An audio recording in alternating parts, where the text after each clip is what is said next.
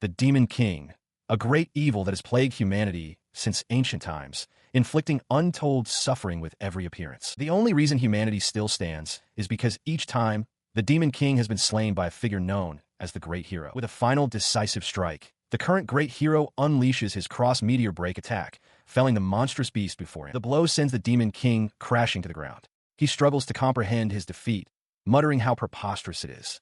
The young hero calmly asks if it's really so strange, revealing that he is, in fact, the great hero of this era. He is Leyon Labberto. The Demon King, listening, acknowledges that past Demon Kings have always been defeated by heroes. He clenches his fist, admitting he knew this day might come. But something about this situation feels fundamentally wrong. He suddenly points, demanding to know why Leyon is all alone.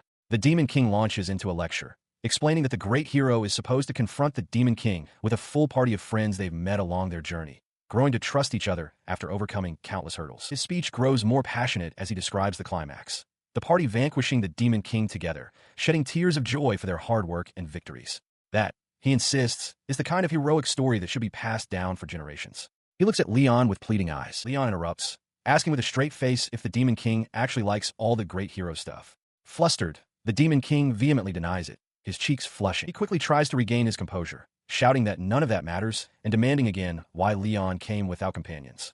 Leyon observes that the Demon King seems to know an awful lot about it, but the Demon Lord dismisses this, claiming he only researched past heroes in order to defeat them. Leyon calmly explains that it's because he is enough by himself. He can wield both magic and a sword, heal his own wounds, and spot traps, so he figured he didn't need any companions. The Demon King is aghast at this logic, roaring in disbelief that the great hero would say he doesn't need friends. Leyon simply retorts, asking how the Demon King can say that, given his own role. The Demon King begins to tremble with fury. He paid the Demon King's final words no mind. As the defeated monarch tried to speak again, the hero simply tightened his grip on his sword, declaring that he didn't care for any of it. With a swift, decisive motion, he raised his blade, proclaiming this to be the end for the Demon King. The blade fell with a final, definitive slash. But the expected scene of victory was replaced by the jarring image of a quiet, two-story house in the countryside. The sudden peace was shattered by an unseen person shouting from outside a window, demanding that someone get up already. A young boy is jolted from his sleep, his eyes wide with alarm. He sits up in his simple bed, the memory of a recurring dream still fresh in his mind. A harsh voice from outside his room cuts through the morning quiet, demanding to know how long the piece of trash plans to sleep. He reflects on the strange, recurring vision. He is the great hero, facing off against the Demon King. This dream mirrors the world's history, in which a hero once single-handedly defeated the Demon Lord. As he gets dressed, he thinks that while the hero of legend must have been incredibly strong, he wishes his own dreams felt a little more realistic. His name is Leyon, a name given to him by his mother, who passed away soon after his birth. She had hoped he would grow up to be strong and brave like the historical figure he was named after, the strongest great hero in history, Leyon Labberto, who lived a century ago. His reverie is shattered by another shout from downstairs. He quickly calls back that he is coming. He rushes down to face his older brother, Snail, who immediately scolds him for being late. Leyon flinches under the verbal assault, meekly apologizing and attempting to point out that he is still within the agreed-upon time.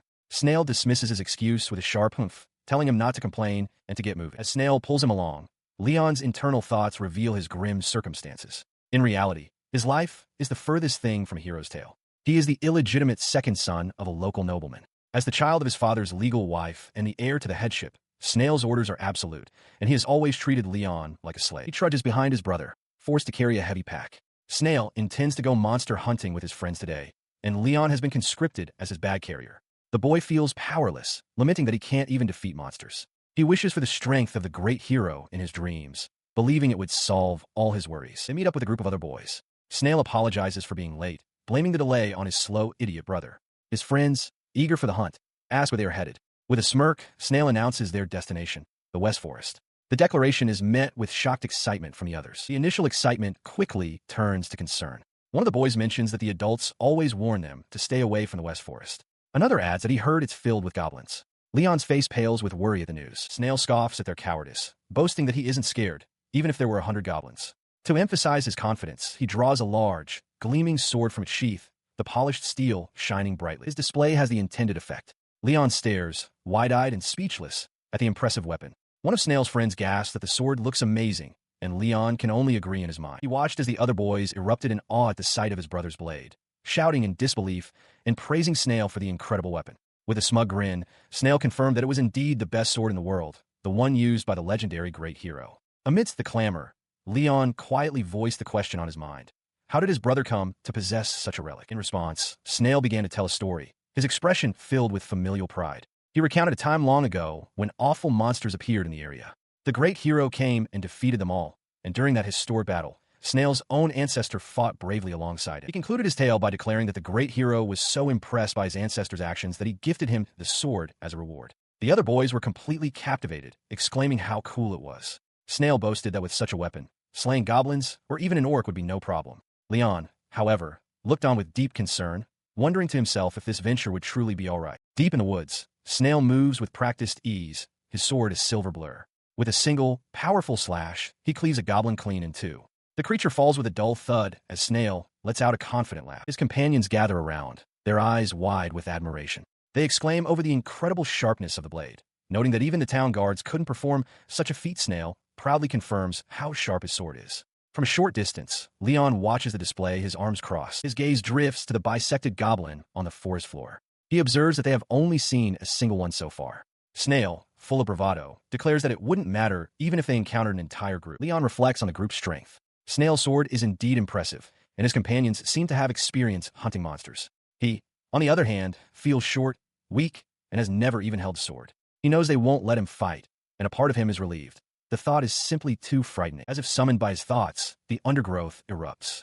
A horde of goblins swarms into the clearing, their guttural shrieks echoing through the trees. Leyon's face drains of color as he counts 10, then realizes there are even more. The entire group freezes, confronted by the sudden appearance of a whole pack of snarling creatures. Snail breaks the stunned silence, roaring for everyone not to panic. He vows to kill every last one of them. But his words are not enough. One of his companions turns and flees, screaming in terror as the battle erupts. While the chaos unfolds, Leyon darts into a nearby bush. He peers through the leaves, a bead of sweat tracing a path down his face as he watches the desperate struggle. He can see that Snail's group, despite their individual power, is being overwhelmed by the goblins' superior numbers. Suddenly, a rustle from another direction draws his attention. A massive, dark silhouette rises from the foliage, startling him. The creature steps into the light with a heavy thud. It is a monstrously large goblin with a single horn, carrying a crude club. Its eyes burn with malice as it surveys the battlefield. From his hiding spot, Leyon can only stare, his face a mask of pure terror. He and the others stared in shock as the massive creature was identified not as a goblin, but an ogre.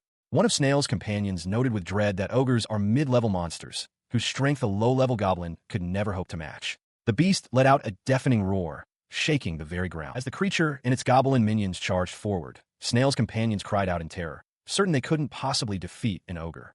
Snail, however, merely smirked. He confidently told them not to worry, boasting that with his sword in hand, he wasn't afraid of such a monster. He lunged forward, bringing his blade down with a shout.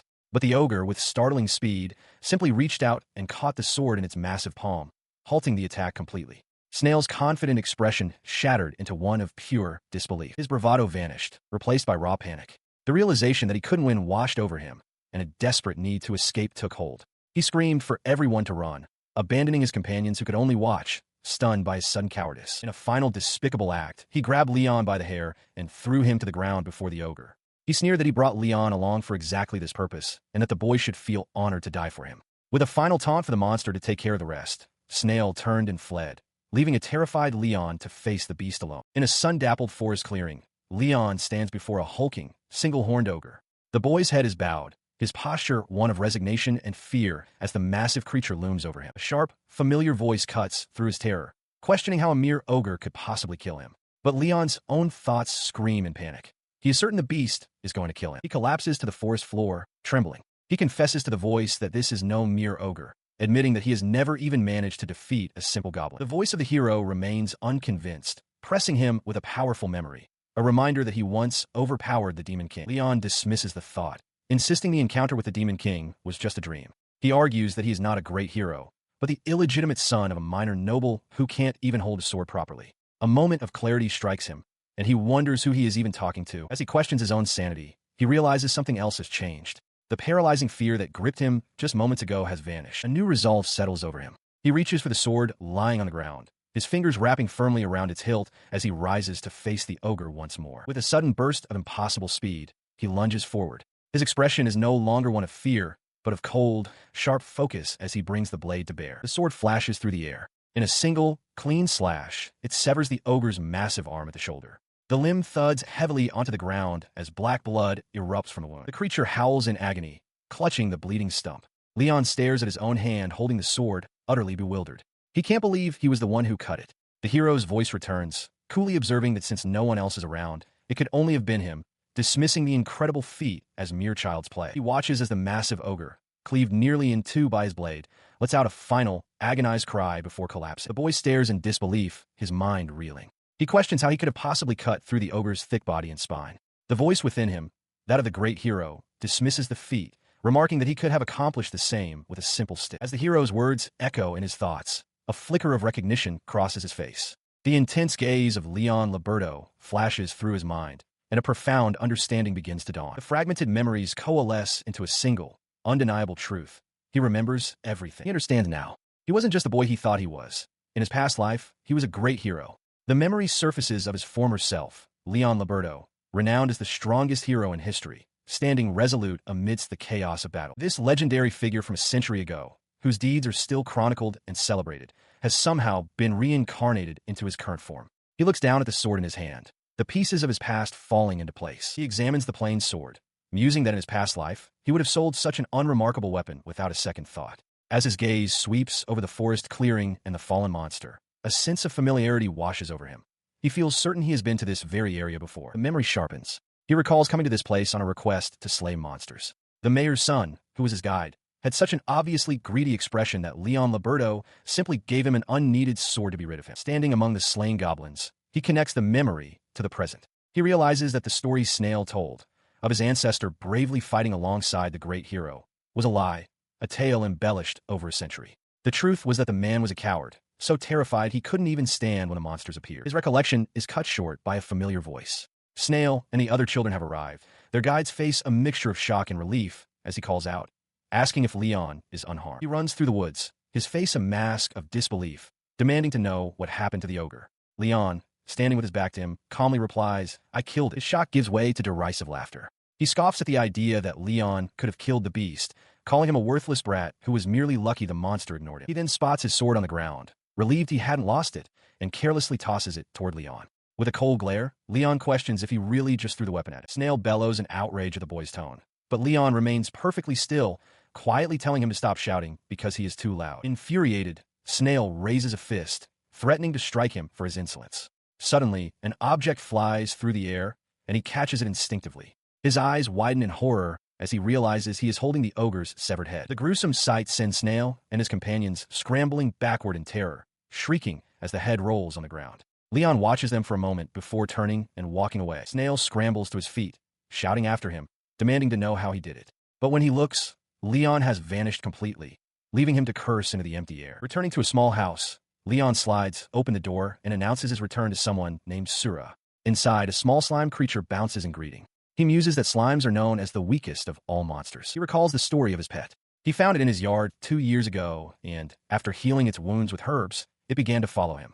He has kept it secretly ever since, finding the cute creature to be the only thing that cheers him up after hard days. He gives it a gentle pat, deciding that's enough for one day. Later, surrounded by books, Leyon ponders his new reality. He is certain he is a reincarnation, but he has many questions to verify. He wonders how exactly his past self, the great hero, died.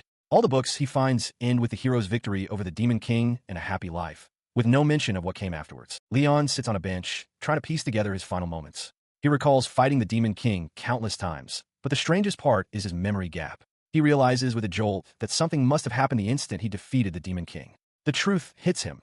A horrible curse was placed upon the great hero at the moment of the Demon King's death. He continues to recall the scene. The curse was designed to trigger upon the caster's death, its power amplified by its destructive conditions. Though the great hero attempted to dispel it immediately, dark tendrils of energy erupted and sealed his magic the instant it was cast. In response, the hero tried to drink an antidote potion, but he was also afflicted by paralysis and soon became immobile. After that, he lost consciousness and died. Back in the present, Leyon flops onto his bed, thinking how disappointing that end was. He concludes that in the end, the Demon King and the great hero took each other down. He reflects that while the hero won in terms of raw strength, he had been careless. It was foolish to confront the Demon King without a full party. He reasons that if the hero had brought companions, the curse would likely have been dispelled. A curse of that magnitude must have been limited to a single target, and the more restrictive the terms of a curse, the more powerful it becomes. Sitting up on the edge of his bed, he stretches.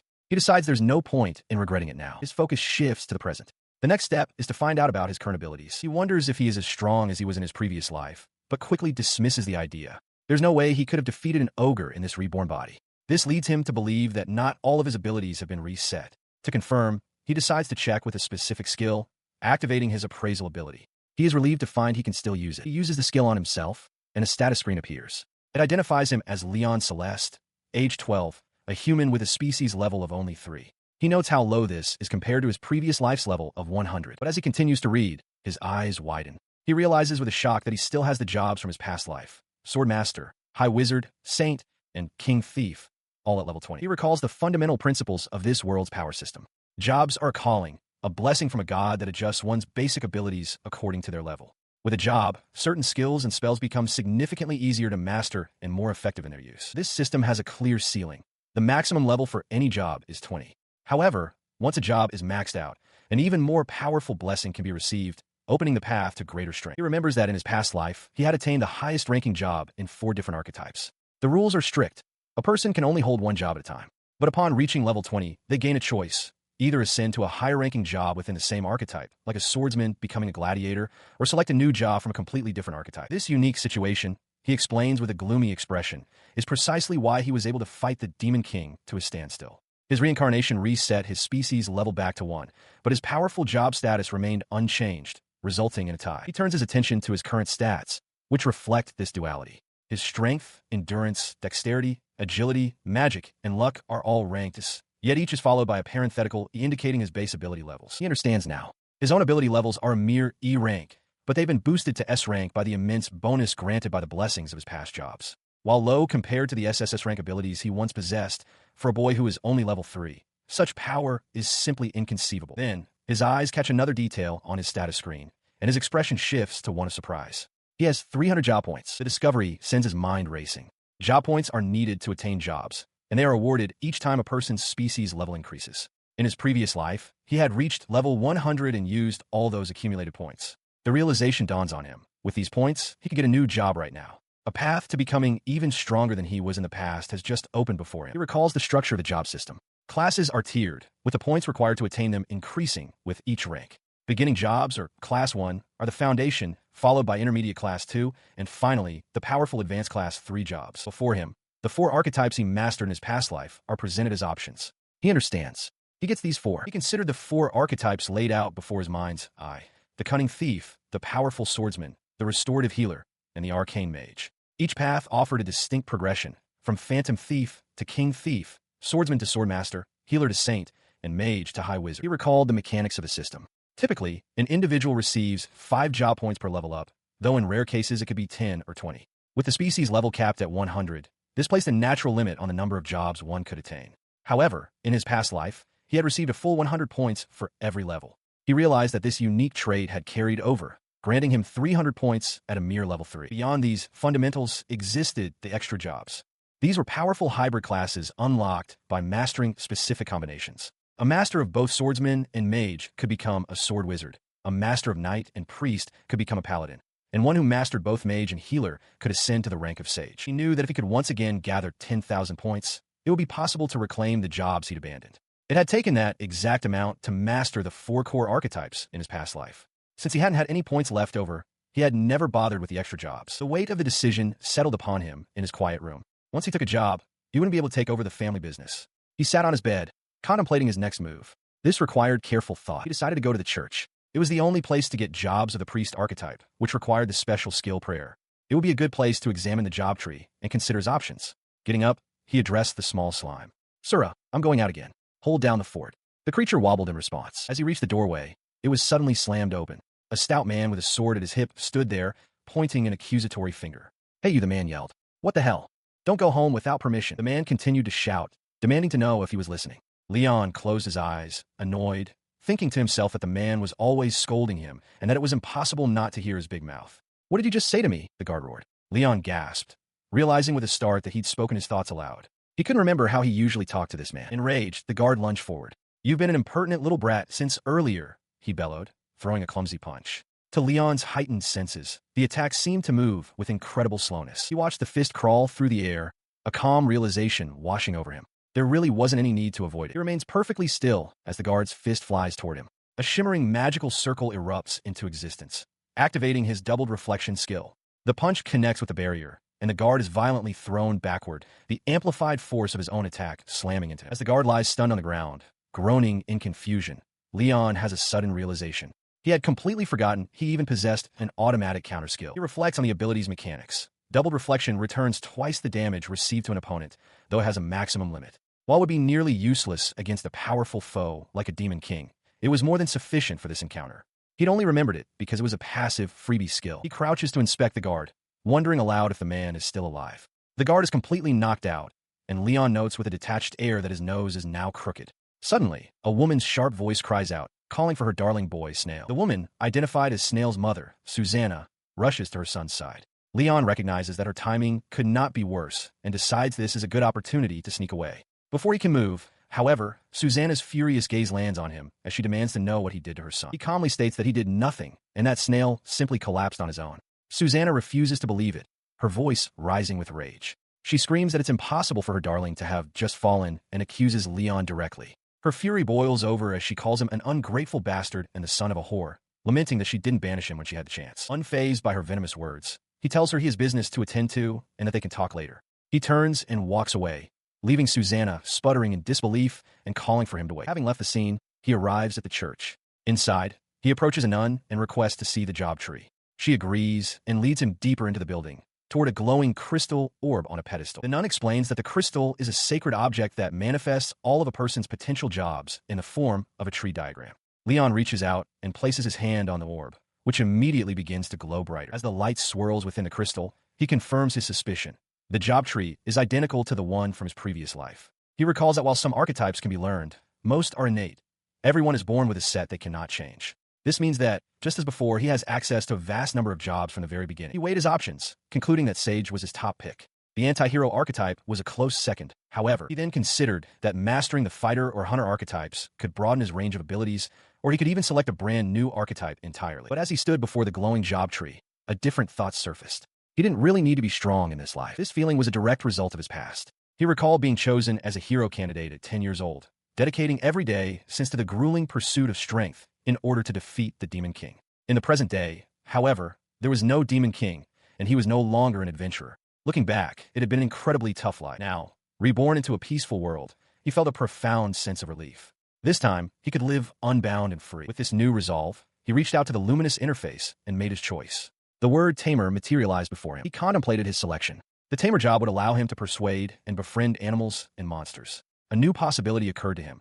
This might let him understand what Sura was thinking. He held the small slime, believing it had become attached to him. But since the creature had no eyes or mouth, he couldn't truly gauge its feelings. A determined glint appeared in his eyes. He was confident that by taking this job, he would finally be able to understand Sura a little better. Having made his decision, he stepped out of the church. He was promptly met by a maid who addressed him as Lord Leyon.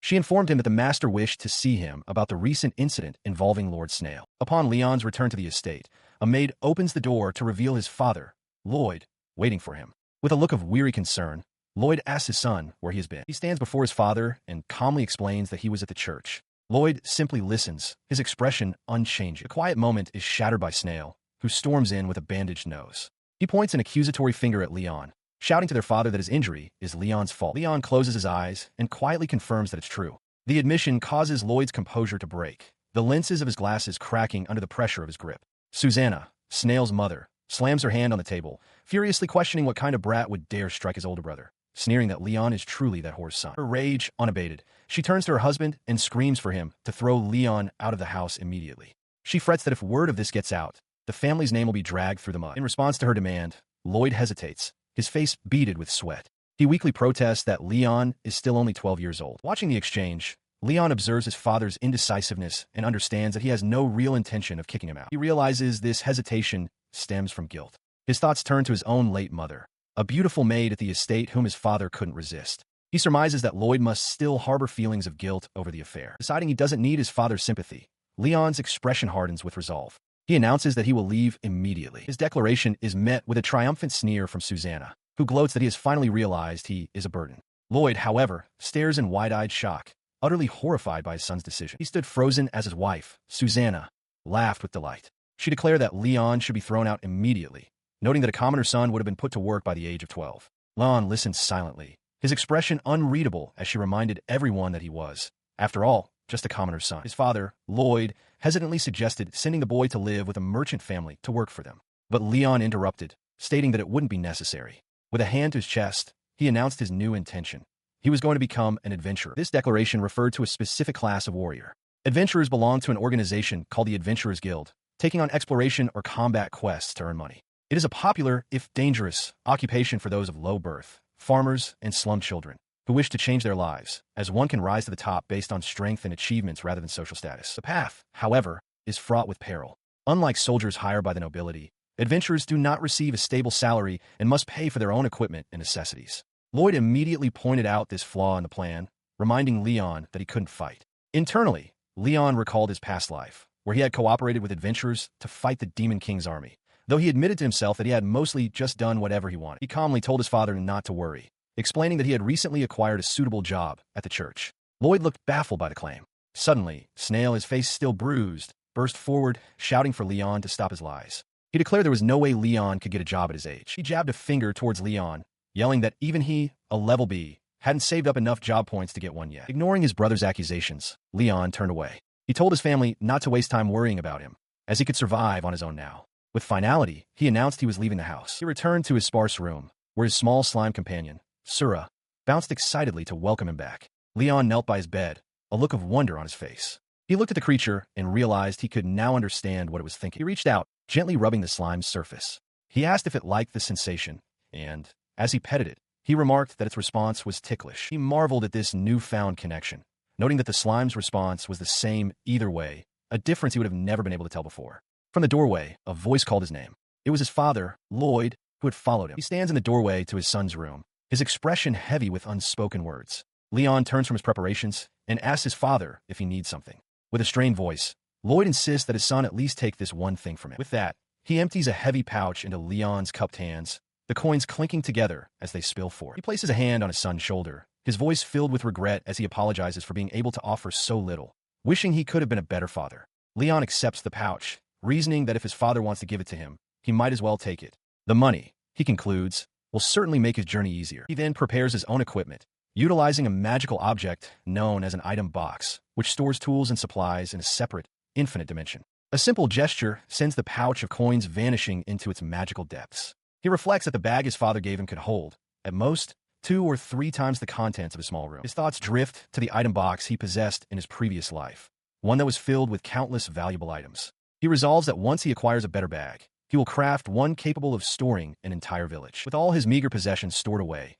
he surveys the now spotless, empty room. A sense of gratitude washes over him. He is thankful for the chance to be reborn and start anew. As he turns to leave, Sura materializes beside him, its simple face conveying shock. The slime asks where he is going, and Leyon calmly informs it that he is leaving home. The next morning, Sura eagerly asks if it will be coming along. Leyon smiles warmly, patting the slime's head and confirming that it is indeed coming with him, much to Sura's delight. Outside the house, he turns to his father, who watches from the doorway, and offers his thanks for everything. With Sura in his arms, Leyon sets off with a spring in his step, feeling a profound sense of freedom, as if taking a breath of fresh air after a long confinement. He walks down the cobblestone path leading away from the village, putting distance between himself and his old life. Suddenly, his expression sharpens as he senses something just off the road. He sensed he was being followed. A whole group of people were keeping their distance, pretending to be mere passers-by, but their eyes were fixed on him. Suddenly, a familiar, condescending voice cut through the air, calling his name. It was his older brother, Snail, who appeared on the path before him with a malicious grin. With his arms crossed smugly, Snail announced that he had gone out of his way to gather some friends to celebrate his cute little bro's departure. His tone was laced with sarcasm as he told Leyon he should be grateful. He then admitted to being short on cash after some recent spending. With a greedy look, Snail demanded to know how much money their father had given Leyon for his journey. Leyon understood his brother's true intentions as Snail held out his hand, telling him to move out of the way. Snail shoved him back, laughing cruelly. He mocked Leyon for seemingly not grasping the dangerous situation he was in, surrounded by Snail's cronies. Leaning in close, he snarled, demanding Leyon hand over the money unless he wanted to be beaten senseless, calling him a dimwit. Leon's expression remained unchanged. He calmly asked, "And if I refuse?" Snail, infuriated by the defiance, barked at his friends to show Leyon who was in charge. In response, when the boys charged forward, fist raised, but as the punch neared, a brilliant magical circle erupted from Leon's body. The attacker was violently thrown back, his head hitting the ground hard. The skill, doubled reflection, had activated. Snail stared in disbelief, demanding to know what Leyon had done before ordering the rest of his friends to attack. As the others swarmed him, the doubled reflection activated once more in a blinding flash. The entire group was repelled, sent flying through the air with cries of pain. With his attackers lying unconscious on the ground, Leyon calmly reflected on the event. He knew that sword master skills weren't guaranteed to work, but they possessed an effect that significantly increased their probability of activation. He stood calmly as his defeated assailants struggled to understand what had just happened. One of Snail's friends questioned how he could have taken down 5 people without doing anything. Enraged, Snail ordered them to attack from a distance. Following the command, one of the boys grabbed a rock and hurled it towards Leyon. But before the projectile could reach its target, a shimmering barrier of light materialized around him. The doubled reflection skill activated once more, sending the rock flying back to strike its thrower squarely in the forehead. Leyon calmly explained that this skill activates automatically, regardless of the attack's range. His friends recoiled in fear, one of them exclaiming that it was impossible. They finally understood that something was deeply unusual about Leyon. Snail could only grit his teeth in frustration, watching his plans fall apart. His patience exhausted, he cursed his friends as useless fools. With a vicious smirk, Snail declared he would handle it himself, drawing a sharp dagger from its sheath. He laughed mockingly at his younger brother, goading him. If Leyon truly had a job now, Snail demanded to see it in action. Leyon simply watched him, his expression tired. In response, he calmly bent down and picked up a fallen tree branch. Holding it up, he decided that this simple stick would suffice. His brother erupted in fury, demanding to know what he was doing. Leyon replied with unnerving calm, stating that he was merely thinking that this stick was all he needed to win. The insult sent a tremor of rage through Snail. He lunged forward, screaming for Leyon not to mock him. As his brother swung the dagger wildly, Leyon reflected internally on Snail's inability to learn. He should have realized by now how dangerous it was to attack so carelessly. With a fluid movement, he sidestepped the clumsy slash and brought the stick down sharply against Snail's wrist, sending the dagger flying from his grasp. His eyes widened in disbelief at being so easily disarmed. The dagger tumbled through the air, its tip striking a large, dark rock nearby. A strange whirring sound filled the air as the rock began to glow, a cross-shaped pattern of light emanating from within it. He sits stunned on the cobblestone path, his wooden practice sword cleanly sliced in two. Leyon stands over him, holding the simple stick that dealt the blow. Snail can only stammer that the outcome is preposterous. His shock quickly twists into rage. He screams that it's impossible, demanding to know what kind of technique could accomplish such a feat. Leyon, however, simply smiles brightly and snaps his fingers, declaring the game over. He looks genuinely puzzled by the outburst, questioning the mention of a technique. All he did, he explains, was slash. Snail's disbelieving shout echoes, insisting that there is no way such a flimsy twig could have cut through his sword. To demonstrate, he casually asks if Snail saw, then swings the twig down again. The stone path beneath them erupts, shattering into a web of cracks from a single impact. Snail's jaw drops in utter disbelief. The force of the blow sends a shockwave across the landscape, a powerful boom echoing towards a distant mountain. Witnessing this impossible display of power, Snail and his companions can only stare, their faces contorted in pure shock. Their stunned silence gives him an opening.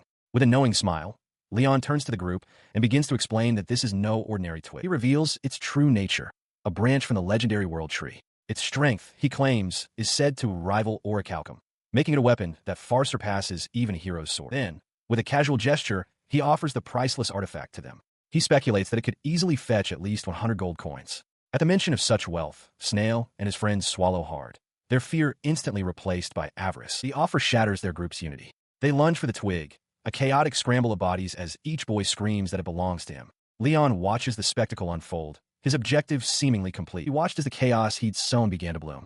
Snail, having snatched the branch, brandished it with a triumphant laugh, mocking the others with his prize. Immediately, his friends lunged, trying to wrestle the legendary twig from his grasp. As the boys grappled, one of them roared that the twig was his. A hand clenched around the thin branch with all its might, and with a sharp, definitive crack, the twig snapped in two. The struggle ceased instantly. Snail and his friends stared, mouths agape, at the two useless pieces of what was supposed to be an unbreakable artifact. Their shock quickly turned to confusion and anger. One of the boys yelled, questioning what part of this could be a legendary weapon. As they looked around for an explanation, they realized with a start that Leyon was gone. From a distance, Leyon mused that the twig couldn't withstand being waved around so forcefully. His work here was done, and so his true journey began. He set off without a backward glance, now accompanied by 2 young women and a small slime. His first destination was a city with an adventurer's guild. This was the start of the carefree journey of a reincarnated adventurer. A horse-drawn wagon makes its way along a country road. Inside, Leon Celeste sits with his slime companion, Sura, listening to a fellow traveler. The man asks if Leon plans to become an adventurer. Leyon affirms, adding that he would like to hear their stories. His new acquaintances introduce themselves. The woman, a mage, gives a friendly wink, stating her name is Nia. The man, a fighter, says he is Ryan. Both reveal they are D-rank adventurers. Leyon questions the meaning of D-rank, surprising Nia. She explains that adventurers are assigned a ranking from F to S, based on their abilities and track record. She elaborates that F and E are for novices, while D is for those who have established themselves. At their age, she notes, being D-rank is quite successful. Leyon, however, seems confused. He wonders to himself why the highest rank is only S, not SSS, and if the system was revised in the last 100 years. His grip on Sura tightens, causing the slime to let out a squeak. Suddenly, their journey is halted. Up ahead, another party of adventurers is being attacked by a group of bandits. Nia cries out in alarm. From the roadside foliage, the bandit leader observes the newly arrived wagon with a sinister grin, remarking on the appearance of more adventurers. The bandits proudly identify themselves as Madhouse, the most notorious gang in the region, causing Ryan to recoil in fear. He explains to Leyon that they are infamous for their combat prowess, having once raided the Western Adventurers Guild and inflicted heavy losses, even against high-ranking members. Their leader cackles, demanding all their money and women in exchange for their lives. As the adventurers curse their luck, Leon's expression becomes resolute. He clenches his fist, deciding that he doesn't need to go easy on them. He acts instantly, his hand flashing through signs as he invokes a spell. A large, intricate magic circle materializes in the air, and with the word sandstorm, a violent vortex of wind and grit erupts, engulfing the bandits and stunning his companions. The bandits are thrown to the ground, neutralized. Nia stares, asking what just happened and identifying the spell as a fusion of earth and wind magic. Leyon calmly confirms it was a sandstorm, then muses that he probably should have used a more deadly spell. Nia quickly retorts that his casual lethality is not the issue. Rather, since the bandits had committed other crimes, he should have focused on capturing them instead. He lands with a soft thud, the dust settling around him. His companions, Nia and Ryan, stare in disbelief, their horse trembling. Ryan expresses his shock, noting that it should be impossible to cast such a powerful spell without an incantation. Turning his attention to the pile of unconscious bandits, he wonders aloud what to do with them. Nia and Ryan are still too stunned to respond. Realizing they can't ride in the wagon, he sighs and concludes that he'll just have to carry them himself. Without another word, he announces his departure.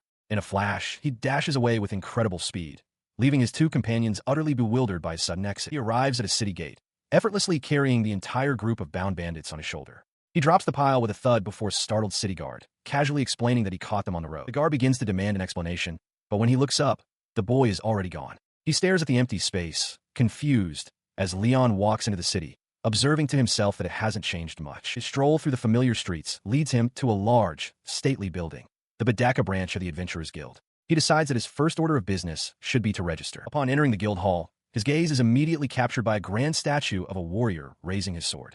A jolt of recognition runs through him as he realizes he's looking at a depiction of his past self. As he stares, a guild receptionist approaches. She explains that it's a statue of the legendary great hero who saved the world about a century ago by defeating the mighty Demon King. His name, she says, was Leyon Labberto. He turns to the receptionist, a look of quiet contemplation on his face, and asks why a statue of the hero would be located in an adventurer's guild. She smiles warmly, explaining that statues of him are all over the country because he's a hero to all of humanity. The adventurers' guilds, she continues, particularly idolize his legendary strength, so every single guild has one. With a swoon, she adds that besides all that, he was also a total hottie. He approached the counter and stated his purpose, to register as an adventurer. The guild receptionist introduced herself as Shirlu and inquired about his business. When she asked his age, he replied that he was 12. Noting his youth, she assumed he hadn't chosen a job, but he corrected her, declaring he had taken the beast tamer job and presenting his companion, Sura, who wobbled a greeting. Her gaze fell upon the slime. Shirlu admitted that, to be honest, she wouldn't recommend becoming an adventurer with that particular job. Leyon, holding Sura, looked surprised and asked why not. She explained that a beast tamer's training skills aren't very effective on higher-level beasts, making the job ill-suited for combat. To tame a strong beast, one must be strong themselves, a process that would take years. It would be a different story if he could become a Class 2 arch-tamer, but that was a distant prospect. Continuing, she summarized that the hurdles for a beginner to excel as a beast tamer were extremely high. Resigned, she told him that if he still planned to take the test, he would need to register regardless, and gestured for him to follow her. As he began to fill out the registration form, she gave him a final warning.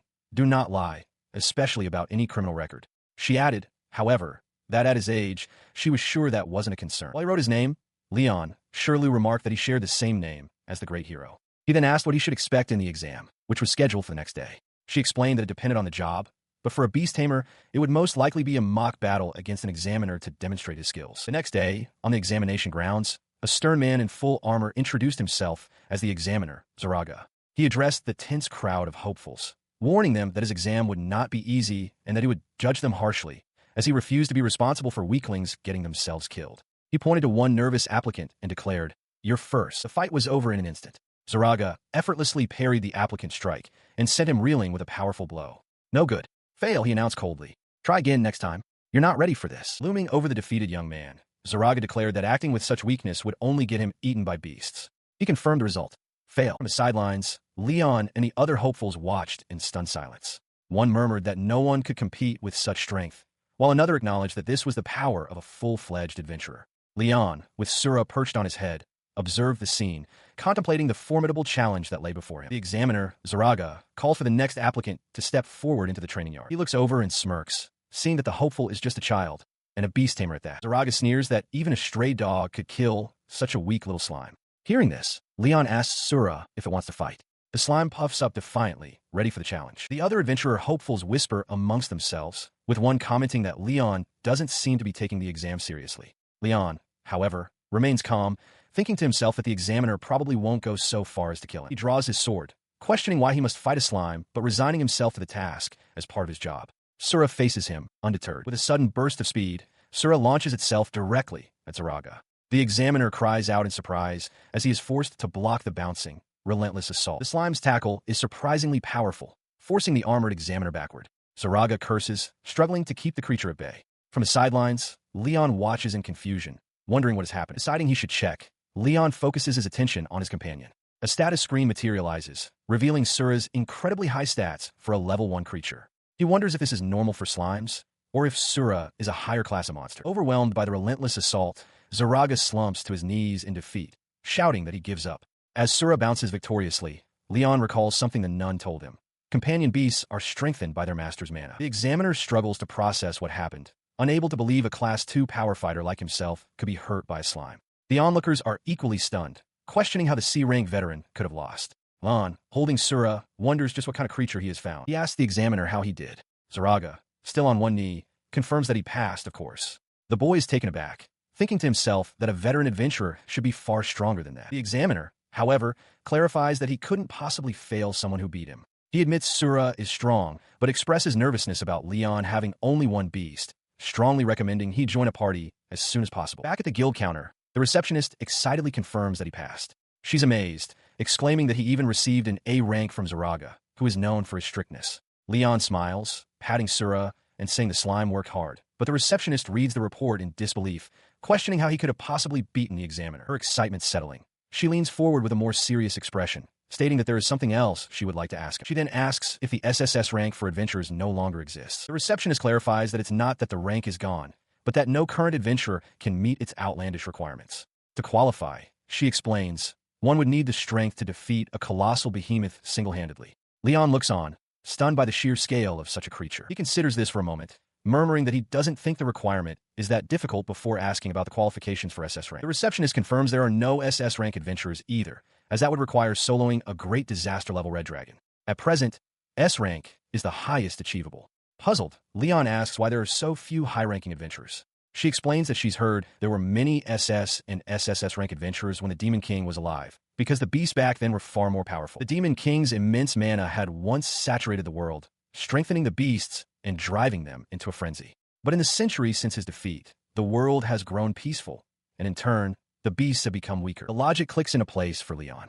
As the beasts weaken, so too does humanity, since it has become harder to gain experience. As he accepts his new adventurer plate from the receptionist, he reflects that despite this, a peaceful world is still a good thing. He receives his guild card from the receptionist, who then presents a small tag. She explains it's a companion beast tag for Sura, which will allow the slime to accompany him around town freely. She cautions him not to lose it, as replacements are not free. The receptionist ponders how one might attach the tag to a slime's body, but before she can settle on a solution, Sura bounces onto Leon's head, declaring it a good spot.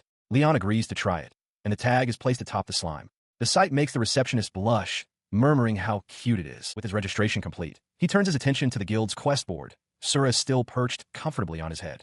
As he scans the various postings, he is unknowingly observed by another adventurer. Her lips curve into a slight smile as she calls out to get his attention. She stands with two other adventurers, a female mage and a male fighter. With a friendly expression, she extends an invitation, asking if he would like to join their party for a quest. Inside the bustling Adventurers Guild, Leon Celeste observes two young women standing near the quest board. He recognizes them. A thought forming in his mind as Sura sits atop his head. He realizes they are the ones who were attacked by bandits earlier.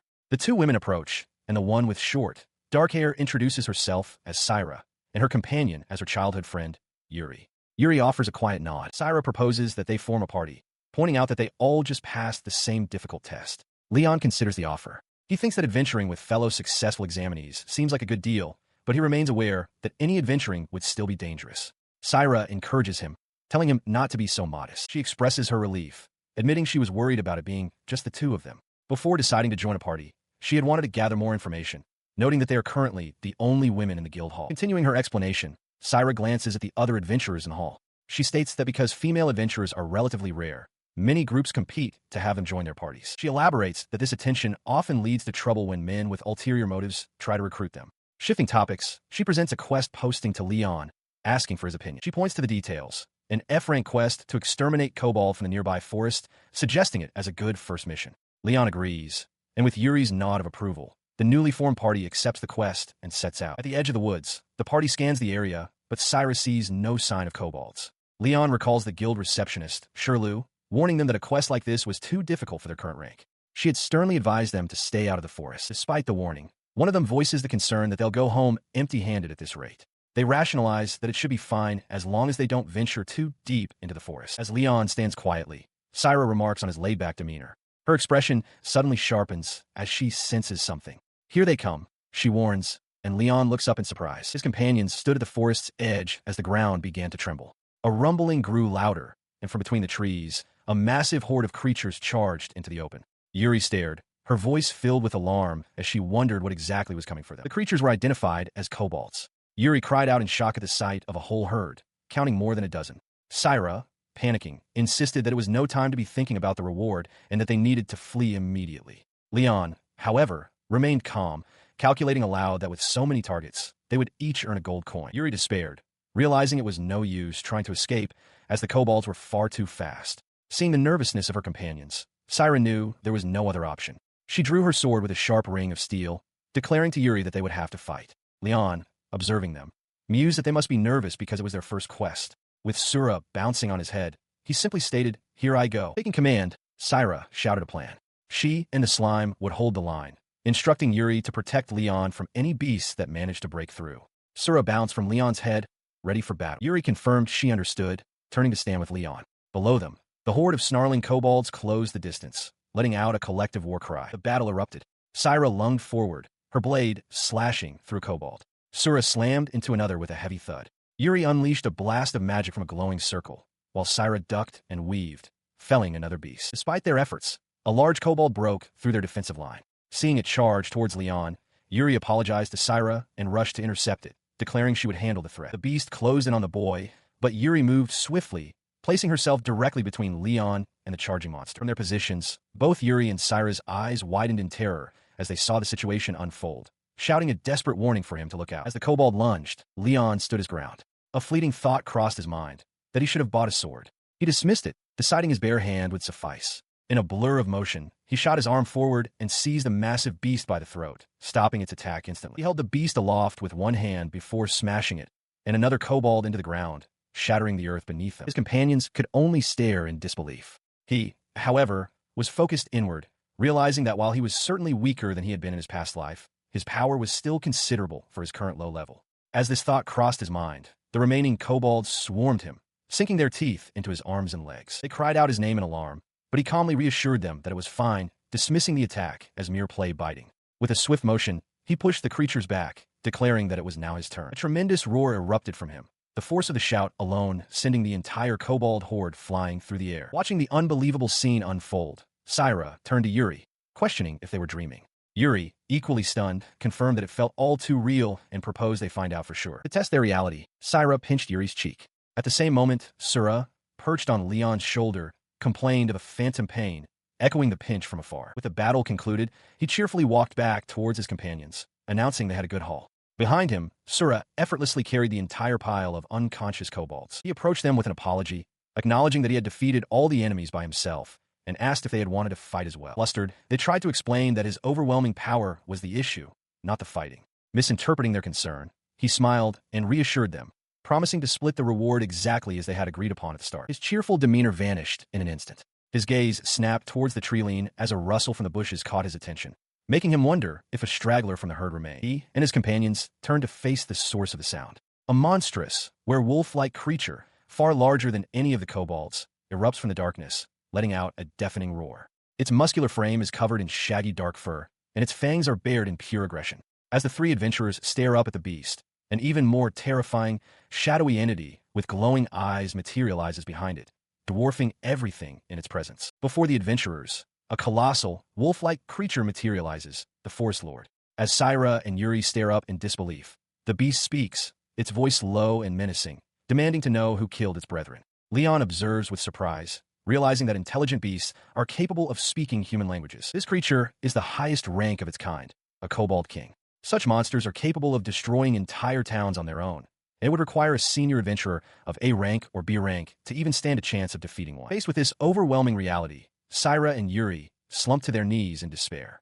They are certain they're done for, fated to die on their very first quest. Tears stream down their faces as they accept their fate. Yuri apologizes to her parents for being a disloyal daughter, while Sura laments that she was too reckless in her dream of becoming a great adventurer. Their moment of despair is broken by Leyon's calm voice. He questions their panic, remarking that while the creature is a little big, it seems to be just a normal kobold. His companions react with outrage, shouting that it is clearly a kobold king. Enraged by their presence, the kobold king vows to avenge its brethren and smashes its fist into the ground. Sura and Yuri cry out, pleading for their lives and insisting they are innocent. The beast ignores their pleas, raising its fist again and roaring for them to die. As a massive fist descends, Leyon steps forward, intercepting the blow with a single, outstretched hand. The impact is stopped completely. He turns to his stunned companions and calmly asks if they are okay. He tells them there is no need to be afraid, but they shout back that their opponent is a kobold king.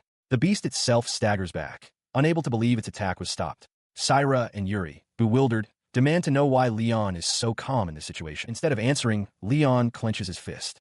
With a grunt, he unleashes a powerful, concussive blast of energy that slams directly into the kobold king, sending the massive creature flying backward with a pained roar. The beast crashes to the ground, defeated. It gasps, questioning where Leyon acquired such power before collapsing completely.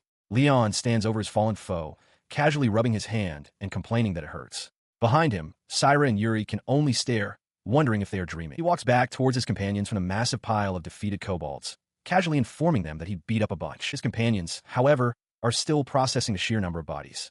Sura expresses doubt, stating there's no way they can carry so many back. Leyon reassures her that there's no need to worry and points towards a group of the wolf-like creatures, which have begun to stagger to their feet. Following his gesture, Sura and Yuri gasp in horror, their eyes wide with shock as they realize the kobolds are still alive. The two women cling to each other, completely bewildered. Sura admits she doesn't know what's going on and doesn't want to. As they panic, Leyon calmly holds open a large sack, and the subdued kobolds begin to file towards it, disappearing inside one by one. With a soft poof, the creatures vanish into the bag, leaving his companions to stare in utter disbelief at the impossible sight. He turns back to them with a cheerful thumbs up, telling them not to worry. He promises he won't steal any of the reward and will split it 3 ways. His companions, still stunned, can only question if that's really what they should be thinking about in this situation. Sometime later, the party arrives back at the Adventurers Guild. The receptionist, Shirlu, welcomes them back with a smile and asks how their first quest went. Her cheerful demeanor fades as she notices the state of his companions, while Leyon, with Sura perched on his head, looks merely exhausted and reports that it went well. Shirlu sees the haunted looks on the women's faces. She asks what's the matter, concerned that something bad might have happened. Shirlu asks why Sura and Yuri look as if the light has left their eyes. Sura can only reply that it's a good question and that she doesn't know herself. Turning back to Leyon, Shirlu asks to see the proof of their kills, and he confirms they defeated a bunch of kobolds. In response, Leyon begins to empty his bag onto the guild floor. To Shiryu's utter shock, living kobolds begin to tumble out. She shouts for him to wait, demanding to know where they all came from and if he intends to dump them all right there. Overwhelmed by the shocking turn of events, she clutches her head and tells him to come here. She screams for him to stop as a mountain of live kobolds piles up at the resource counter. Overwhelmed, she demands to know how many there are. Leyon, with Sura perched on his head, casually estimates around 50, much to the shock of his companions. He seems genuinely puzzled, asking if 50 is truly that many. He points out that he can clearly see an elder kobold in the mix, adding that it's obvious he went into the forest, despite her warnings not to. Her composure breaks as she slams a hand down, shouting that his claim is impossible. Kobolds, she insists, hardly ever leave the forest. Leyon, unfazed, simply states that he is not lying. She lets out a weary sigh, deciding to table the topic for later. For now, she instructs him to follow her to the back. As they walk down a long corridor, she asks where he's pulling all the kobolds from, questioning if he has an item box. Leyon looks back, confused by the term, and mentions he thought every merchant had one. The receptionist is stunned that he possesses something so valuable, a concept lost on the boy. He then empties the contents of his bag in a back room. A massive pile of slain kobolds crashes to the floor with a boom as he announces that's all he has. The receptionist drops her clipboard in utter shock. Her mind reeling, she asks how he managed to defeat so many and notes that it's not normal to fit that quantity into an item box. Leyon, holding the small pouch, asks if it's really so strange, explaining that he couldn't make one with a larger capacity due to the bag's low quality. Her mind races as she processes this new information. She recalls that item boxes are rare magic items that only a select few mages can create, and they almost never appear in the open market. Her thoughts continue. The most expensive ones cost at least as much as a horse-drawn wagon. A sly smile crosses her face as she glances at Leyon, who simply assumes he must have misheard her, trying to rationalize the situation. Her gaze is suddenly drawn to a massive creature within the pile. Her eyes widen in disbelief as she identifies it as a kobold king, a beast hunted by senior adventurers. As she questions how he could have possibly defeated it, his companions arrive. Yuri recalls Aruck mentioning Sura's strength, while Leyon, oblivious, asks what's wrong. The receptionist begins to tremble, overwhelmed by the revelation. Her face went pale as the full weight of the revelation settled upon her. She struggled to comprehend it, asking aloud if Leyon had truly defeated all those monsters, including the Kobold King, almost entirely on his own. The boy simply watched her reaction, Sura perched calmly on his head, while his companions looked on in equal astonishment. As she stood amidst the pile of monster corpses, she admitted that assessing such a large amount would take time, asking him to return the next day. Leyon, meanwhile, quietly wondered if he had perhaps gone a bit too far, asking her for a rough estimate of their worth. The following day, she returned and dropped a heavy sack of coins before the party. She announced it was their compensation for the materials and the quest payment. The total was a hefty sum, she explained, due to the sheer number of kills, 50 kobolds, a kobold king, and 4 elder kobolds, and the pristine condition of the materials, which fetched a higher price than even top-ranking adventurers usually manage. With the quest officially concluded, she informed them of their promotions. Leyon, for his incredible performance, will be promoted directly to D rank. Sura and Yuri, for their participation, would advance to E rank. The two young women were congratulated for achieving the fastest promotion in the guild's history, but they couldn't share in the joy. With downcast eyes, they both felt they hadn't done anything to earn such an honor. They turned to Leyon, formally trying to refuse their share of the reward. Sura, holding up a hand, insisted they couldn't accept it, with Yuri agreeing that they had done nothing to deserve it. He reminded them that this was the agreement they made when they formed their party. As he handed them their portions, he offered a simple solution. If they truly didn't want the money, they could always donate it. After a moment of consideration, Sura and Yuri accepted their shares, deciding to deposit the funds at the guild. Clutching his own heavy pouch of coins, he decided it was time to acquire some proper equipment. While he knew he could fight without it, he reasoned it was better to be prepared for a truly formidable opponent. With that, he set off into the city. He walked through the clamorous market streets, Sura bouncing along beside him. He noted the changes from a century ago. The city was far more prosperous now, with more people and a much wider variety of goods available in the stalls. His search led him to an equipment shop where he tried on a new set of gear. He selected a dark tunic, pants, and a pair of black gloves, noting their durability and elasticity. Satisfied, he decided this would be sufficient for the time being. He concludes his business at the armor shop, receiving a word of thanks from the proprietor as he turns to leave. Walking away, he mentally reviews the enchantments he had placed on his new gear, starting with impact resistance. He then added magic, heat, and cold resistance, as well as auto-cleaning and auto-repair functions. His new armor gleaming, he decides his next stop is a weapons shop, leaving the armorer stunned by the extensive requests. However, upon entering a nearby establishment, he finds a selection wanting. He examines a sword and dismisses the entire stock as mass-produced junk, concluding he would be better off fighting barehanded. As he turns to leave, a commotion from an adjacent workshop catches his ear. A man's voice booms, declaring that if the person he's speaking to is a blacksmith, they should make the sword he wants, and he'll pay whatever price is asked. Inside, a female blacksmith coolly informs the belligerent adventurer that her motto is to only make swords she wants to make, and he doesn't fit the bill. Enraged, the man threatens to kill her if she doesn't stop whining and forge his weapon. He follows through on his threat, lashing out with a whip-like weapon. But she catches the weapon with one hand, her expression turning icy. She warns him that she doesn't go easy on those who make malicious complaints. The adventurer freezes, his bravado instantly evaporates. Terrified, the man scrambles away, screaming an apology as he dashes out of the workshop. The blacksmith watches him go, unimpressed, as Leyon observes the entire exchange. Her gaze then shifts to Leyon. She glances at the sword at his side and remarks that it's not bad. Leyon, however, is focused on the massive, ornate blade she holds, recognizing its quality as far superior to any of the mass-produced weapons he'd just seen. He watched the blacksmith, her profile sharp as she held the ornate sword. Based on the confrontation he had just witnessed, he came to a firm conclusion. She must be the one who forged it. Taking a step forward towards the workshop's entrance, he called out to get her attention, addressing her simply as Miss. She turned her head slightly, her gaze falling upon him. Without hesitation, he made his request clear. "I'd like you to make me a sword." The blacksmith's eyes widened in surprise, and she could only manage a confused "huh" in response. Inside a blacksmith's workshop, Leon Celeste stand before a young woman with dark hair, Sura, perched atop his head. The blacksmith glares down at the boy, her expression one of pure annoyance. Stating that she is in a foul mood, she curtly tells him to go home. Instead of leaving, Leon casually tosses a small object into the air.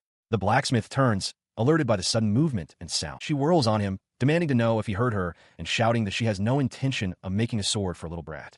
Unfazed, Leon confirms that he was listening, but asks if he can pose a question first. He wants to know what kind of person she would be willing to make a sword for. His serious question and intense gaze give her pause. She realizes he isn't just some ordinary child. Composing herself, she introduces herself as Zeta, a blacksmith. Leon responds in kind, stating he is a D-rank adventurer. Zeta remarks that his age and profession explain a lot. She then turns back to him, ready to answer his earlier question, stating that she has one rule. Zeta explains that she only forges swords for those who are skilled enough to properly wield them. Leon nods in understanding before asking a question that catches her completely off guard. Has she ever crafted a sword with materials greater than mithril? He specifies a material, adamantite. Zeta reacts with shock, shouting that adamantite is a substance used in legendary weapons. She questions how she could ever obtain such a rare material. Leon seems surprised by her reaction. Zeta elaborates that not even the royal blacksmiths have access to it. As she speaks, Leon reflects on his past life, remembering that adamantite wasn't so rare then and that he owned several such weapons. He calmly concludes that he will have to go dig some up himself. Zeta overhears his casual declaration. She points out that the material is rare precisely because it is not easy to find, and that it can only be located in the deepest parts of dungeons. His simple acknowledgement makes Zeta question his intelligence. She explains that exploring the deepest parts of a dungeon requires a party of first-class adventurers. Yet he speaks of it as if it were a simple walk in the park. With a sigh of resignation, she feels she has no other choice. She declared that she was thinking it was time to gather more materials, and that she would go with him. With a confident grin, she placed a hand on his shoulder, stating she would judge for herself whether or not he was worthy of one of her swords. Their destination was the North Bedaka dungeon, a vast cavern system. It contained many floors, and as one descended, the monsters became more powerful and the traps more deadly. Currently, the deepest anyone had managed to reach was floor 20. As they walked through the dungeon's entrance, Leon explained that even on floor 20, the probability of successfully finding adamantite was fairly low. To ensure they found some, he continued, they would need to reach floor 30 at the very least. He set this as their immediate goal, leaving Zeta utterly stunned. She let out a long sigh, declaring that making it to floor 30 was obviously impossible. Leon calmly countered that it would be enough just to get to floor 10, as there was a good chance they would find mithril there. Her reaction stemmed from her own extensive experience. She believed that to create swords that excelled above all others, a blacksmith needed to be able to wield a sword herself. Because of this philosophy, she had been training in swordsmanship since childhood, eventually obtaining the rare job of a battlesmith. To collect materials, Zeta had made it a rule to explore on her own, often venturing solo into dungeons that even master adventurers would challenge with a party. Her masculine speech, behavior, and looks had earned her a top-class reputation among the city's adventurers, and she even had female fans. For such a seasoned woman to hear a child's casual plan, her thoughts were cut short by a piercing scream. The scream was hers, torn from her throat at the sight of a black minotaur. It was a danger level, a monster, powerful enough to destroy a small city. Her eyes darted to another threat, a boss troll, danger level A+, roaring with immense power, and then to a hissing twin-headed worm, danger level A-. She shrieked, grabbing her head in terror, and wondering why Leon was standing so calmly right next to her. She trembled uncontrollably, demanding to know why they had actually come to 430. As she panicked, Leon effortlessly kicked the charging boss troll away. He turned to her, confused, and reminded her that he had told her before they set out that they would be going to 430. He calmly confirms that the deeper they go, the better their chances of finding adamantite. His companion, Zeta, is aghast at the thought of going even further down. Her face pales with terror, and she admits she just wants to go home. As they continue their descent, she voices her confusion. She tells him honestly that if he's already this strong, he doesn't actually need a sword from her. After all, she reasons, even a cheap, mass-produced blade from a street stall is enough for him to take down a red dragon. He stops to show her the proof, holding up his battered weapon. He explains that mass-produced swords get worn out in no time, especially steel ones like this. Zeta stares in shock at the blade's poor condition. With a sharp snap, the blade breaks completely in two. Zeta can only let out a small sound of disbelief. She panics, asking what he'll do now that his only sword is broken. Certain he didn't bring it back up. He calmly reassures her that it won't be necessary. With a confident grin, he makes a sharp chopping motion with his bare hand, declaring that he doesn't even need a sword, much to her utter exasperation. After traveling for some time, they pause. Zeta is panting from exhaustion.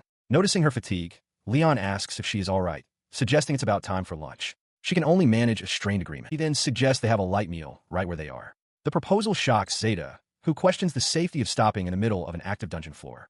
Her concern goes unheeded as he begins setting up cooking equipment with a clank. She stares, completely bewildered, and asks where he could have possibly gotten all that equipment from. He simply holds up a sack, vaguely indicating he pulled it from his inventory. His small slime companion, Sura, immediately gets to work, using collected twigs to start a fire under a pot of water, which soon begins to bubble. He takes over, explaining his plan. While boiling pasta in a separate pot, he will let the meat and vegetables he's chopped stew together. He works with practiced ease, dicing ingredients and adding them to the simmering pots. He calmly tastes the meal he's preparing, judging it to be just right. Beside him, Zeta swallows hard, her eyes wide with disbelief as she wonders if he is a master of cooking as well. Turning to her with a friendly expression, he asks if she would like to have some once it is finished. She stammers, initially refusing the offer, insisting it's not appropriate in a place like this. Her resolve wavers, however, as he takes a bite, his expression one of pure satisfaction. The meal looks undeniably delicious. He pauses his meal, noticing her fidgeting, and asks what the matter is. Her face flushes with embarrassment. Averting her gaze, she quietly admits that she would, in fact, like some. After taking a single bite, her eyes fly open in astonishment. She exclaims that it's unbelievably good, expressing her shock at being able to eat something so tasty deep inside a dungeon. Having finished their meal, they proceed deeper into the dungeon, arriving on the 33rd floor. Their path is blocked by a cavern teeming with a horde of monsters. Zeta calls it a house of horrors and suggests a detour, but Leyon calmly states this is the shortest route. A sense of dread washes over her as she realizes he intends to push straight through. She grabs him by his tunic, shouting that he's crazy to face so many monsters. When he casually agrees that it's a little too many to fight barehanded, she erupts in fury. She yells that their definitions of a little are completely different and demands to know whose fault it is that he's unarmed. He then nonchalantly comments that she stinks of sweat. Their argument alerts the monsters, who turn towards them. Zeta panics, asking if he can possibly handle them. Unfazed, he considers the large group and decides it's a good opportunity to use magic. The revelation stuns Zeta, who realizes with shock that he can use magic, too. With a single raised finger, he invokes a spell, Hellfire. A massive torrent of black flames erupts from the ground, engulfing the entire monster horde in a roaring inferno. Zeta can only stare, her mind blank with shock at the overwhelming display of power. He follows his devastating fire spell with an equally impressive display of water magic, declaring his intent to put out the fire. A massive torrent of water, a flood myth, crashes through the dungeon corridor, extinguishing the last of the flames and leaving Zeta staring in utter disbelief. Turning to his stunned companion while holding Sura, he offers a calm smile and suggests they keep moving. Zeta remains frozen, her expression a mixture of awe and confusion. Noticing her silence, he asks what's wrong. Before she can answer, a deep, resonant rumbling shakes the very foundations of the dungeon cavern. From the bottom floor, a colossal, horned beast begins to stir, its voice a low growl, questioning who has dared to disturb its slumber. The creature's senses sharpen, detecting what it perceives as an irritating mana signature. A memory flashes through its ancient mind. The great hero, Leyon Labberto, striking a powerful blow. The beast wonders if it could possibly be that same man. Its glowing eyes then lock onto Leyon, who stands before it in the present. The ancient being seethes, its voice filled with cold fury as it vows to never forget the humiliation it was dealt, directly addressing the boy before it. Deep within the dungeon, on floor 40, Leon Celeste runs his hand along a cavern wall, sensing something within. With a sudden jerk, he smashes his fist into the rock, shattering it instantly. From a newly formed cavity, he pulls out a large, shimmering cluster of crystals. His companion, the blacksmith Zeta, stares in disbelief, wondering aloud if he truly found adamantite. Leyon calmly confirms they are ready to proceed. He smiles, suggesting that since they are already so deep, they might as well continue mining, confident they can find more on this floor. Zeta lets out a sigh of relief, expressing her gratitude that they can finally head back to the surface soon. Before them lies a massive pile of the precious adamantite. With Sura perched on his head, Leyon asks Zeta if the haul is enough to forge 100 swords. She confirms it is. As Leyon suggests they head home, an exhausted Zeta pleads for him to wait, needing a moment to catch her breath. While they rest, Leyon reviews his status, observing that he has leveled up a great deal. His species is listed as human, level 42, with all his core stats, strength, endurance, dexterity, magic, and luck, at the SS rank. His job levels in Swordmaster, Archwizard, Saint, King Thief, and Beast Tamer have all increased. He then checks on his companion, noting that Sura has also become incredibly strong. having reached level 64. To his surprise, Sura flexes a newly formed, muscular arm, a feat Leyon attributes to its increased dexterity. The slime vows to continue working hard. Leyon encourages it, remarking that with enough effort, it might one day be strong enough to defeat a demon king, before affectionately squishing the creature in his hands. They are resting in a designated safe zone on floor 40. It is known that such areas exist within dungeons, places that monsters almost never enter, offering a brief respite for adventurers. Leyon notes that Sura seems completely unbothered by the safe zone's properties. Zeta theorizes that perhaps only the monsters native to this specific dungeon are repelled by these areas, which would explain why Sura is unaffected. Having recovered her strength, Zeta rises to her feet. Leyon asks if she has rested enough, and she confirms that she has. A deep, violent rumbling suddenly shakes the cavern. Startled, Zeta shouts, asking what is happening. A look of dawning horror crosses Leyon's face as he realizes the truth.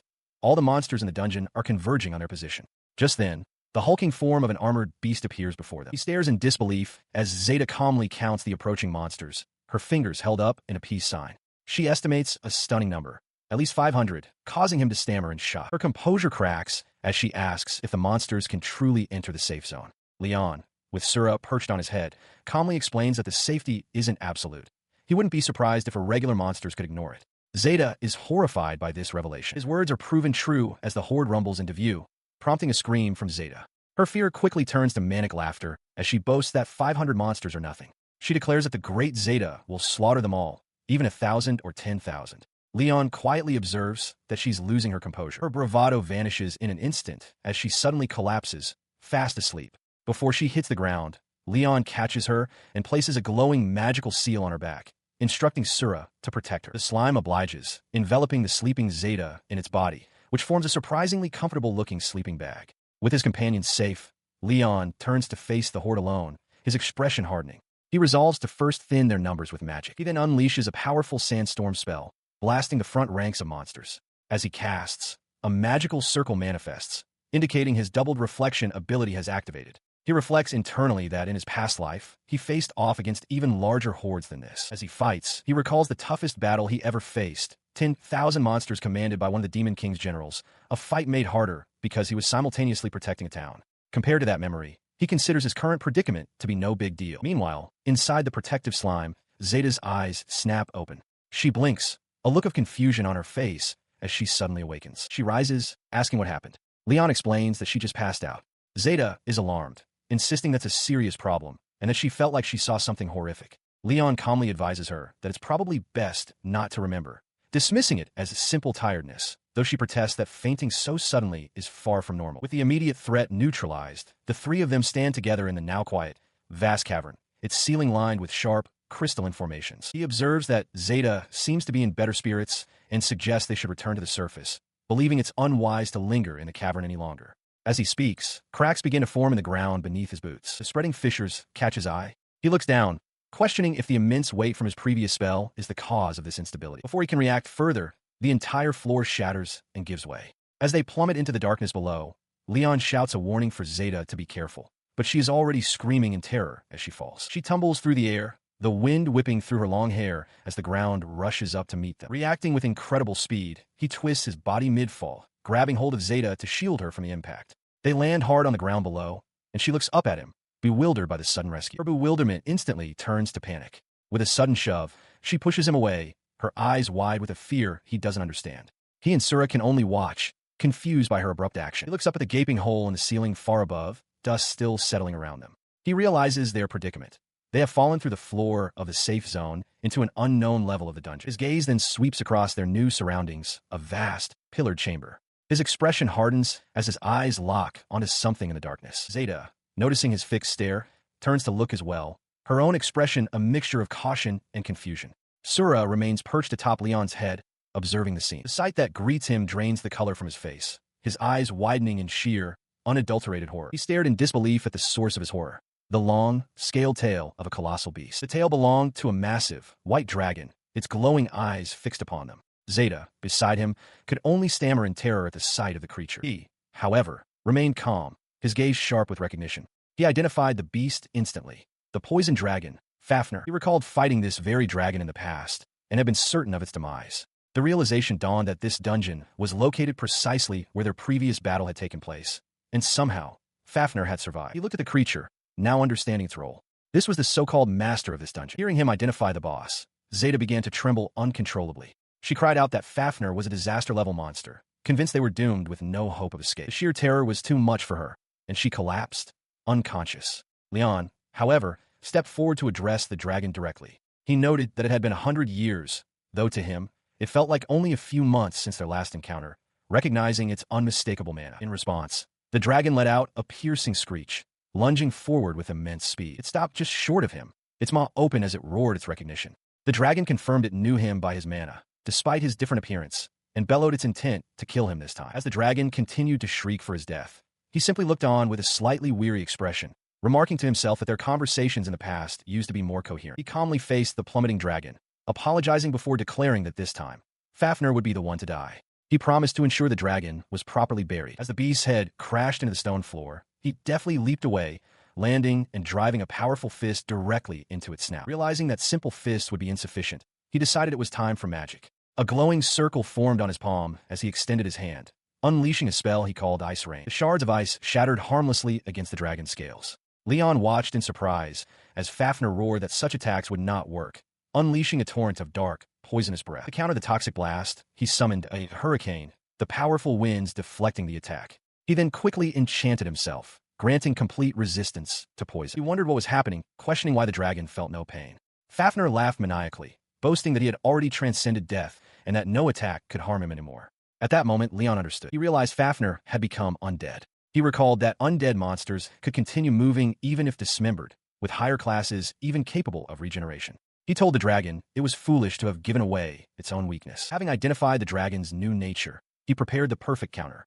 A complex, glowing magic circle materialized before him as he invoked a spell of sacred punishment, causing Fafner to cry out in agony. The holy light enveloped the undead dragon, causing its form to crumble into dust. In its final moments, Fafner questioned how he could possibly use a purification spell. Leyon simply told him to rest in peace this time, as Zeta began to stir on the floor nearby. Sometime later, the battle concluded.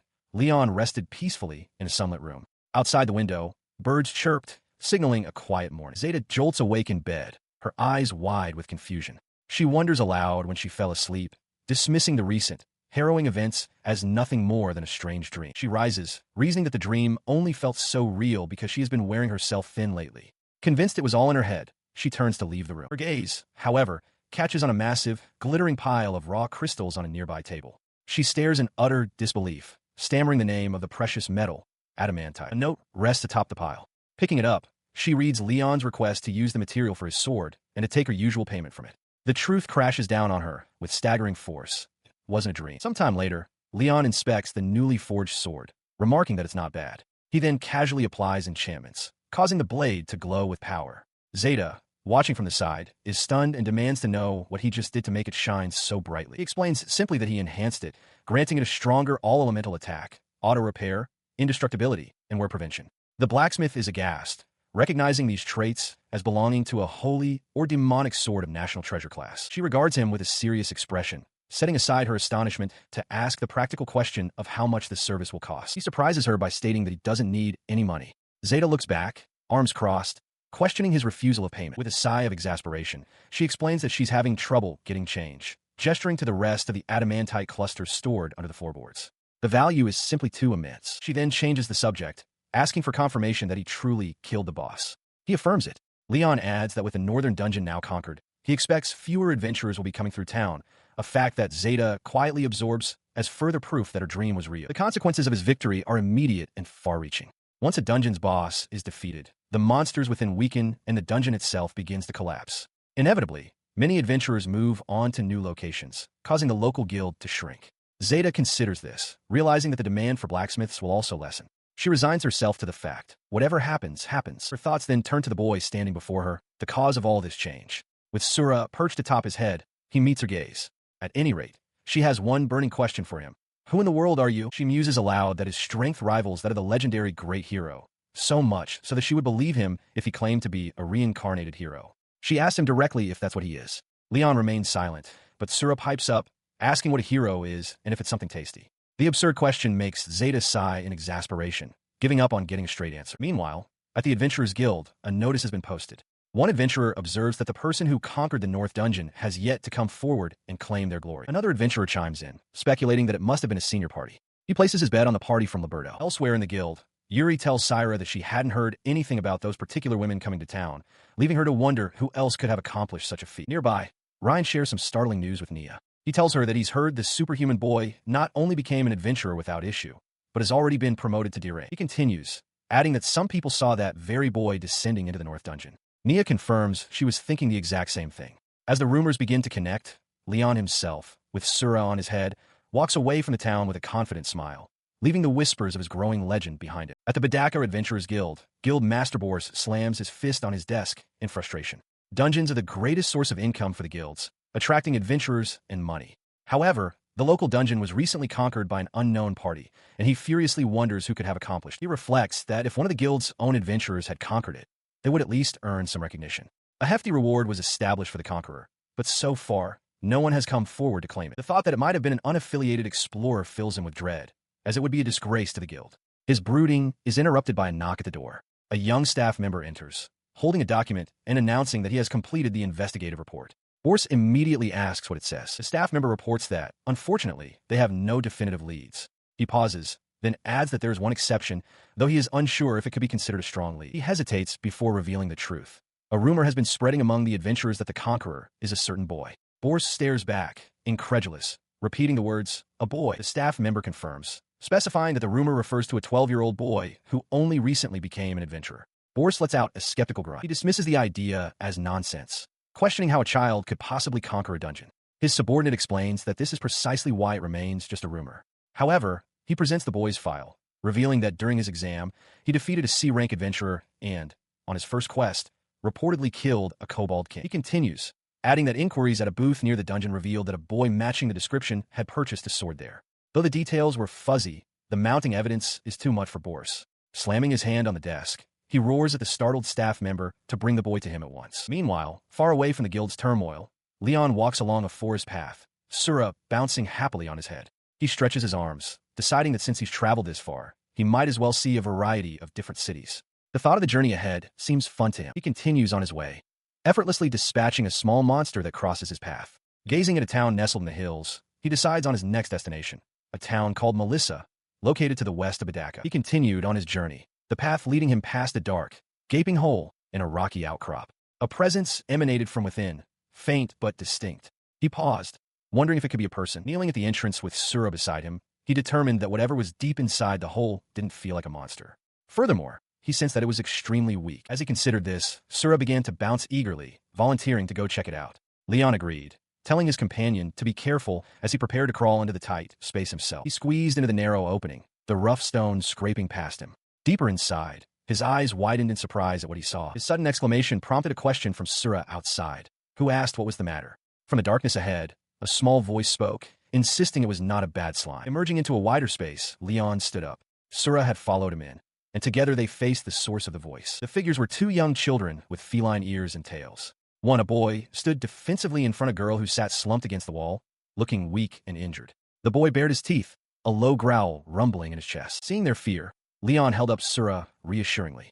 He explained that Sura was his companion beast and that they shouldn't worry. The boy flinched in surprise, while the girl's gaze remained fixed on Leyon. His attempt at reassurance failed. The boy began to shake, hissing with hostility. He ordered Leyon to step aside, declaring his intent to help the girl himself, and shouting a defiant no as Leyon took a step forward. Faced with such fierce defiance, Leyon paused, a thoughtful expression on his face. He looked at the protective boy and the injured girl, concluding that he had no other choice. He instructs his slime companion, Sura, to subdue the hostile cat boy. Sura complies instantly, extending a gelatinous tendril that wraps firmly around the boy's wrist, halting his aggressive advance with a pain cry. With the boy momentarily restrained, he reaches out and gently taps him on the forehead. His attention then shifts to the motionless girl on the cave floor. He makes a grim assessment. She is already dead. Upon hearing this, the cat boy lets out a desperate roar of anguish. He tells the boy to relax, explaining that since she only died a little while ago, he can still save her.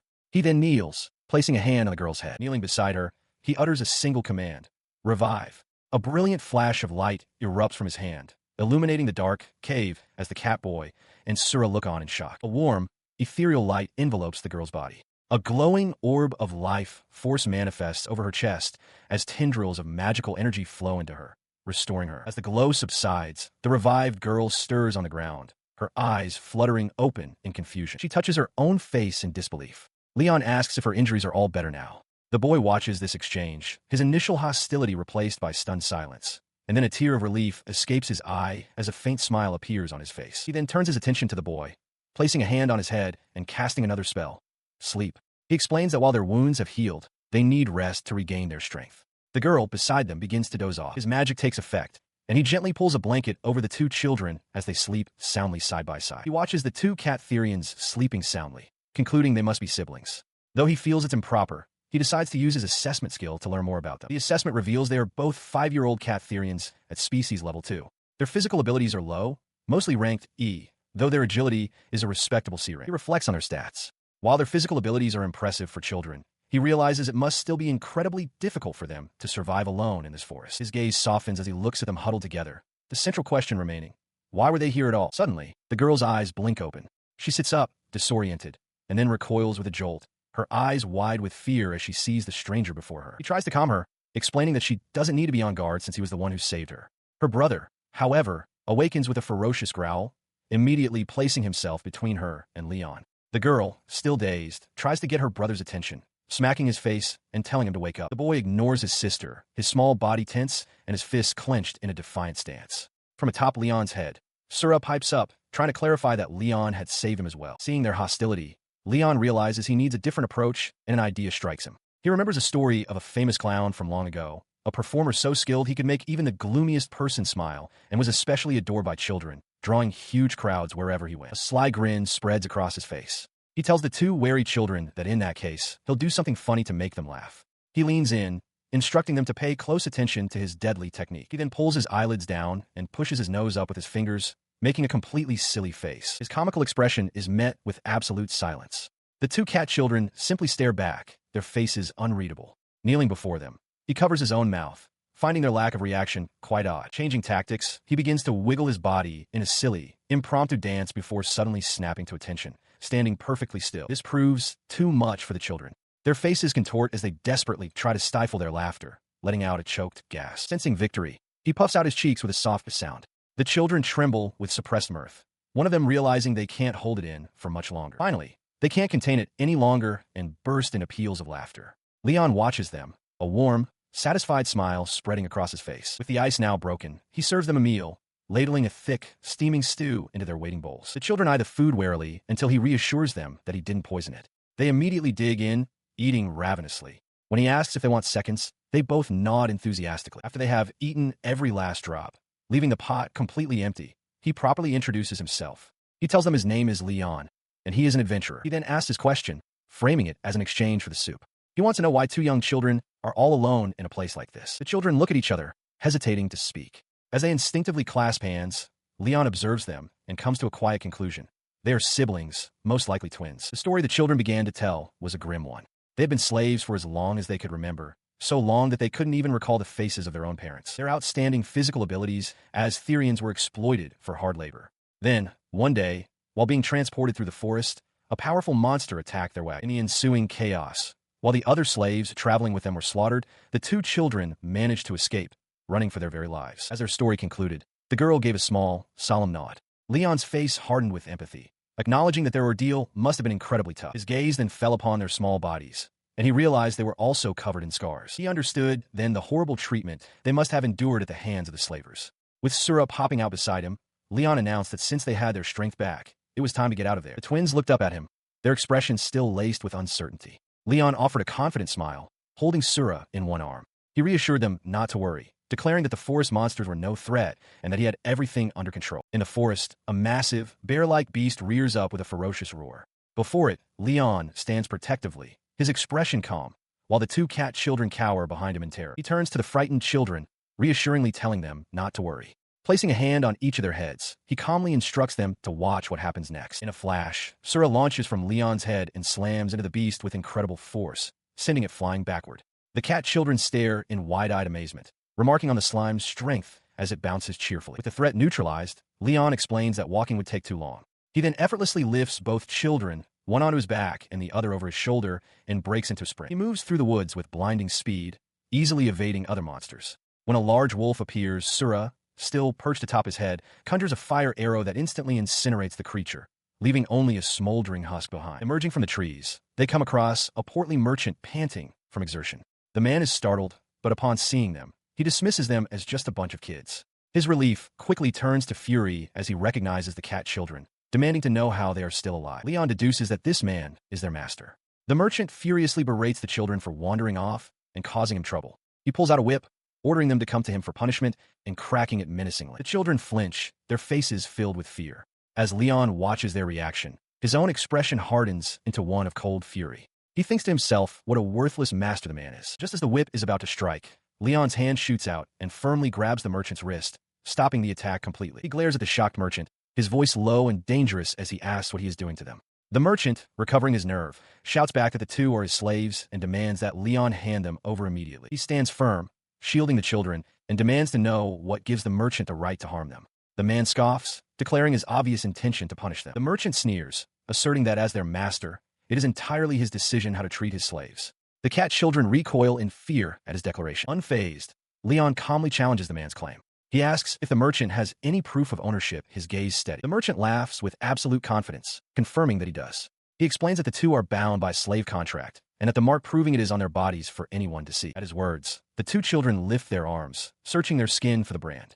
One of them quietly wonders if it's gone. Leyon points out what they've discovered. They don't have any marks. The merchant's smug expression instantly dissolves into shock and disbelief as he stammers that it can't be true. He presses the point, noting that for someone so certain they are his slaves, the merchant has no proof whatsoever. The man flails, insisting that Leyon has it all wrong. As the merchant erupts in fury, accusing him of trickery, Leyon internally clarifies his actions. He has used his plunder skill, an ability from his mastered Thief King job, to steal the slave contract. Though stealing slaves is a crime, he confirms to himself that the children are now with him. The merchant, clutching his head, demands to know what he did. His rage boiling over, the merchant cracks his whip and lunges. But before it can connect, the lash freezes mid-air, ensnared by a thorny vine that has sprouted from Leyon's hand. The man can only stare, utterly bewildered. The vine tightens as Leyon's face twists into a cold, menacing smile. He points out that the merchant was the one to strike first.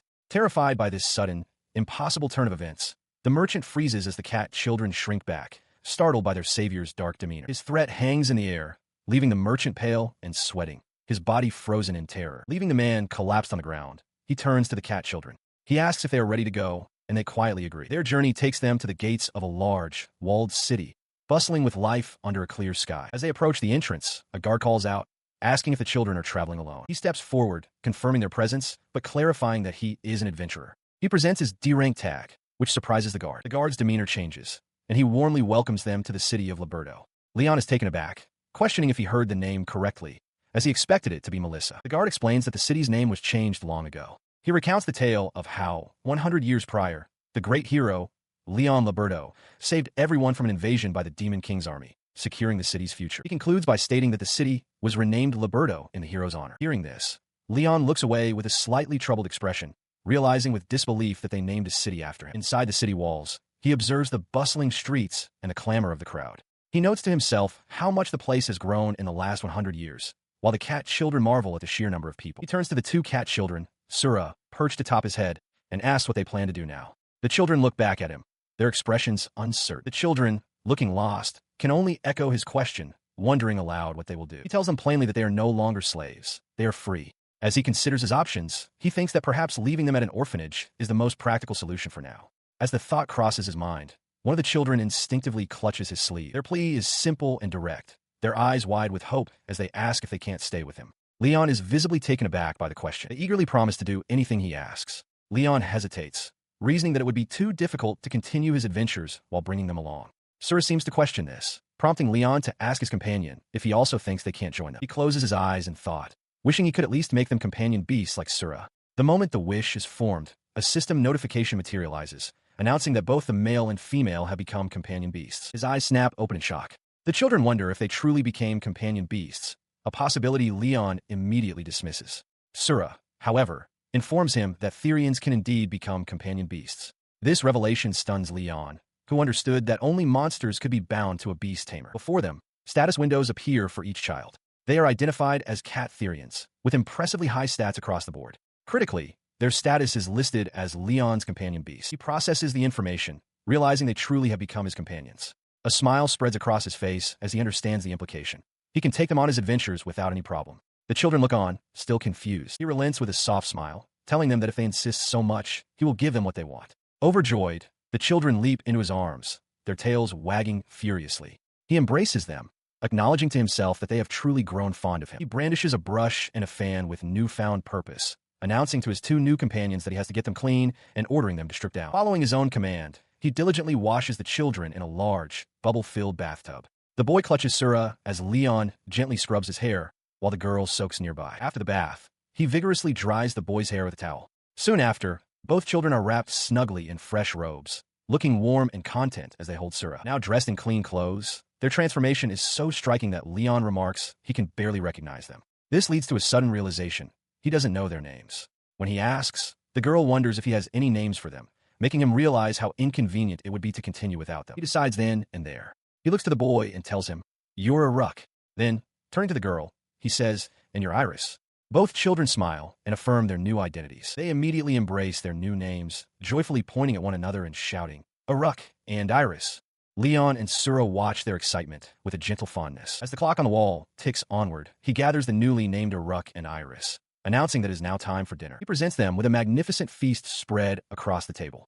Aruck and Iris can only stare, their eyes wide and sparkling with utter disbelief at the sheer amount of food. Their stunned silence and hesitation prompt him to ask what's wrong, wondering if there is something they don't like. But their inaction is not from distaste. They're simply overwhelmed, drooling as they gaze at the meal. Finally, they both look up at him, their expressions a mixture of hope and deep-seated uncertainty. In a small, shared voice, they ask if they're truly allowed to eat. She and her brother looked up at him, their eyes wide with a mixture of hope and disbelief. Leyon offered a warm, reassuring smile. "Of course," he said, giving them his full permission to eat. At his words, any remaining hesitation vanished. Aruck and Iris descended upon the food with a ferocity born of long starvation, stuffing their cheeks and devouring everything before them. They continued to eat with unrestrained gusto, the sounds of their meal filling the room. Leyon watched them with a satisfied expression, while a nearby maid stood frozen, stunned by the sheer speed of their consumption. In what felt like an instant, every plate was scraped clean. With their bellies finally full, the two children sat back, a small burp from Iris signaling the end of their feast. Later, with both children sleeping soundly and curled up together, Leyon watched over them. He realized he would need to give them some basic training before they could join him on adventures. For now, he thought, perhaps he could take them outside tomorrow. His thoughts then drifted to his surroundings.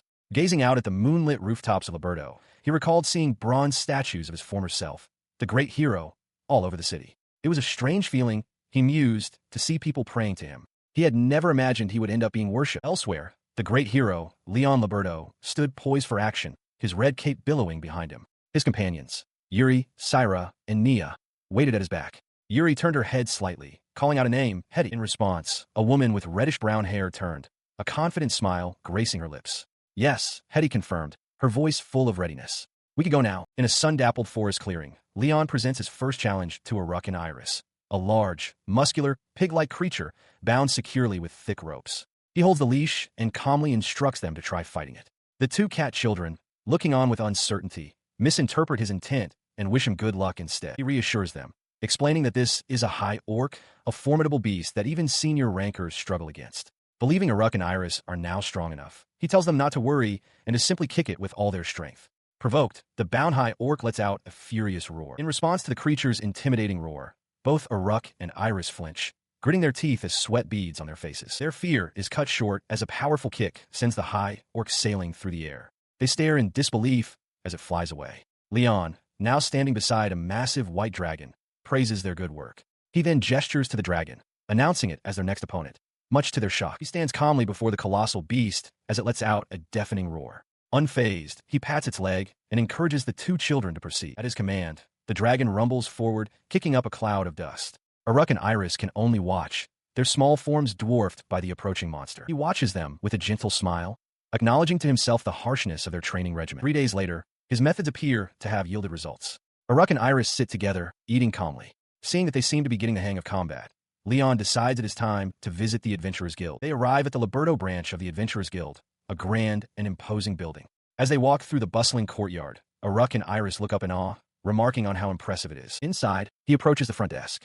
The receptionist greets the cute children, assuming they are merely visiting. Leyon clarifies that he is an adventurer and came to submit a quest. He then explains that Aruck and Iris wish to become adventurers as well and asks about the next exam. The receptionist is taken aback, questioning how a child like him could be a D-rank adventurer, but a glance at his card confirms it is genuine. She considers the request, then informs Leyon that she thinks registering the children will be difficult. With Sura perched on his head, Leyon immediately asks for her reasoning. Raising a finger to emphasize her point, she clarifies the guild's rules.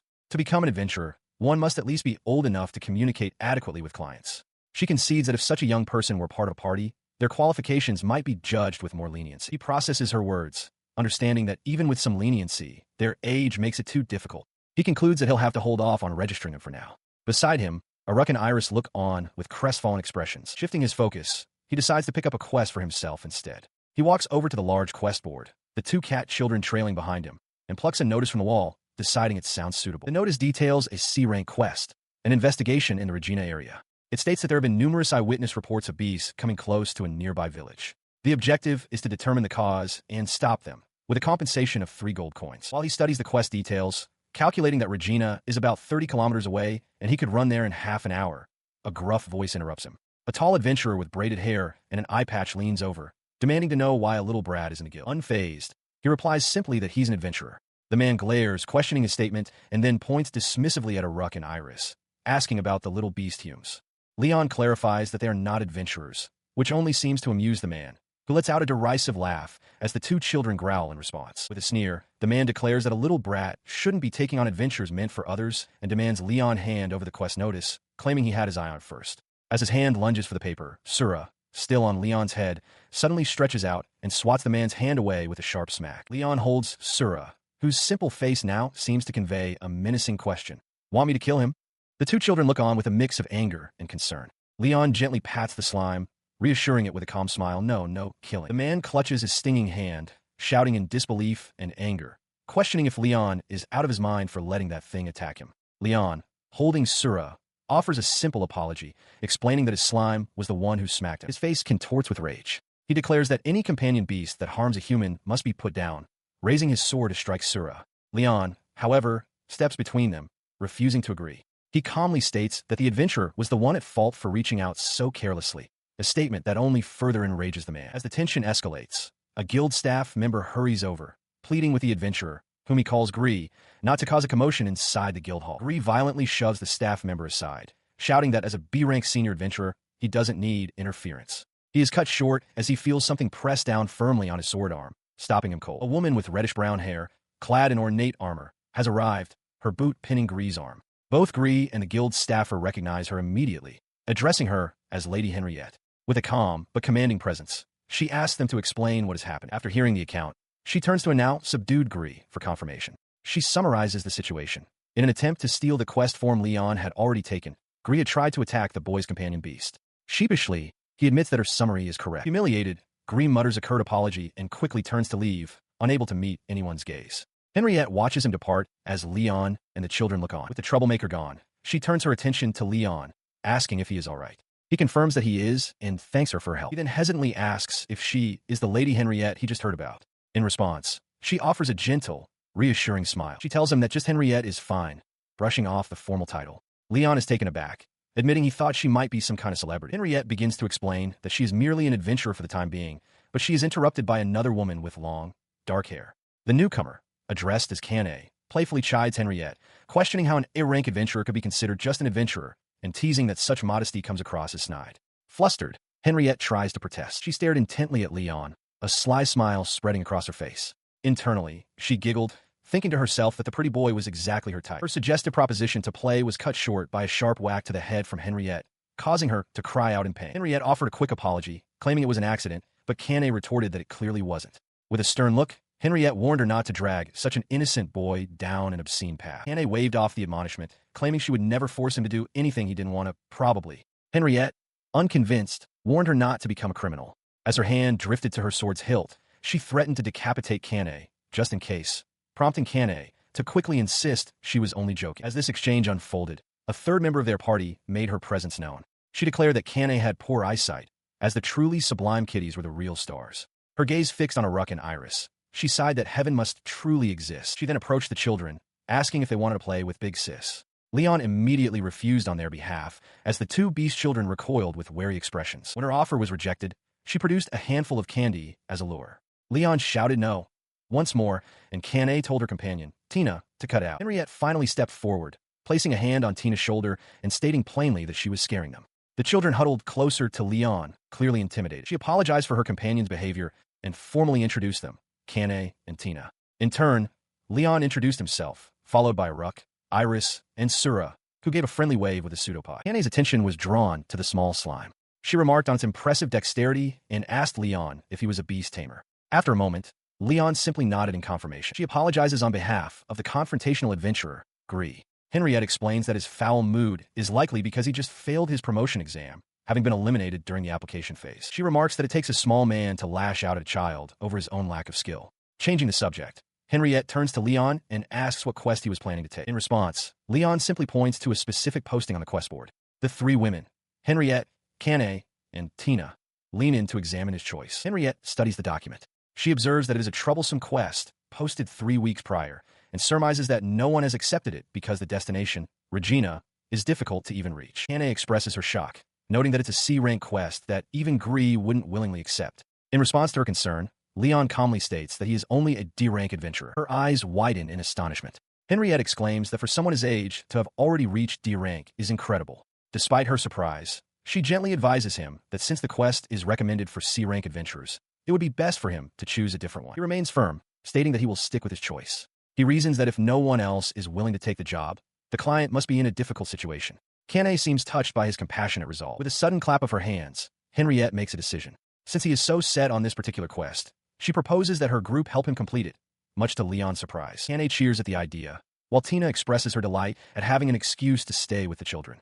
Leyon, however, is flustered, realizing that their involvement would make it impossible for him to slip away. He glances down at Aruck and Iris, who both shake their heads, clearly against the idea. He politely declines, saying he is fine on his own and would feel bad accepting their help. Henriette smiles reassuringly, telling him not to worry, as they're simply doing it for themselves. She looks at Leyon with a concerned expression, remarking that traveling with 2 young children can't be easy. Although he's a D-rank adventurer, she admits to being worried, certain that he must have endured some hardships. Leyon remains silent, reflecting that it has only been a few days since he met Aruck and Iris. To ease his concerns, she proposes a side trip, noting that the town of Regina is famous for its hot springs and assures him they have no interest in the quest reward. Leyon internally concedes defeat. Even if he refused, they would probably follow him anyway. He still has no idea why they're so eager to tag along. Nearby, Kane suggests to Tina that this is a perfect opportunity for a much-needed break from their recent busy schedule. A mischievous grin spreads across Kane's face. Tina, drooling slightly at the thought, agrees that sharing a hot spring with such cute children is already shaping up to be a wonderful experience. Kane adds with a suggestive tone that bathing with a pretty boy is an added bonus. Overhearing their conversation, Leyon finally understands their ulterior motive. Henriette, however, is not amused and sharply tells her 2 companions to stop their inappropriate talk. Henriette gestures to a covered wagon pulled by a magnificent white steed. She explains that while the wagon usually only seats 3, the 3 extra children shouldn't be a problem. Leyon, with Sura perched on his head, points out that the creature is a unicorn. Henriette confirms this, introducing the unicorn as Cher and noting she has the power of several normal horses. With their transport arranged, she informs the group that they should reach the village of Regina in about 1 hour. As they prepare to depart, Kane's imagination runs wild. She blushes at the thought of spending an hour in a cramped space with a pretty boy like Leyon, fantasizing that she'll inevitably have to hold on to him during any bumps in the road. Her reverie is interrupted as Tina grabs her by the shoulders with a deadpan expression. Her fantasy is cut short when Tina flatly informs her that the 2 of them will be sitting in the very back, much to Kane's surprise. The wagon soon arrives in the small village of Regina. As the group disembarks, an elderly man rushes out from a nearby building, calling out in surprise to Lady Henriette. The man approaches, expressing concern that his small village, with little to offer besides hot springs, won't be able to pay them adequately for the quest. Henriette reassures him with a smile, explaining that she and her friends are just accompanying Leyon during their holiday. She states they won't mind if he compensates Leyon alone, which brings a look of relief to the man's face. At this, Leyon steps forward and introduces himself as the D-rank adventurer who accepted the quest. He politely asks the man if he could explain the details. The elder stammers his agreement. The elder begins to explain the situation. Recently, monsters have been appearing more frequently in the area. He notes that while monsters do live in the nearby forest, it is highly unusual for them to venture out. His request is for them to investigate the cause of this sudden shift in behavior. He finishes his plea with a bow, acknowledging that it is a difficult quest, but asking them to do their best. Henriette listens thoughtfully, and Leyon agrees, concluding that something must be happening inside the forest. Having accepted the quest, The group makes their way to the edge of the woods. As they stand before the dense tree line, Kane announces, "Looks like we're here." She dismissed Henriette's concerns about the difficulty of finding the cause in such a massive forest, telling her not to worry. Tina then introduced herself as a scout, a class within the hunter archetype whose skills are specialized for searching out enemies and general exploration. She then added with a deadpan expression that this specialization is why she's so good at tracking down and observing small children, a statement that visibly shocked Aruck and Iris. Henriette looked on with concern, but Tina quickly clarified that finding monsters was also her main expertise. The attempt at reassurance failed to calm Leyon, who trembled nervously with Sura on his head and the two cat children clinging to his sides. Noticing his apprehension, Henriette quietly asked Leyon if he was sure it was a good idea to have brought the children along on such a mission. He gave a reassuring smile, patting one of the children on the head as he insisted they would be fine. Henriette remained unconvinced, suggesting they should have been left in the village as Aruck and Iris squeezed Leon's arms tightly. His confidence was rooted in the knowledge that, despite their appearance, they were not normal children. Kane, observing the entire exchange, remarked to Leyon that he was quite an impressive child himself. With the matter settled, the party ventured down a path, moving deeper into the dense woods. After traveling for some time, Kane pointed out that they were already deep in the forest but had yet to encounter a single monster. Henriette's expression grew serious as she agreed, calling the situation bizarre. She turned to Tina for a report. The scout, her eyes narrowed in concentration, confirmed that she still couldn't sense any monsters. This confirmed Henriette's suspicion. Something was definitely strange here. She reflects on the silence, noting that even her king thief detection skill hasn't spotted anything, though she admits its range doesn't cover the entire forest. Nearby, Leyon wonders if he could lure some monsters out with a whistle. He decides to try, putting 2 fingers to his lips and letting out a sharp whistle. The sound cuts through the quiet woods, spreading outwards in concentric waves. The sound fades, and Kane turns to Tina, asking if she is certain she senses nothing. Tina confirms she doesn't, but at that moment, Henriette's expression sharpens. She alerts the group that a monster is approaching from the southeast. He looks toward the southeast, the 2 cat children flanking him, and confirms Henriette's detection. A bead of sweat forms on his temple. His quick confirmation startles Kane, who expresses disbelief that the boy detected the threat before their scout. Henriette cuts her off, ordering everyone to be on guard as the sound of snapping branches announces the arrival of something enormous. A monstrous shape bursts through the trees, revealing itself to be a giant tarantula, a danger level A creature. Kane stares up at it, her face pale with shock. As the tarantula charges, Kane steps forward, declaring she will handle it.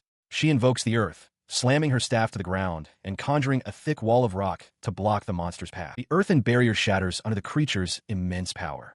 Henriette yells for the children to stay back, vowing to deal with the monster herself as she leaps over the crumbling remains of the wall. She closes the distance in an instant, bringing her sword down with a powerful 2-handed strike against one of the tarantula's legs. The blow lands, but Henriette cries out that her sword is now tangled in webbing. As Tina processes that Leyon had noticed the threat first yet again, Leyon warns the group that more, smaller monsters are approaching. His words finally allow Tina's senses to register the new threat. She confirms there are 10, maybe 20 of them, realizing with dread just how many there are. She realizes with a sinking feeling that they are completely outnumbered. The rustling in the undergrowth intensifies as a horde of danger level B tarantulas swarms them from all sides, their glowing eyes piercing the gloom of the forest. Without a moment's hesitation, she and Kane leap into the fray. Tina's dagger flashes and Kane's staff crackles with energy as they begin to cut down the monstrous arachnids, fighting back-to-back against the tide. As they fight, Tina shouts a warning to Kane about a tarantula leaping at her from behind.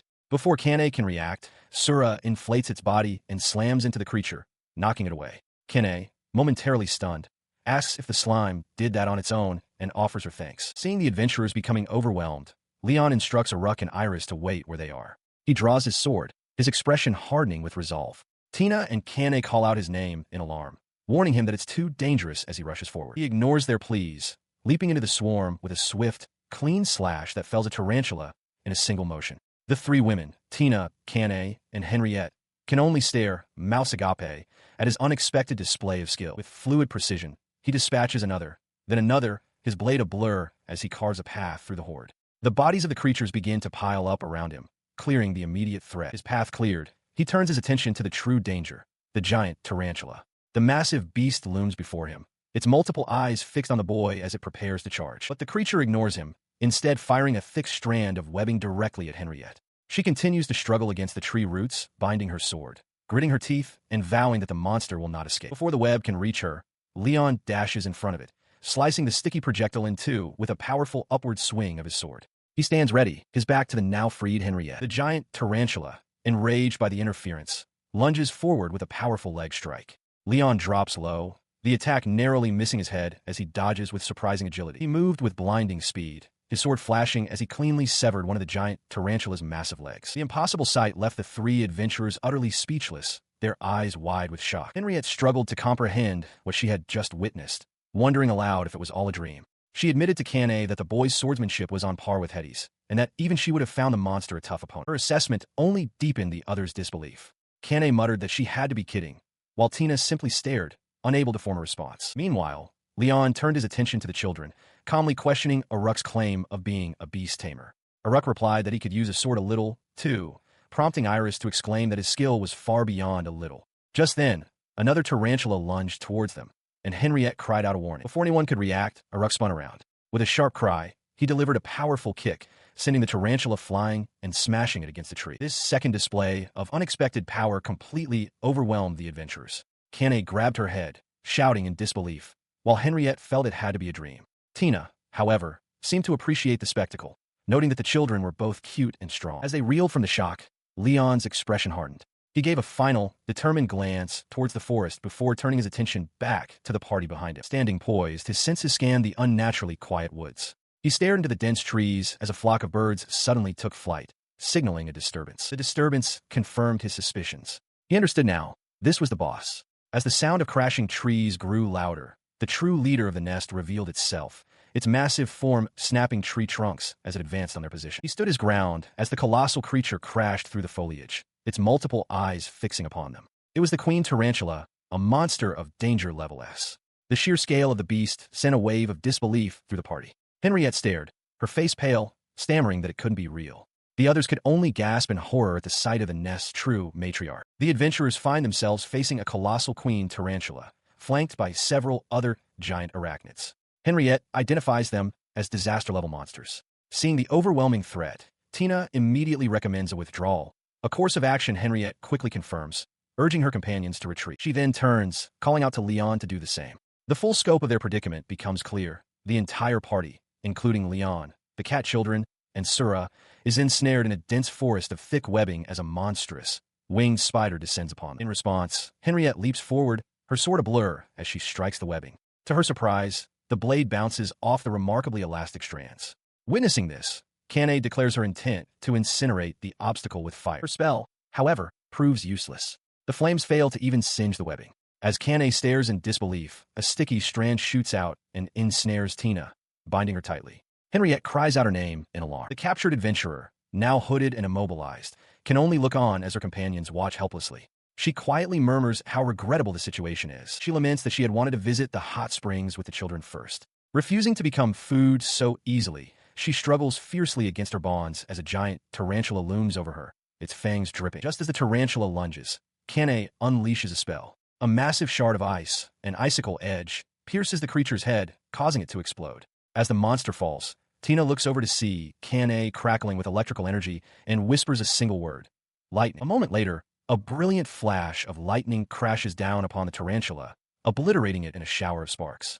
Henriette, Tina, and the cat children can only stare in stunned silence at the raw display of power. The immense power sends the tarantula's smoking corpse thudding to the ground, knocking the still-bound Tina backward from the force of the impact. With the immediate threat neutralized, Henriette turns to Kane, calling her a lifesaver. Her relief is quickly replaced by confusion as she asks when Kane learned lightning magic, especially a spell of such incredible power. She quickly denies being the one who cast the spell, insisting to a stunned Henriette that it wasn't her. Kane explains that she is incapable of using lightning magic, which leaves Henriette wondering who in the world could have unleashed such a powerful attack. The question hangs in the air as their attention is drawn back to the young boy standing before them, surrounded by the smoldering remains of the giant spiders. He stands calmly amidst the devastation. The two cat children and the slime creature huddled close, as both Kane and Henriette stare at him with dawning realization. He turns to them with a bright, confident smile, clenching his fist as he admits that he can use a little magic too. Henriette internally scoffs at the understatement, questioning what part of that devastating spell could possibly be considered a little. His casual admission only deepens the mystery surrounding him. Kane looks from the boy to the colossal, lifeless form of the queen tarantula, admitting to Henriette that so many things about him simply don't add up, and she doesn't even know where to begin processing it all. While she grapples with this revelation, Leyon is already praising the cat children for their good work, patting them affectionately on the head. Kane watches, her mind racing as she catalogs his abilities: proficient swordsmanship, powerful magic, and companion beasts. She can't help but wonder if he is truly just a child, as a dazed Tina looks on. The heartwarming display causes Kane to swoon, muttering about how precious it is. Henriette, ever the pragmatist, tells her to wipe her drool. Ignoring the moment, Henriette turns her attention to the massive arachnid corpse, confirming that the queen tarantula was the cause of the recent disturbance. She continues her assessment, theorizing that the sheer number of spiders scared the other monsters out of the forest, driving them in droves toward the nearby village. Leyon and the others listen intently as she speaks. Leyon, however, offers a grim correction. He explains that the lack of monsters in the forest wasn't simply because they fled, it was because they were all eaten by the spiders. He concludes that if left unchecked, the tarantulas would have devoured everything in the forest and eventually turned their hunger towards humans. His chilling analysis resonates with Henriette. She agrees, noting that with the village of Regina being the closest settlement to the forest, it would have undoubtedly been the spiders' first target. She expresses relief that there don't seem to be any more spiders, though a hint of uncertainty remains in her voice. He stood amidst the trees, his expression grim as he considered the lingering threat. To be safe, he concluded they had better exterminate all of them. Before he could act on this thought, Henriette suddenly lunged forward, grabbing his arm with a sharp jerk that startled Kane. She demanded to know what the sound was just now. With a calm smile, Leyon explained that it was just him whistling, a technique he could use to lure in monsters. Her words sparked a realization in Kane.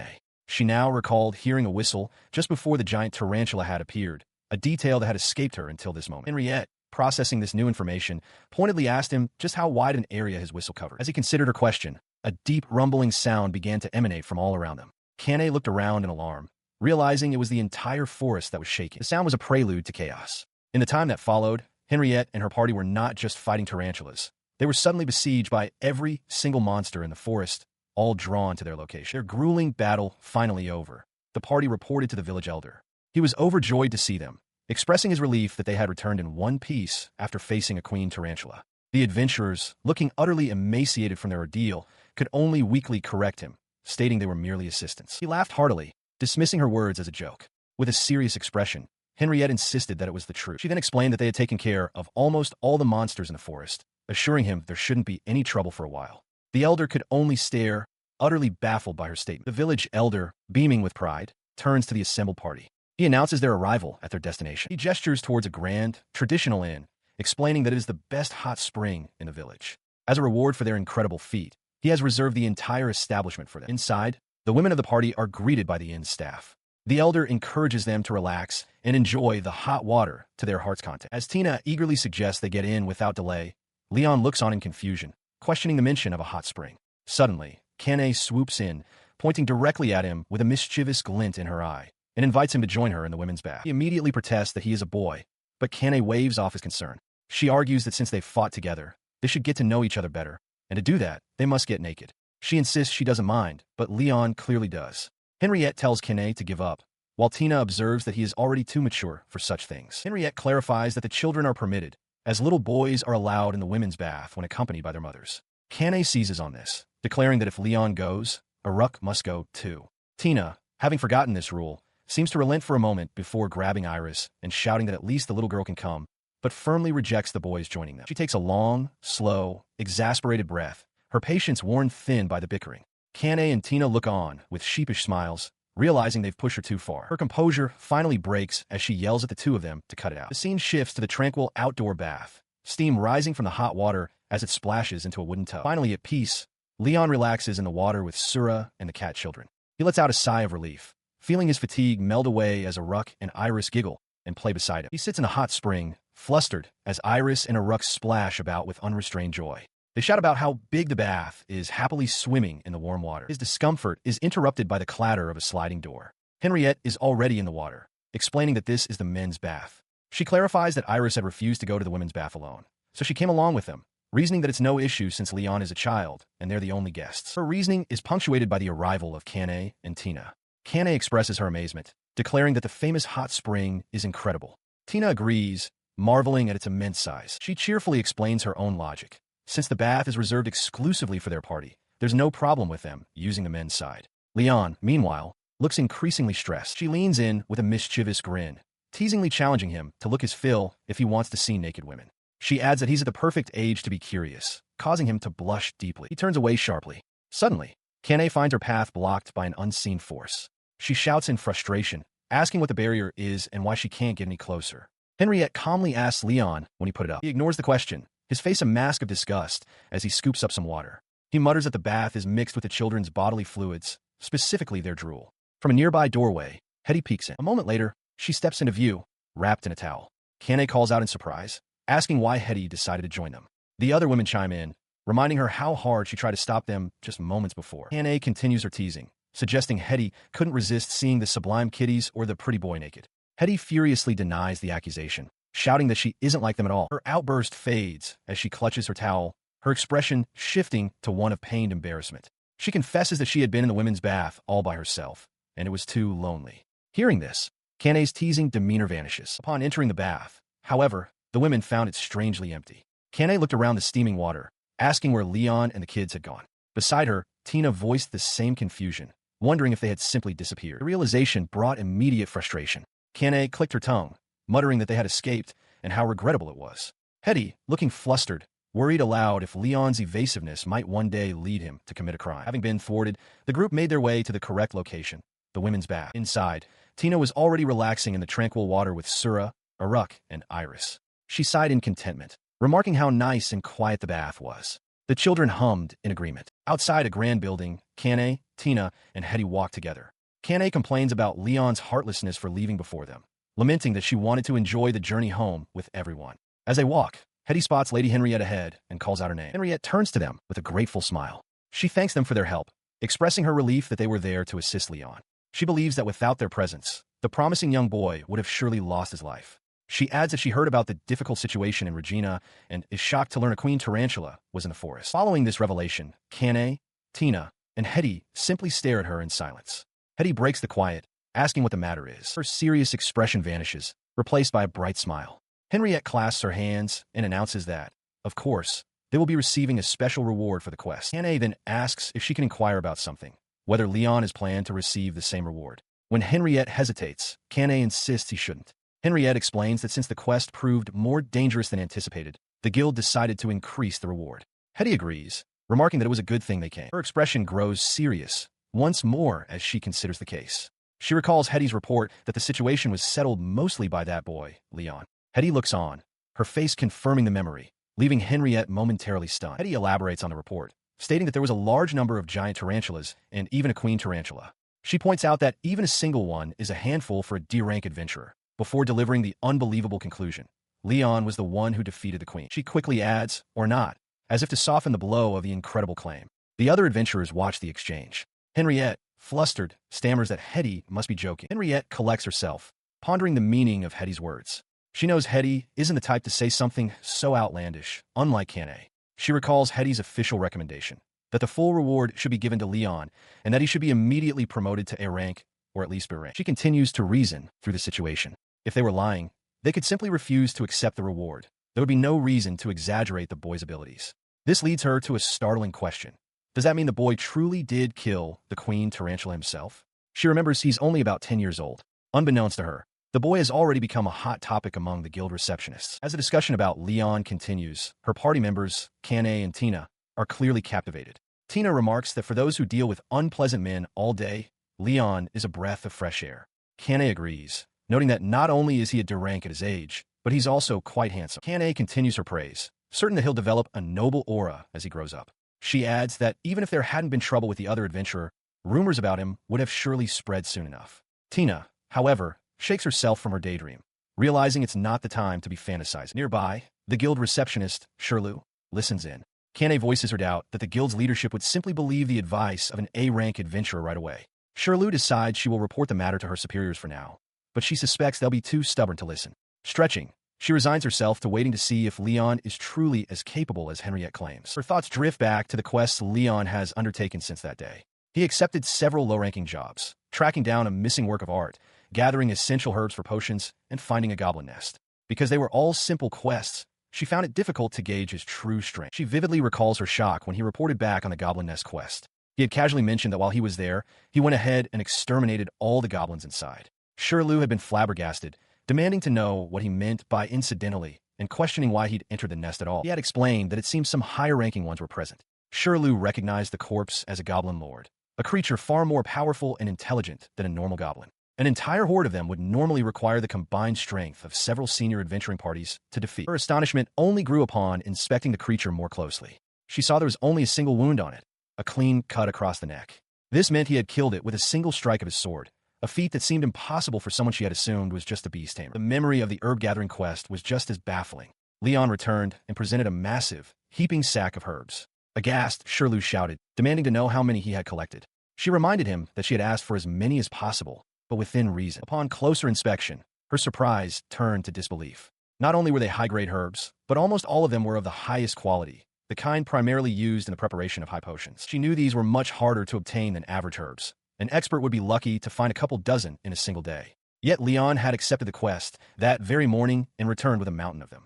She cannot begin to fathom how in the world he had found them. In the city, Tina confronts Leyon, holding a recovered painting. She demands to know how he keeps getting involved in such incredible situations. Leyon casually explains that the artwork was in a bandit hideout, and to get it back, he had to defeat them, adding that he's already captured the thieves. Tina, exasperated, tells him he could have at least called for assistance. The bandits he mentioned were no ordinary thugs. They were the Madhouse, a dangerous gang renowned for their combat prowess, who had recently been rumored to be expanding their influence into the area. At the Adventurers Guild, Shirley processes this very report. She stares at a captured, bound member of the Madhouse, realizing with astonishment that Leyon had not only caught one of their executives, but had done so alone. This was a feat even senior adventurers wouldn't attempt without meticulous preparation. A captured man, sweating and trembling, can only mutter that Leyon is a monster. Shirley looks on, her expression frozen in disbelief at the sheer scale of the boy's power. Elsewhere, Leyon's slime companion, Sura, seems to process this information as well, coming to a quiet realization. It was all true. As it rests atop Leyon's head while he walks through town, Sura suddenly goes limp. He quickly takes the slime into his hands, asking what's wrong. Sura weakly communicates that it doesn't feel good. His concern deepens, now joined by a worried Iris and Aruck. Leyon notes that Sura was perfectly fine just a moment earlier, recalling an image of the slime being knocked aside by a large man. He wonders if Sura is sick, or perhaps if it accidentally ate something strange, given its habit of consuming insects. As he contemplates the cause, Sura begins to emit a bright, pulsing light, startling him and the cat children. He confirms to the others that it's definitely glowing, but admits he has no idea why. They all stare at the illuminated slime, baffled by the strange phenomenon. He cradled the glowing slime, realizing that in situations like this, an expert's opinion was needed. Since beast tamers were uncommon, he decided a guild staff member would be the next best source of information. With Aruck and Iris in tow, he dashed towards the Adventurers Guild. Upon arriving, Shirley greeted him warmly. Leyon quickly explained that Sura was in trouble, having started to glow unexpectedly. Leaning in for a closer look, the receptionist expressed her concern, asking if the creature was sick. She studied the slime for a moment before offering a different theory. Sura might be evolving. Shirley explained that monsters were capable of evolution, though she admitted she didn't know the exact requirements, having only heard about it from other beast tamers. The possibility dawned on Leyon. Her eyes lit up with excitement as she called the event incredible. She remarked that beast tamers who could evolve their monsters were few and far between, and this was proof of how well Leyon had been raising Sura. The thought brought forth a memory of the great hero, Leyon Labberto, who, despite having killed countless monsters, had never witnessed one evolve firsthand. As if responding, Sura's light intensified. The light pulsed and then faded, revealing that Sura had turned a vibrant red. Leyon stared, surprised, while Shirley gasped in disbelief. A status panel materialized, identifying Sura as a red slime, level 1, with astonishingly high stats and confirming its status as Leyon's companion beast. She urgently warned Leyon to be careful. Red slimes, she explained, are ferocious, aggressive, and many times stronger than ordinary slimes, so powerful that even an A-rank adventurer would struggle. She added that there were cases of companion beasts disobeying their tamers after evolving. As she spoke, Sura wobbled and projected a simple thought. It felt strong. He held his newly evolved companion and asked if it felt anything else was off. Sura simply indicated that it did not, much to the curiosity of Aruck and Iris, who watched intently. It wobbled happily atop Leyon's head for a moment before playfully extending a part of its body to gently poke his cheek. The gentle gesture brought a wave of relief. Shirley smiled, concluding that Sura seemed to be fine after all, its docile nature unchanged. Leyon and the children looked pleased. She then recalled another matter. Addressing Leyon, she informed him that the guildmaster had instructed her to bring him to his office the next time he appeared at the guild. Meanwhile, in a sunlit office, a guild official sat at his large desk, reviewing a document. He leaned his fist against his chin, his brow furrowed in concentration. A heavy sigh escaped him, betraying a sense of weariness or concern over what he was reading. Inside a well-appointed office, the Labberto branch guild master, Denver, adjusts his glasses as he addresses the small group before him. He confirms the boy's identity is Leyon and commends his work, but his expression turned skeptical. To him, Leyon looks like nothing more than a normal child. From behind the large desk, Sura peeks out with curiosity. The guild receptionist, Shirlu, steps forward slightly to affirm Leyon's identity, adding that despite his appearance, his track record is impeccable. Leyon himself remains silent, his expression unreadable as he stands flanked by the cat-like twins. Despite her words, Denver leans back in his chair, a hand to his chin in consternation. He voices his uncertainty, admitting he isn't sure it's a good idea to promote the boy to the rank of senior adventurer. Shirlu counters that Leyon defeated a goblin lord, but internally, she grows frustrated. She thinks to herself that it's just a goblin at the end of the day, and that people underestimate them. She wonders what the guildmaster is even talking about. Her thoughts reflect a known truth among adventurers. Goblin lords are notoriously difficult to kill, even for seasoned veterans. They're always accompanied by a horde, making it impossible to defeat one without a full party. Denver concedes her point, agreeing that the situation is strange. He reasons that for Leyon to have single-handedly killed a monster that cannot be killed alone is, by definition, an anomaly. He then reveals that this very question is why he summoned Leyon. Looking directly at the boy, Denver asks how he accomplished the feat, pointedly suggesting that he must have had help from Sura and the twins. Before Leyon can answer, Shirlu interjects. She clarifies that she isn't referring to the children or the slime as conventional backup. She explains to the guildmaster that, as he can see, Sura is a red slime. Denver repeats the term, confused. A red slime? Shirlu sighs with thinly veiled exasperation, questioning how he can be the guildmaster and not know. Flustered, Denver bluntly states that it's because he's supported by outstanding subordinates. Shirlu internally scoffs, realizing he just dumps all the hard work on them. He snaps out of his thoughts and asks if she said something. With a bright, innocent smile, Shirlu replies, "Nope, nothing." Inside his office, Guildmaster Denver leans forward, his expression laced with skepticism. He presses the matter further, asking for confirmation that no one else provided any assistance during the battle. Leyon meets his gaze without flinching, calmly stating that he has already told the truth. He assures the guildmaster that he won't get angry, urging him to be truthful in return. The guildmaster sighs, explaining the complexity of the situation. He reveals that Henriette's party strongly insists that Leyon be promoted immediately to B rank or higher. However, he points out that guild policy is strict. It normally takes over a year of experience just to reach C rank. Becoming a B rank adventurer, he elaborates, means becoming a public face for the guild, a role that requires far more than simple combat prowess. Shirlu listens intently, acknowledging that she understands his reasoning. She then offers a simple solution. If a sudden promotion to B rank is too difficult, she asks, why not promote him to C rank instead? Her suggestion hangs in the air as she presses her advantage. Shirlu reminds the guildmaster that Leyon hasn't just killed a goblin lord. He is also credited with exterminating a queen tarantula, an achievement more than sufficient for a C rank promotion. Her voice sharpens as she leans in, directly challenging him. Was he implying that a respected adventurer like Henriette was a liar? Denver recoils, startled by her sudden intensity. He stammers, sweat beading on his forehead, and quickly denies the accusation. Shirlu cuts him off, telling him to stop overthinking something as insignificant as a C rank promotion. Turning towards the doorway where Leyon waits, she gestures back at her superior. She remarks to Leyon that, as he can see, the guildmaster is quite indecisive. Denver, leaning back defeatedly in his chair, weakly protests that he would rather call it being prudent. He, along with Sura, Aruck, and Iris, looks on with a flat expression, commenting that they could have simply called him after they had reached a decision. Later, Shirlu walks down the guild hall, holding Leyon's newly issued C-rank adventure card. She muses that with this promotion, he'll be able to take on more quests and will surely continue to build his reputation. She believes that eventually, even the indecisive guild master will realize it was the right call, though he's shown still fretting over the decision in his office. As she walks away, humming happily, her true motivation comes to light. With Leyon's success, she anticipates a better valuation and a pay raise for herself. With that extra money, she plans to buy a brand-name bag she's been eyeing, and she chuckles with delight at the thought. Outside the Adventurers Guild, Leyon turns as his name is called. Sura rests atop his head, with the cat children, Iris, and Aruck standing nearby. The voice belongs to Henriette, who approaches with her party to congratulate him on his promotion to C rank. Kane adds that she thinks he deserved an even higher rank. In the background, a flustered guild master Denver reflects that C rank was the best he could do. Her attention then shifts to their reason for being there. She asks Leyon if he was also summoned to the guild. He looks up, questioning her use of the word too, as Sura bounces slightly on his head. Henriette confirms his unspoken question, stating that her party also received a summons. Leyon simply affirms that he did as well. Inside, the main hall of the Adventurers Guild is packed with people. Leyon and his companions find a spot in the bustling crowd as Guildmaster Denver stands at a podium, clearing his throat to begin. He addresses the assembled adventurers, announcing that they have all been called to accept a quest to investigate a recent rash of kidnappings. The news sends a murmur through the hall, and Leyon's expression turns serious. The gravity of the situation is underscored by the city's reputation. Labberto is a tightly controlled city with barely any crime, where shady organizations hold little influence. A surge in kidnappings is an exceptionally rare event. He elaborates that the quest comes directly from the region lord himself. Due to the importance of maintaining Labberto's security, the guild has deemed it a high-priority matter and summoned everyone present. As he speaks, a hand raises from the crowd.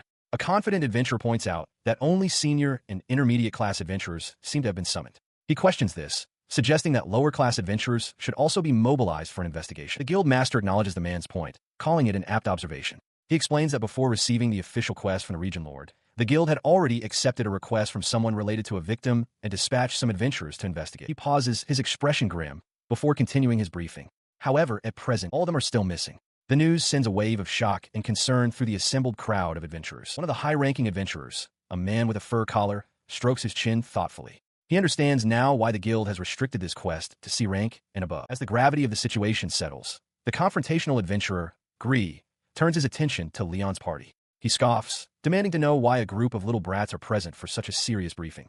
Leyon's companions recognize him as the man from their previous encounter. He sneers at Leyon, questioning how someone like him could have been promoted to C rank. He declares that this proves the guild's ranking appraisals are completely out of whack. In the background, the guild master overhears the accusation. Before Leyon can respond, Kene steps forward with a sly smile. She mockingly suggests that Gree is just blaming the guild because he still can't manage to get promoted to A rank himself. Her words hit their mark, and Gree whirls on her, enraged. As the tension rises, Henriette swiftly intervenes, placing a calming hand on Leyon's shoulder. She addresses Gree directly, vouching for Leyon's abilities. She asserts that he is more than worthy of being a C-rank adventurer, and perhaps even better than that. He scoffs at her defense, accusing her of pressuring the guild into promoting Leyon. Henriette calmly refutes his claim, stating that she did not and did not need to. A look of sudden, cynical understanding dawns on Gree's face. The two adventurers lock eyes, a silent, intense standoff passing between them. Breaking the stare, Gree points dismissively towards Aruck and Iris. He demands to know if the two toddlers are also as strong as C-ranks. Perched on Leyon's head, Sura quietly asks if he should kill the man. With a strained expression, Leyon tells his companion no killing, while the cat children glare angrily. He calmly explains that Aruck and Iris are his companion beasts, questioning why it would be strange for a beast tamer to bring them along. The two cat girls glare fiercely at Gree, who recoils slightly in surprise. The adventurer, Gree, sneers and delivers a final threat, warning Leyon that he's dead meat if he gets in his way. With that, he turns and leaves. Leyon reassures Sura, who had considered killing the man, that it was just a minor threat and not to worry about it. With the confrontation over, Guildmaster Denver gives the assembled adventurers their final instructions.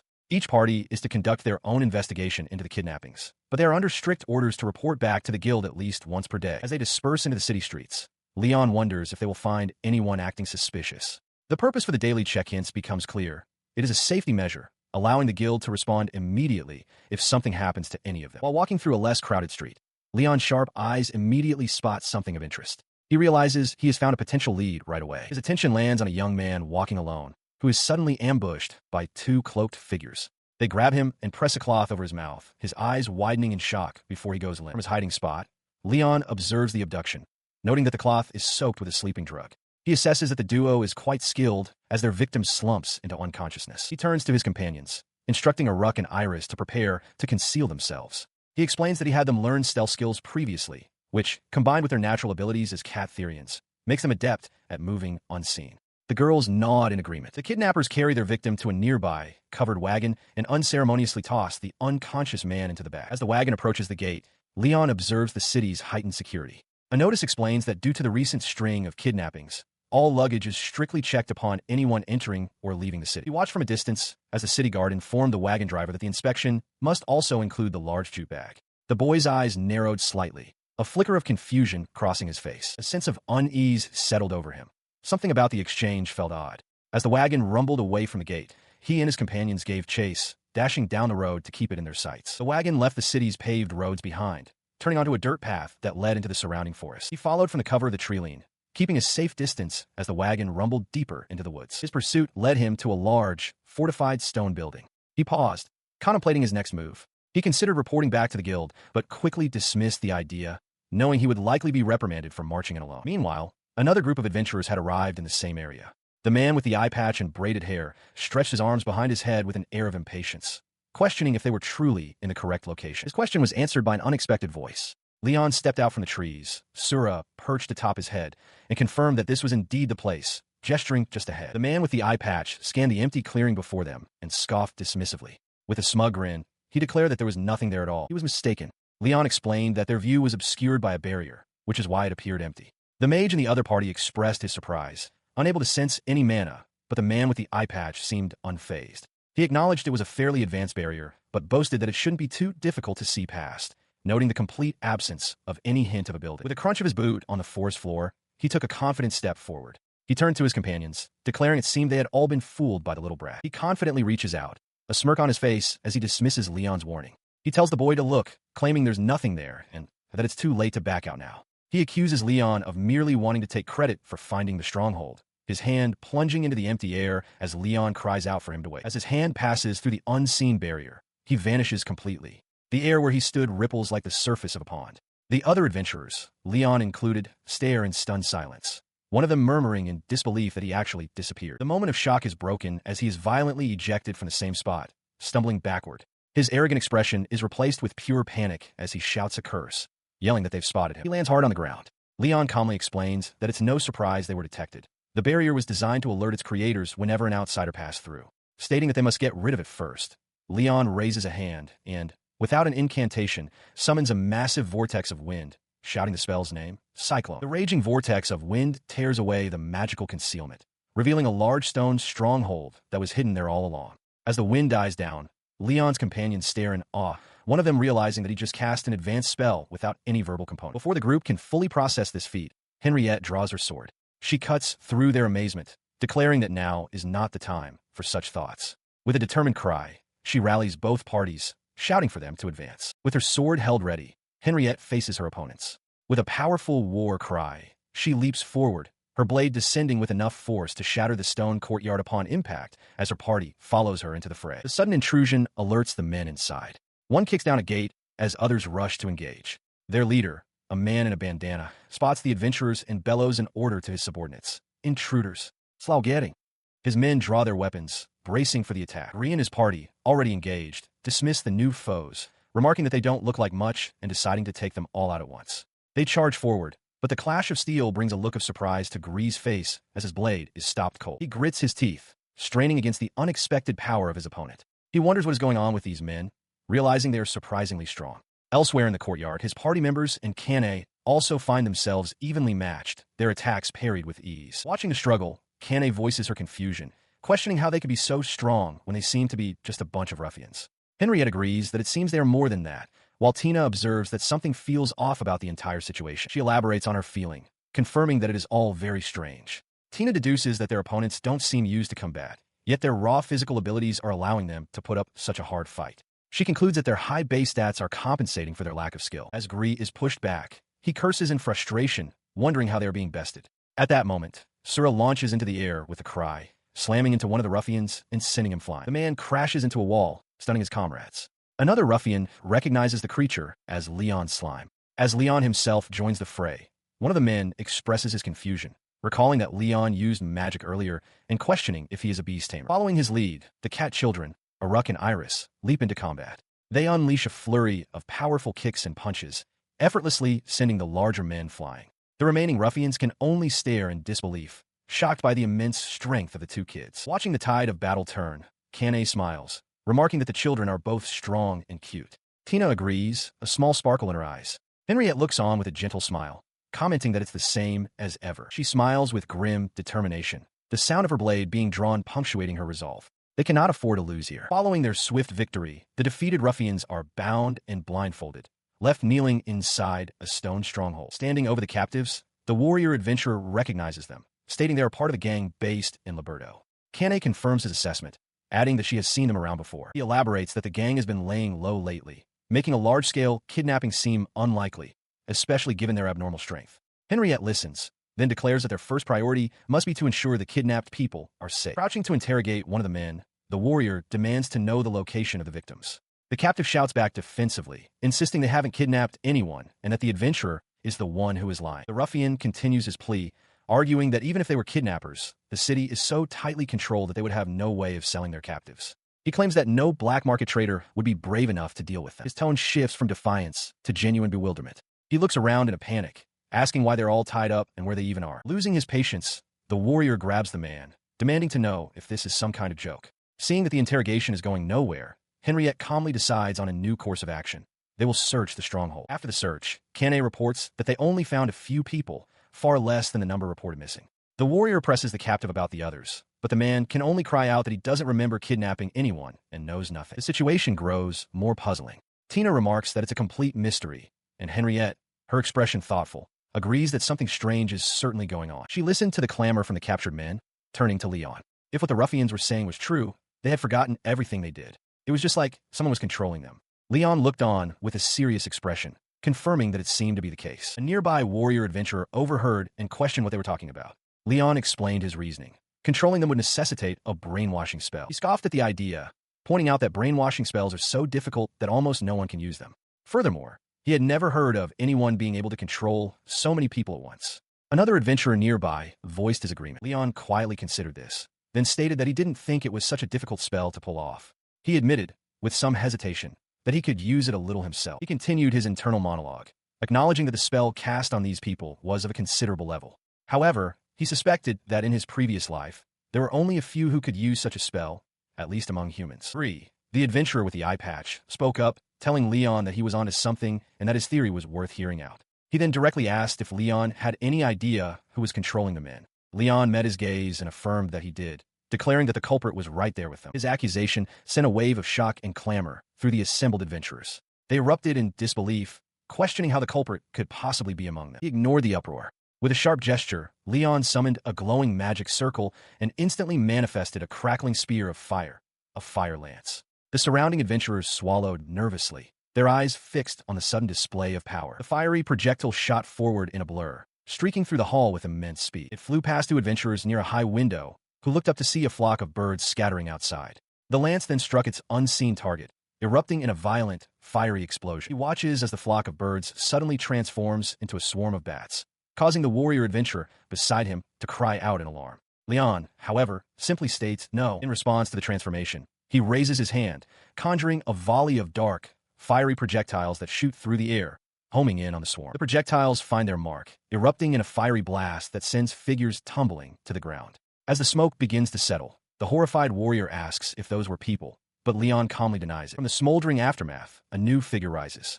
He has long, light hair, pointed ears, and demonic bat-like wings. Clutching a bleeding wound, he glares forward. The other adventurers stare in shock, with the warrior finally gasping the truth of their identity. Vampires. Before the assembled adventurers, a group of winged figures stands revealed. Tina swallows hard, her eyes wide with disbelief as she recognizes them. Impossible. She thinks there are still living vampires. Their leader, a man with long, light-colored hair, smirks as he explains their nature. He clarifies that vampires are a type of undead monster, highly intelligent, humanoid creatures who are feared because they live off human blood. He continues, his eyes glinting with malice, revealing that they can also control those whose blood they have consumed, turning them into servants. It was a power so feared that their kind was thought to have been driven to extinction long ago. Tina connects the pieces, asking Kane if this means the gang was kidnapping people to provide blood for them. As Kane expresses her shock, the vampire leader overhears and commends Tina's deduction as impressive for a human. He confirms her theory without hesitation, gesturing towards the bound and blindfolded ruffians. He states plainly that they were, indeed, the ones controlling those men. Nearby, another adventurer remarks that even a single vampire is considered a disaster-class threat. Leyon, however, remains confident. He recalls hearing their physical strength is nothing special and, with all their servants captured, declares it the perfect chance to attack. He rallies the others, shouting for them to finish the vampires off. The adventurers roar in agreement, preparing to charge. The vampire leader simply chuckles, amused by their boldness and how much they underestimate his kind. In an instant, the vampires become blurs of motion, surging through the adventurers' ranks with impossible speed. Leyon can only gasp, his eyes wide with shock at how fast they are. Before he can even process their movement, the vampire leader is already behind him, a hand gripping his shoulder. The vampire laughs, his voice a low whisper as he declares that Leyon, too, shall become his servant. He lunges, fangs bared for the boy's neck. But instead of piercing flesh, his teeth strike something hard with a sharp clink. A small, glowing object on Leon's chest has blocked the bite. The vampire's eyes widen in utter disbelief, his attack completely thwarted. He recoils in shock, questioning what is happening. The controlled ruffians are equally bewildered, unable to understand why their bodies have become so hard. The vampire leader realizes with a start that a defensive spell is at play. Leyon calmly confirms this, pointing out that without the ability to drink their blood, the vampires have lost control over their puppets. His disbelief turns to rage. He roars that their fangs can pierce even steel, insisting that no defensive spell should be powerful enough to stop them. Realizing the immediate threat, he commands his kin to deal with the boy first, warning them not to be fooled by his appearance, since he was the one to discover their presence. The coterie immediately swarms towards Leyon. In a flash, he draws his sword. A blur of motion and steel slices through the air as he cuts down the attacking vampires in a single, fluid movement. The bodies of the vampires thud to the ground. Their assault ended as quickly as it began. His companions watch, stunned by the display. Kane remarks on his insane strength, while Tina can only describe him as superhuman. The crowd of ruffians murmurs in confusion. The onlookers are completely baffled by his speed. One of the ruffians questions if he truly killed all 5 vampires in one blow, as another confesses he couldn't see a thing. He calmly surveys the scene, his gaze settling on the vampire leader lying amongst the fallen. He calls out, telling him not to bother playing dead. On the ground, the leader's eye twitches in response. The vampire's eyes snap open, wide with disbelief and a flicker of fear. He pushes himself up, staring at his injuries in horror. A dreadful realization dawns on him as he questions why his wounds are not regenerated. The other vampires share his panic, realizing their own wounds are also failing to close. Leyon calmly explains that he applied an improvised undead-killing enchantment to his sword specifically to seal their regenerative abilities. His gaze falls upon the defeated leader as he contemplates his next move. He considered his options, looking back at his companions. He could dispose of the vampires right now, but he reasoned that keeping them alive might be the only way to find out where the missing people were being held. Henriette nodded in agreement, affirming it was a good idea. A slight grin touched his lips. In response, the defeated vampire on the ground let out a dry laugh. With a sudden surge of energy, he warned them not to underestimate him. His body began to crack and crumble under an immense internal pressure. He declared that if the choice was between being captured by mere humans or death, he would gladly choose death. With a final crack, his form disintegrated into nothingness. The report of this encounter soon reached the office of Guild Master Denver. He sat at his desk, hands clasped and brow furrowed with concern, asking for confirmation of the events he had just been told. He listened with a skeptical expression, questioning if they could have mistaken the creatures for some other kind of monster. After all, he argued, no one had ever seen a real vampire before. Henriette stood firm, assuring him she was sure of what they had faced. The Guildmaster offered a different theory, suggesting they might have encountered succubi, noting that those demons also possess the ability to control people. Henriette flatly rejected the notion, pointing out that succubi are exclusively female. Leyon added that succubi would not have been nearly as strong, and more importantly, the monsters had explicitly identified themselves as vampires. Flustered, the Guildmaster corrected himself, apologizing and conceding that he should have said incubi instead. He paused, stroking his chin in thought. Before he could continue his speculation, Shirley stepped forward. She addressed him directly, telling him to just admit it already. As he tried to suggest the monsters were merely pretending to be vampires to show off, she cut him off, stating that it was a waste of time to dawdle like this. The Guildmaster, Denver, gestured towards the assembled party of adventurers. He assumed the matter was concluded, asking if they had already taken care of the vampires. His receptionist, Shirley, grabbed the back of his chair in exasperation. She scoffed at the notion that this was the end of it, sarcastically remarking that the kidnappings would just stop and everyone would live happily ever after. Her outburst gave the adventurers an opening. Kane spoke first, explaining that they didn't believe they had found all the vampires. Henriette added that they had only recovered some of the kidnapping victims, making it logical to assume another stronghold existed where the rest were being held. She continued, stating that far more people had been taken than officially reported.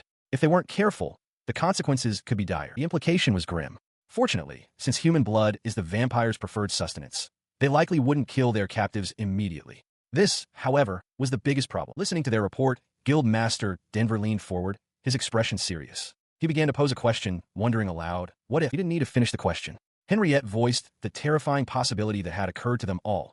The vampires may have evolved. The suggestion sent a wave of shock through the room, startling her companions and the guild staff alike. His expression hardened with resolve. Denver declared that this information must be reported to the Lord immediately, and that he would do it himself to ensure it was done quickly. He then looked directly at Henriette, placing his trust in her for what was to come.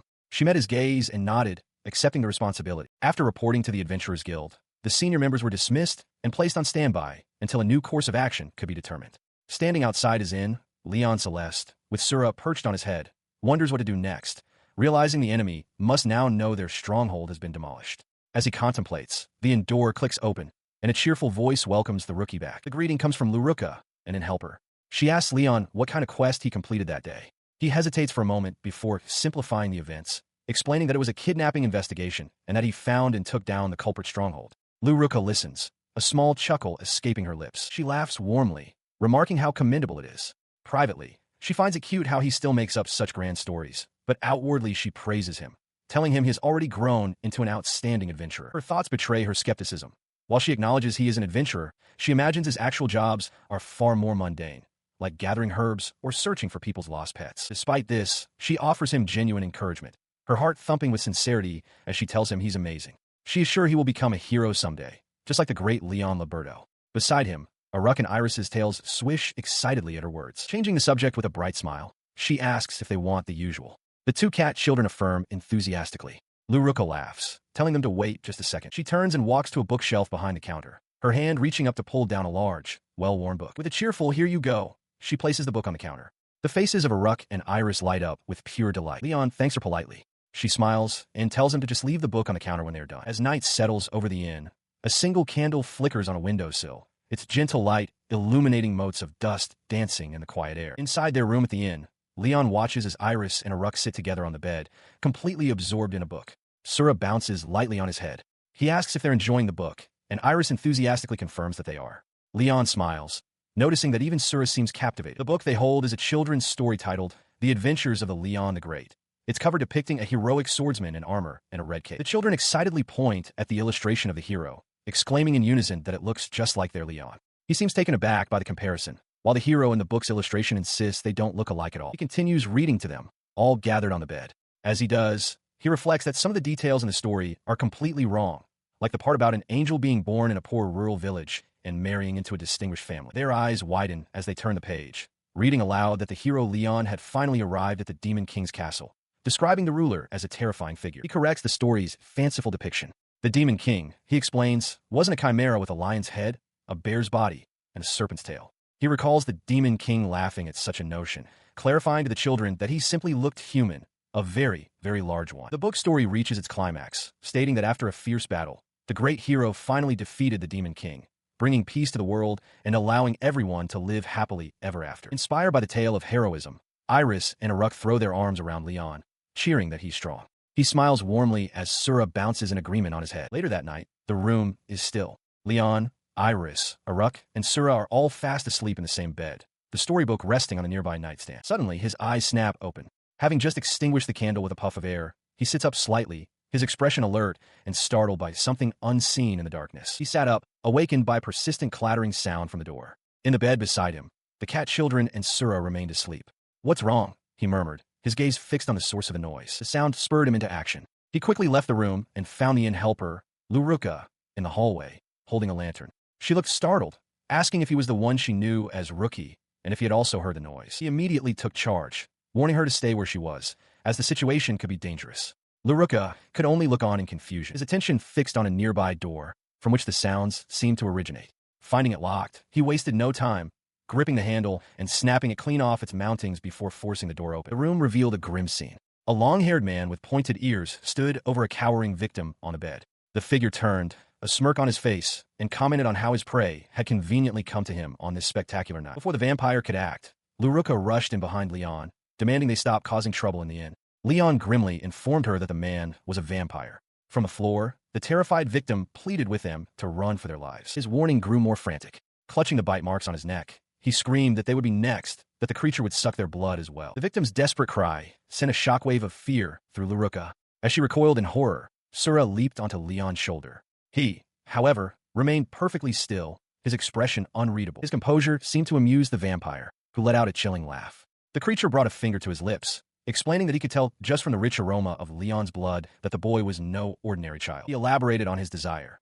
musing that consuming such blood would elevate him, bringing him even closer to the Lord. When Leyon questioned who that was, the vampire's grin widened as he revealed his ultimate master, the Vampire King. The vampire smiled, confident in his grand ambitions. He mused that after a long reign in obscurity, they were just one step away from their goal. He was certain that tonight, one of the 6 arch-vampires, including himself, would evolve into the Lord. Leyon processed the creature's words. He understood now that this was no ordinary vampire, but a member of a higher-ranking species, an arch-vampire, whose goal was to ascend and become a vampire lord. He met the arch-vampire's gaze and declared that he had no intention of letting his blood be sucked. Without hesitation, he raised his sword, preparing to strike. The blade sliced cleanly through the air, cutting a deep gash across the arch-vampire's chest. The creature's eyes widened in shock as he gasped in pain. He staggered backward, clutching his chest in disbelief. It seemed impossible that he, an arch-vampire, had been hit. Looking down at the wound, a horrifying realization dawned on him. Blood spurted from the cut, which showed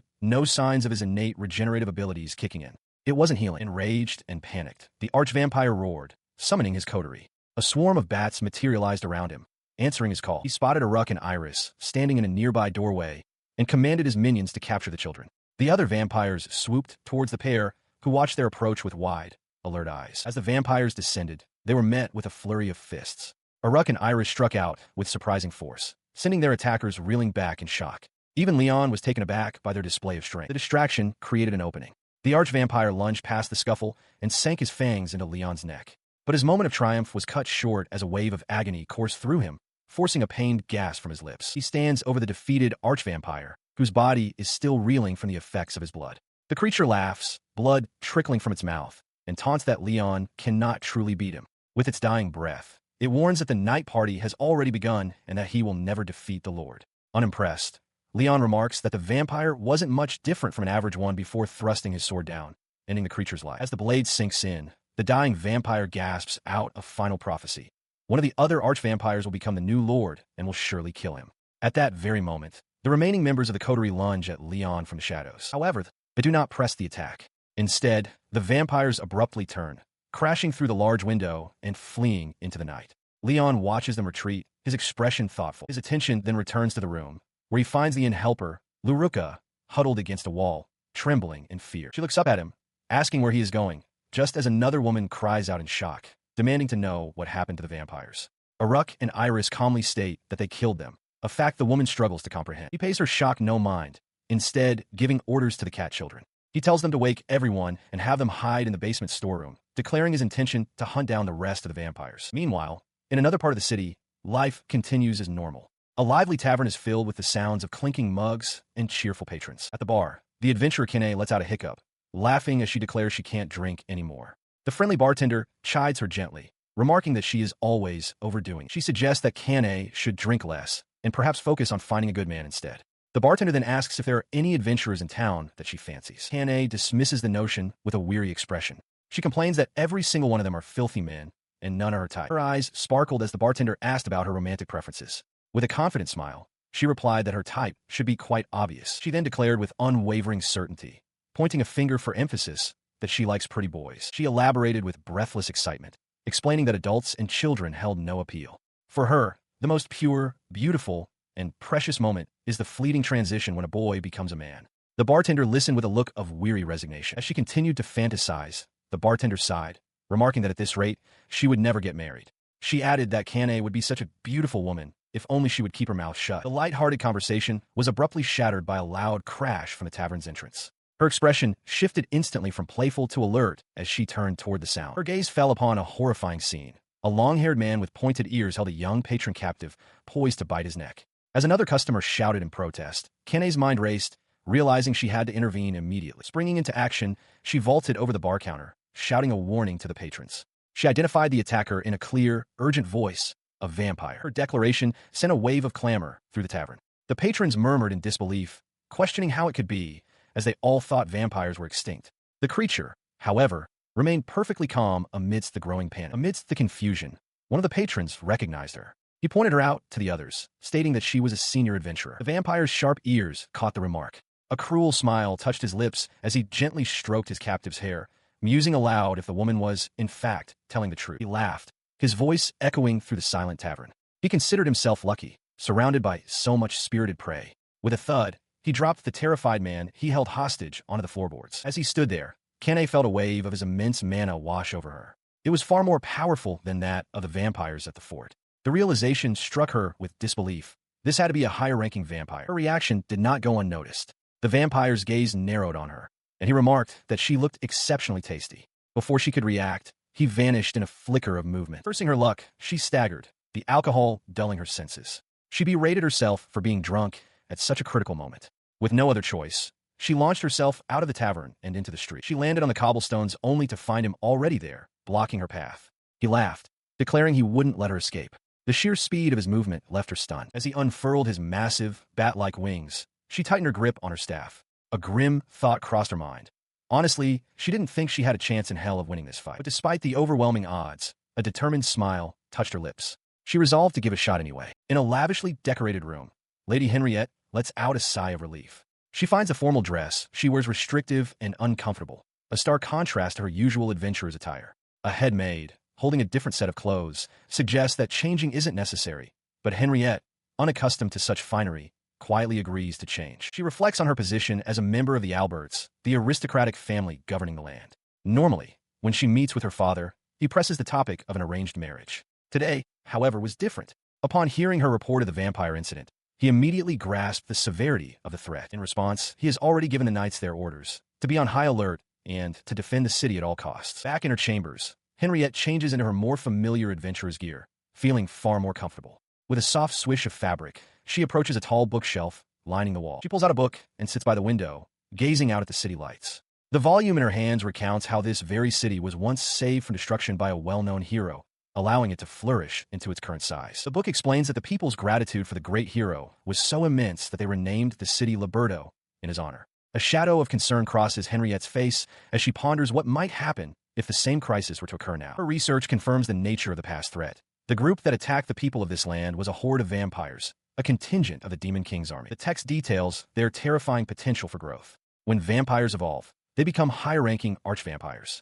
When an archvampire evolves further, it becomes a vampire lord, the pinnacle of their kind. This ultimate form is singular and immensely powerful. The book states that only one vampire lord can exist at any given time, and their strength is unbelievably greater than that of archvampires. Staring at the book, Henriette's thoughts darken. With no great hero to protect them now, she questions if the vampires will attack again to capture the city. A chilling possibility forms in her mind, causing her hand to tremble.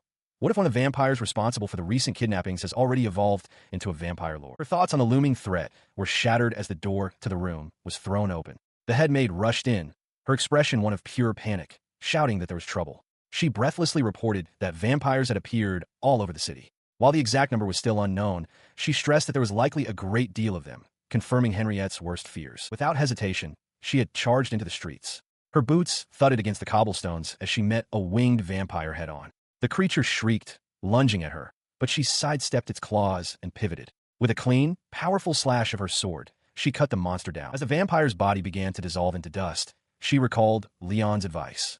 She quickly produced a flask and poured its contents over the disintegrating remains.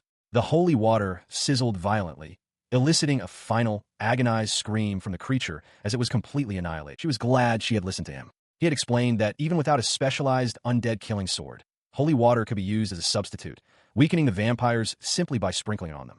It was fortunate she had purchased a large amount. Surveying her surroundings, she calculated that she must have killed at least 5 since leaving her estate. It was clear the vampires had already infiltrated every corner of the city. However, the most troubling part of the invasion was the fate of the citizens, who were being controlled by the vampires after having their blood drained. She realized she couldn't identify the controlled townsfolk by sight, and the knowledge that they were puppets made it harder to fight them. At this rate, the entire city would fall. Her priority was to regroup with Kane and Tina. She pulled out a magical compass, an item that allowed them to track each other's locations, and felt a flicker of relief seeing that Kane was nearby. Just as she prepared to move, a sudden, overwhelming presence washed over the area, freezing her in place. Her heart hammered against her ribs as her gaze was drawn upward. On a nearby rooftop, silhouetted against the full moon, stood a figure with immense, leathery wings. The figure was a tall male vampire with long, pale hair and a cruel smirk. A strange, halo-like light emanated from behind his head. He held a captive woman with long dark hair, her body limp in his grasp. She stared, horrified. He was completely different from the others. The intimidating aura he projected was on another plane entirely, confirming he was a higher-ranking species. An arch-vampire? No, she realized with a surge of dread. This was the Vampire Lord. The Vampire Lord gazed down at her from his perch, his eyes glinting in the moonlight. He then spoke, his voice echoing across the square, mentioning a time from 100 years ago. He explains that when their previous lord was killed, the Night Clan lost more than half its power. They were reduced to lesser vampires, a species inferior even to humans. For years they survived in obscurity by feeding on beasts, then slowly began preying on humans again, eventually evolving into arch-vampires. With a triumphant grin under the full moon, he declares that this moment has finally arrived. He is the new Vampire Lord, the sovereign who now rules over the Night Clan. His proclamation is lost on Henriette, whose gaze falls upon a figure lying motionless on the cobblestones. She recognizes Kane. Rushing to her side, she desperately calls out her name, shaking her, but is met with only silence. As she cradles her fallen comrade, a horrifying realization dawns upon her. Kane is dead. The Vampire Lord floats down, casually remarking that he seems to have drunk a little too much. He tells Henriette that she should consider it an honor for Kane to have become the nourishment that fueled his birth. A shadow falls over her face. Her knuckles whiten as she grips the hilt of her sword, her body trembling with suppressed rage. The rage erupts. With a guttural roar, she screams that she will never forgive him. The vampire lord merely laughs, musing that her blood must be just as delectable and that a celebratory meal is in order. She lunges forward, her blade a blur aimed at his throat. But the attack is futile. With a flick of his fingers, he effortlessly parries the sword, mocking her lack of accuracy. Staggering back, she grits her teeth, acknowledging the immense gap in their strength. Realizing a direct assault is useless, she reaches for a small vial at her side. Uncorking it, she hurls its contents directly at the vampire, demanding he taste it. The liquid splashes across his chest and hand. He looks down surprised as his skin sizzles. It's holy water. Seizing the momentary distraction, Henriette charges again, sword raised, but he sidesteps the attack with contemptuous ease. He effortlessly catches Henriette's blade between his fingers with a sharp clang. With a condescending smirk, he tells her it's a shame, revealing that her middling slashes were never going to slay him, and that he was merely dodging them for his own amusement. He then poses a question, his voice dripping with mockery. Did she really believe holy water would work on him, the Lord of Vampires? Henriette can only stare back, her face a mask of horrified disbelief, realizing the futility of her efforts. Before she can react, he moves with impossible speed, swooping past her in a blur of motion. Henriette understands her only option is to buy time until other adventurers can provide backup, knowing that if he manages to suck her blood, she is finished. The vampire lord laughs, correctly guessing her fear. However, he then delivers a chilling revelation. A lord like himself has no need to suck a human's blood to control them. Suddenly, Henriette's body seizes. Her sword feels impossibly heavy, clattering to the ground as she falls to her knees, wondering what is happening to her. The vampire lord looms over her, stating that resistance is futile. She is already under his control. At that moment, a group of townsfolk arrive on the scene. Recognizing the A-rank adventurer, they exclaim that they are saved. Henriette, however, can only look on in wide-eyed panic, sweat beading on her brow. The townsfolk plead for her help. Henriette desperately tries to warn them to stay back, but the vampire lord, standing directly behind her, coldly declares them prey and issues a command. Catch them. Her body moves against her will. Her hand darts out, and with a single touch, she freezes one of the approaching men in his tracks. His face twists from hope to sheer terror. As the paralyzed man collapses, Henriette fights against the invisible strings controlling her. Through gritted teeth, she manages to gasp a warning to the others, telling them to run because she's being controlled. Another townsman screams and turns to flee, but Henriette's arm jerks in motion once more, commanded by the smirking vampire lord. A wave of despair washes over her. She cannot believe it. Not only has she failed to avenge Kane, but she has been turned into the enemy's puppet. As the townsfolk shriek in terror, the vampire lord steps forward with a disarming smile, telling them to relax. He clarifies that they have no intention of killing humans. On the contrary, he explains they will encourage their breeding and keep them alive for a long time, as humans are their essential food source. He walks calmly through the street, past the terrified townsfolk who have fallen to their knees and between the ranks of his own kind, who bow reverently before him. He continues his chilling explanation, comparing the humans to livestock. Just as they value their cattle, he says, so too do the vampires value their food. With a grand gesture, he proudly declares himself the vampire lord and proclaims that all of them are now his property. His declaration is met with a deafening roar of approval from his followers, who cheer for their king. The vampire lord's eyes gleam with manic ambition as he boasts that they have achieved what their ancestors could not. This city, he proclaims, is merely the starting point. He scoffs at the idea of the hero or the demon king stopping them, declaring that their night clan will rule the entire world. As his followers take to the skies, swarming over the rooftops with the sound of beating wings, Henriette and Kane can only watch. Kane's face is slick with sweat, her eyes wide with terror at the overwhelming display of power. Unseen by the celebrating vampires, a new group arrives on the scene. Leyon, with Sura perched on his head, looks on with Aruck and Iris at his side. Sura makes a simple observation to the group. There are a bunch of vampires here. In the dead of night, a vampire's confident expression twists into one of shock as a blade slices cleanly through its form. Moments before, Leyon had stood calmly in the town square, his staff planted firmly on the cobblestones. Behind him, the two young cat children, Aruck and Iris, were beginning to doze off on their feet. Noticing his sister's fatigue, Aruck quietly asked if she was okay. Iris, rubbing a sleepy eye, simply mumbled her assent. He looked up towards the rooftops as bat-like creatures circled overhead. Leyon acknowledged to himself that it was difficult for the children, as they were usually asleep by this time, but he knew they wouldn't have listened even if he had told them not to come. The creatures were part of a massive gathering of vampires filling the square. Leyon noted the large number of them, while from a high vantage point, their leader watched with a smirk, finding the situation quite convenient. In response to the horde, Leyon raised a hand to the sky and invoked a spell. A holy rain began to fall, sizzling against the vampire's skin and causing them to cry out in agony. He followed this immediately with another incantation. Massive ice spikes erupted from the cobblestones, impaling the shrieking vampires and throwing their ranks into chaos. From his perch, the enraged vampire lord glared down at the source of the destruction, roaring that Leyon was responsible. The boy met his furious gaze with a cold, unwavering stare, his hand resting on the hilt of his sword. He then launched himself into the air, blade drawn. In a single, fluid arc, he sliced through several more vampires, their expressions of shock captured in the instant before they fell. Leyon landed softly amidst the fallen bodies as they began to crumble into dust. A dying vampire stared up at him, its last thought a question of disbelief. It had thought he was merely a mage. He stands before the vampire lord, who expresses surprise that his subordinates were eliminated in an instant. The lord's voice is cold as he demands to know the boy's identity. He calmly introduces himself as Leyon. Internally, he assesses his opponent, sensing his considerable strength, as a fleeting image of the great hero, Leyon Labberto, flashes through his mind. The vampire shouts the name in disbelief, but quickly dismisses the notion. He reasons that it's not uncommon for humans to share names,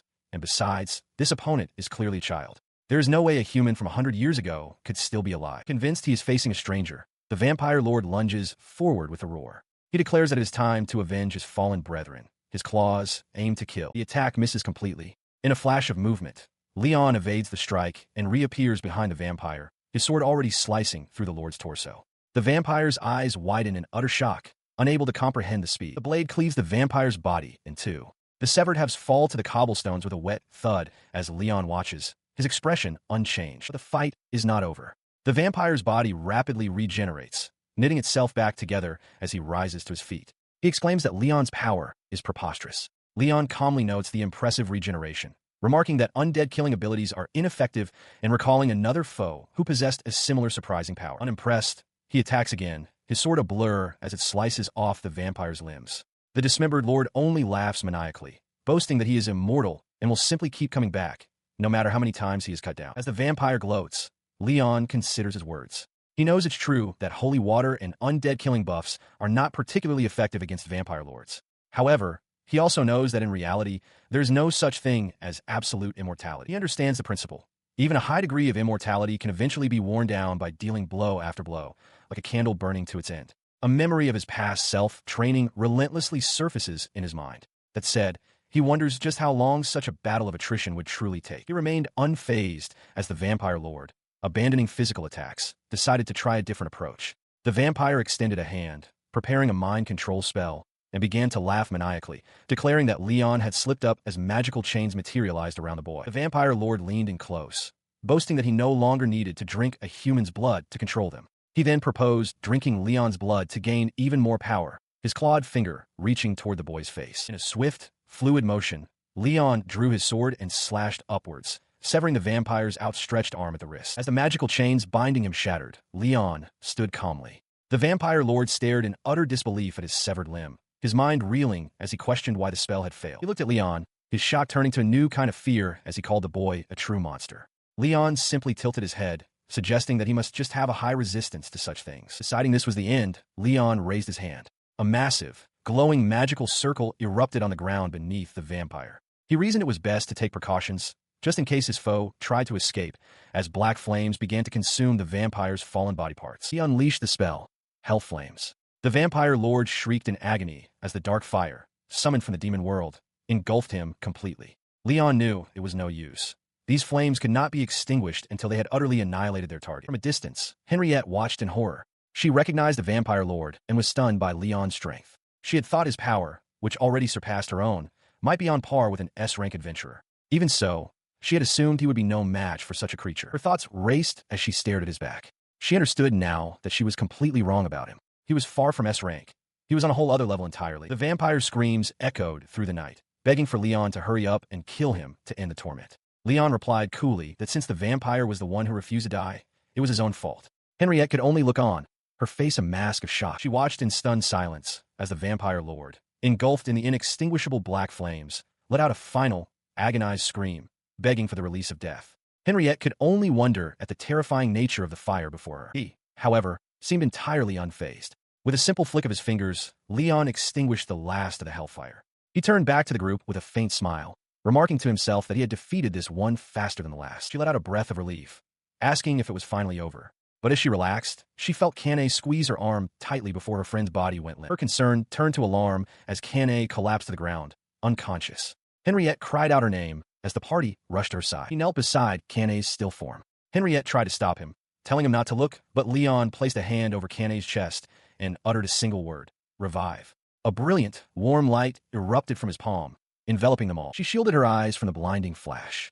For a moment, everything felt hazy, as if she were waking from a strange dream. Her friend's voice cut through the haze. Canet blinked, looking up at Henriette with a puzzled expression, and asked what the matter was. She sat up, completely bewildered. Canet wondered aloud if she had passed out drunk in the middle of the road, mentioning a weird dream. But Henriette stared, her eyes wide with a shocking realization. It wasn't a dream. Leyon had just used a revival spell. Her mind raced, connecting the impossible events. She looked at Leyon, whose back was now turned to them, and a forgotten legend surfaced in her memory: the story of Leyon the Great. He was the hero who had single-handedly defeated the Demon King, an incredible feat made possible by his mastery of the highest classes of 4 different job archetypes: mage, swordsman, archwizard, and swordmaster. Her thoughts crystallized into a stunning conclusion as she compared the boy before her to her own party. He possessed sword skills superior to her own, magic stronger than Canet's, and scouting abilities that surely surpassed even Tina's. She reeled from the realization that he could cast the ultimate healing spell, revive. The thought crossed her mind. Could he be the legendary hero?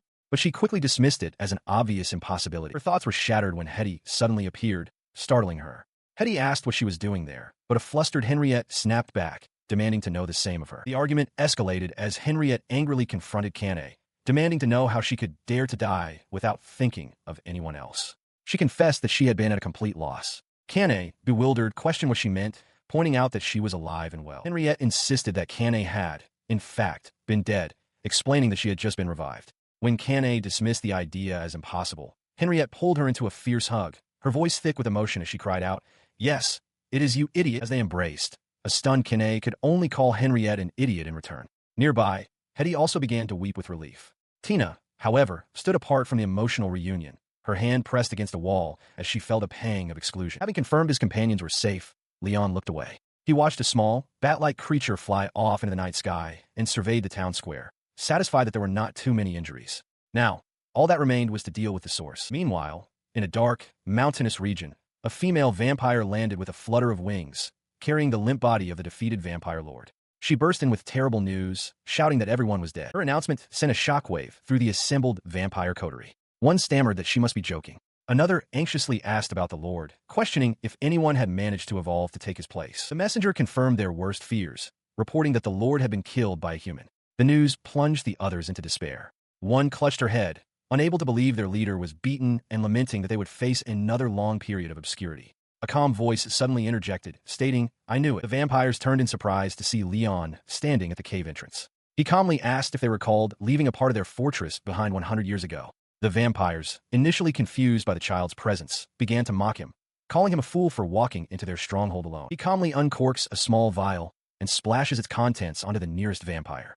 The creature's face sizzles and melts on contact, letting out a guttural scream of agony. Enraged, the vampire lord declares he will suck Leyon's blood as mourning for his fallen brethren. The other vampires fall back, stunned by the sudden and gruesome display. He looks at the vial in his hand, musing to himself how surprisingly weak these lesser vampires are to be so damaged by mere holy water. With this realization, a bright, cheerful smile spreads across his face. Clasping his hands together, he announces with unsettling glee that it's time to clean up. In response to his declaration, a massive, intricate magic circle materializes on the cave floor, bathing the entire chamber in a blinding flash of holy light. The vampires, caught within its radius, shriek in agony as the sacred energy engulfs them. The next morning, in a room overlooking the city, Leyon stands as a door clicks open behind him. He turns and asks his companions if they managed to get any sleep. He looks out the window to see Aruck and Iris, full of energy, confirming they slept well.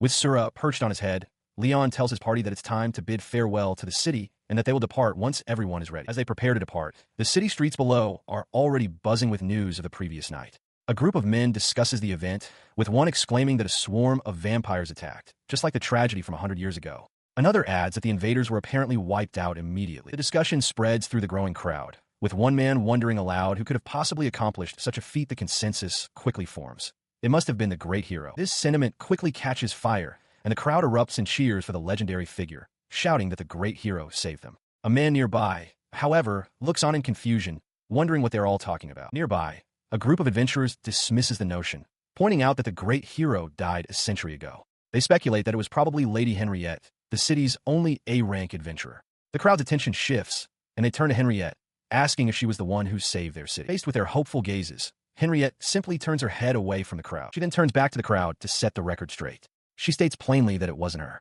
The vampires, she explains, were all killed by Leyon, and there was even a vampire lord among them. Her confession continues as she turns to face Leyon directly. She admits that she did nothing. In fact, she was saved by him. She recalls attempting to fight the vampire lord, but being taken under his control without landing a single scratch, even being forced to raise her hand against one of the city's own residents. As she finishes her account, Leyon calmly interjects with his own version of events. He claims that he saw Henriette and her friends defeat the vampire lord. Henriette whirls around, her face a mask of pure shock, and shouts his name in disbelief. She stared in disbelief, utterly baffled by his denial. Leyon, however, offered a calm explanation, suggesting that perhaps the vampire lord's mind control had tampered with everyone's memories, prompting a confused outburst from Henriette. His words swayed the crowd, who erupted in cheers for Henriette. He continued the fabrication, his voice steady but his hand tightening into a fist, claiming that despite a brief period of being controlled, she was the one who ultimately conquered the vampire. She turned on him, demanding to know what he was talking about, but her protest was drowned out by a grateful citizen who declared he knew all along that she was their savior. The sentiment spread like wildfire through the crowd, with more people praising their Lady Henriette for defeating a vampire lord. Seeing the celebration spiral beyond his control, Leyon realized it was his cue to depart. As he began to slip away, she cried out in a panic, shouting his name and begging him to wait. But several days passed, and he was gone. Henriette, flanked by Kane and Tina, recounted her frustration, explaining how Leyon had abruptly vanished after making her the city's hero. She had learned from an helper, Aruck, that the boy she sought was indeed the one traveling with the two Therianthrope twins, but even the girl at the inn hadn't seen him in the last few days. Kane voiced the growing concern that he might have already left town. Aruck confirmed their fears, stating that he had departed days ago without mentioning his destination, deepening Henriette's worried expression. Tina leaned back, complaining about how mean it was for him to leave so heartlessly without a goodbye, and with the twins in tow. Kane chided her, pointing out that her priorities were misplaced. The weight of the situation settled on Henriette. If he had truly left libeled, she might never see him again. Her hand clenched into a tight fist. A deep frustration welled within her, born from a knowledge that as the daughter of the city's lord, her duties bound her here. She could not simply leave for extended periods to search for him. With sudden resolve, she pushed herself to her feet, the abrupt movement startling both Kane and Tina. She declared her intention aloud. She was going after him. She resolved to uncover the secret behind his strength, vowing to never again feel the helplessness and despair of her past. To become strong like the legendary hero, she understood that the best way was to learn from that boy. She explained to her companions that she had come to a realization. She would never grow any more as long as she was tethered to her home. To pursue this path, she knew she would have to convince her father. Hetty listened, remarking that it was well said. Her friends, Kane and Tina, looked at her with teary eyes. Tina reminded her that this is what friends are for, and Kane, winking, declared that as the Hetty party, they would follow her anywhere until she was fully satisfied. Kane, breathing heavily with excitement, added that she would go anywhere for those kitties. She then shared a mischievous thought. After they track down Leyon, she's going to force him to take a bath with her. Hetty, beside her, simply smiled. Henriette, however, was less than amused by their antics, silently lamenting how they were playing with her feelings. Far away, across a vast mountain range, another journey was already underway. Meanwhile, Leyon, Aruck, and Iris were in the middle of a hunt. The two cat children leaped at a massive boar, which squealed as Leyon moved in, deftly dispatching the beast with a single, precise cut from his knife. He began to prepare the kill, explaining to the salivating Aruck and Iris that power boar meat is both tender and tasty. The freshly butchered meat gleamed, ready for cooking. Soon, the thick slab of meat sizzled over a fire alongside mushrooms and other vegetables. Aruck and Iris wasted no time, eagerly chomping down on their portions. Their eyes sparkled with delight as they ate. Iris beamed, exclaiming how yummy the food was, while Leyon watched them with a gentle smile, eating his own meal. He observed Sura, who was wobbling contentedly after absorbing the boar skeleton. Leyon mused that since slimes can't taste, it must be enjoying the vibes. Having finished their meal, he decided it was about time they descended the mountain. He reflected on their journey down the mountain. It was a hard path for children, yet he noted with satisfaction that Iris and Aruck had been keeping up without issue, fending off beasts and navigating treacherous terrain with ease. Their resilience was no surprise, given their status. Both Aruck and Iris, Therians at level 34, possessed extraordinary stats, with strength, endurance, dexterity, agility, magic, and luck all ranked S or higher. They were officially his companion beasts. He realized with certainty that their remarkable growth was a direct result of this increase in their core stats. They had become truly strong. His other companion, Sura, was no different. The level 18 red slime also boasted S and SS rank stats across the board, a formidable power level for its kind. As the slime settled on his head, he noticed it felt heavier than usual. Wondering if it was due to Sura's recent appetite or just his imagination, he decided it was time to check his own status as well. He brought up his own information. At level 63, all of his stats, strength, endurance, dexterity, agility, magic, and luck, had reached the pinnacle of SSS rank. His job list showed several maxed out classes, but a new one caught his eye. Archtamer, level 1. He saw it clearly now. His Beast Tamer job had ranked up. He realized with a spark of excitement that there were new skills associated with the Archtamer class that he could use immediately. With this new knowledge, he turned to his companions with a confident smile. Their destination was close. He announced that it should only be a little further to the city of Cedria. Their destination, Cedria, was a city nestled in nature's embrace, situated on the edge of a vast lake and surrounded by dense forests and rolling hills. The city was primarily inhabited by elves, a people renowned for their exceptional skill in both archery and magic. The destination, Cedria, was once a fully independent city of the elves. 100 years ago, it stood alone, but now it is considered part of the Stair Kingdom, alongside the territories of Bedaka and Libel. Despite this affiliation, it remains an autonomous region with a powerful sense of independence, governed by the current elf king who rules as its territorial lord. As Leyon and his companions follow their elven guides along a well-paved road through the forest, the elves walk with a quiet dignity, at home in their ancestral lands. One of the guides explains that a century ago, Cedria was so reclusive that there was almost no interaction with humans. Leyon silently notes the change, wondering how they managed to build such a well-maintained highway. His thoughts are interrupted as a colossal, impossibly tall structure pierces the sky in the distance. He stares, asking aloud what it could possibly be. The elf guide turns, surprised by the question. He asks if Leyon has truly never heard of Melterra, before revealing that the tower is her tomb. His expression shifts to one of deep reverence. He proudly declares that Melterra is a hero to the elves, a legendary figure who traveled with the great hero Leyon and assisted him in annihilating the Demon King. This revelation leaves Leyon, Iris, and Aruck utterly bewildered and speechless. He looks toward the distant monument and admits to himself that he has absolutely no idea who that is. The elf guide's words about a hero named Melterra leave Leyon completely baffled. A historical account recalls Melterra as an elven hero who traveled with Leon the Great and helped defeat the Demon King. But Leyon, the reincarnation of that very hero, has no memory of her, questioning who she could possibly be. His confusion is met with hearty laughter from the elf guide. Leyon, with Sura perched on his head, asks why the story is wrong, recalling the common tale that the great hero defeated the Demon King all on his own. The guide cheerfully refutes this, declaring that version of events is flat out wrong. Continuing his explanation, the guide clarifies that Melterra was a very humble person who didn't like to speak of her great deeds. It is for this reason, he says, that only the elves know about her true role in history. Leyon quietly takes in this revelation. He encourages Leyon to think about it logically, pointing out that no matter how powerful the great hero was, it would have been impossible for him to defeat the Demon King entirely by himself. Faced with this reasoning, Leyon can only offer a hesitant agreement. The boy remains pensive, admitting that he still doesn't fully understand. He holds on to the hope that he might learn more once they finally arrive in the elven land of Cedria. He thanks the elf for the explanation.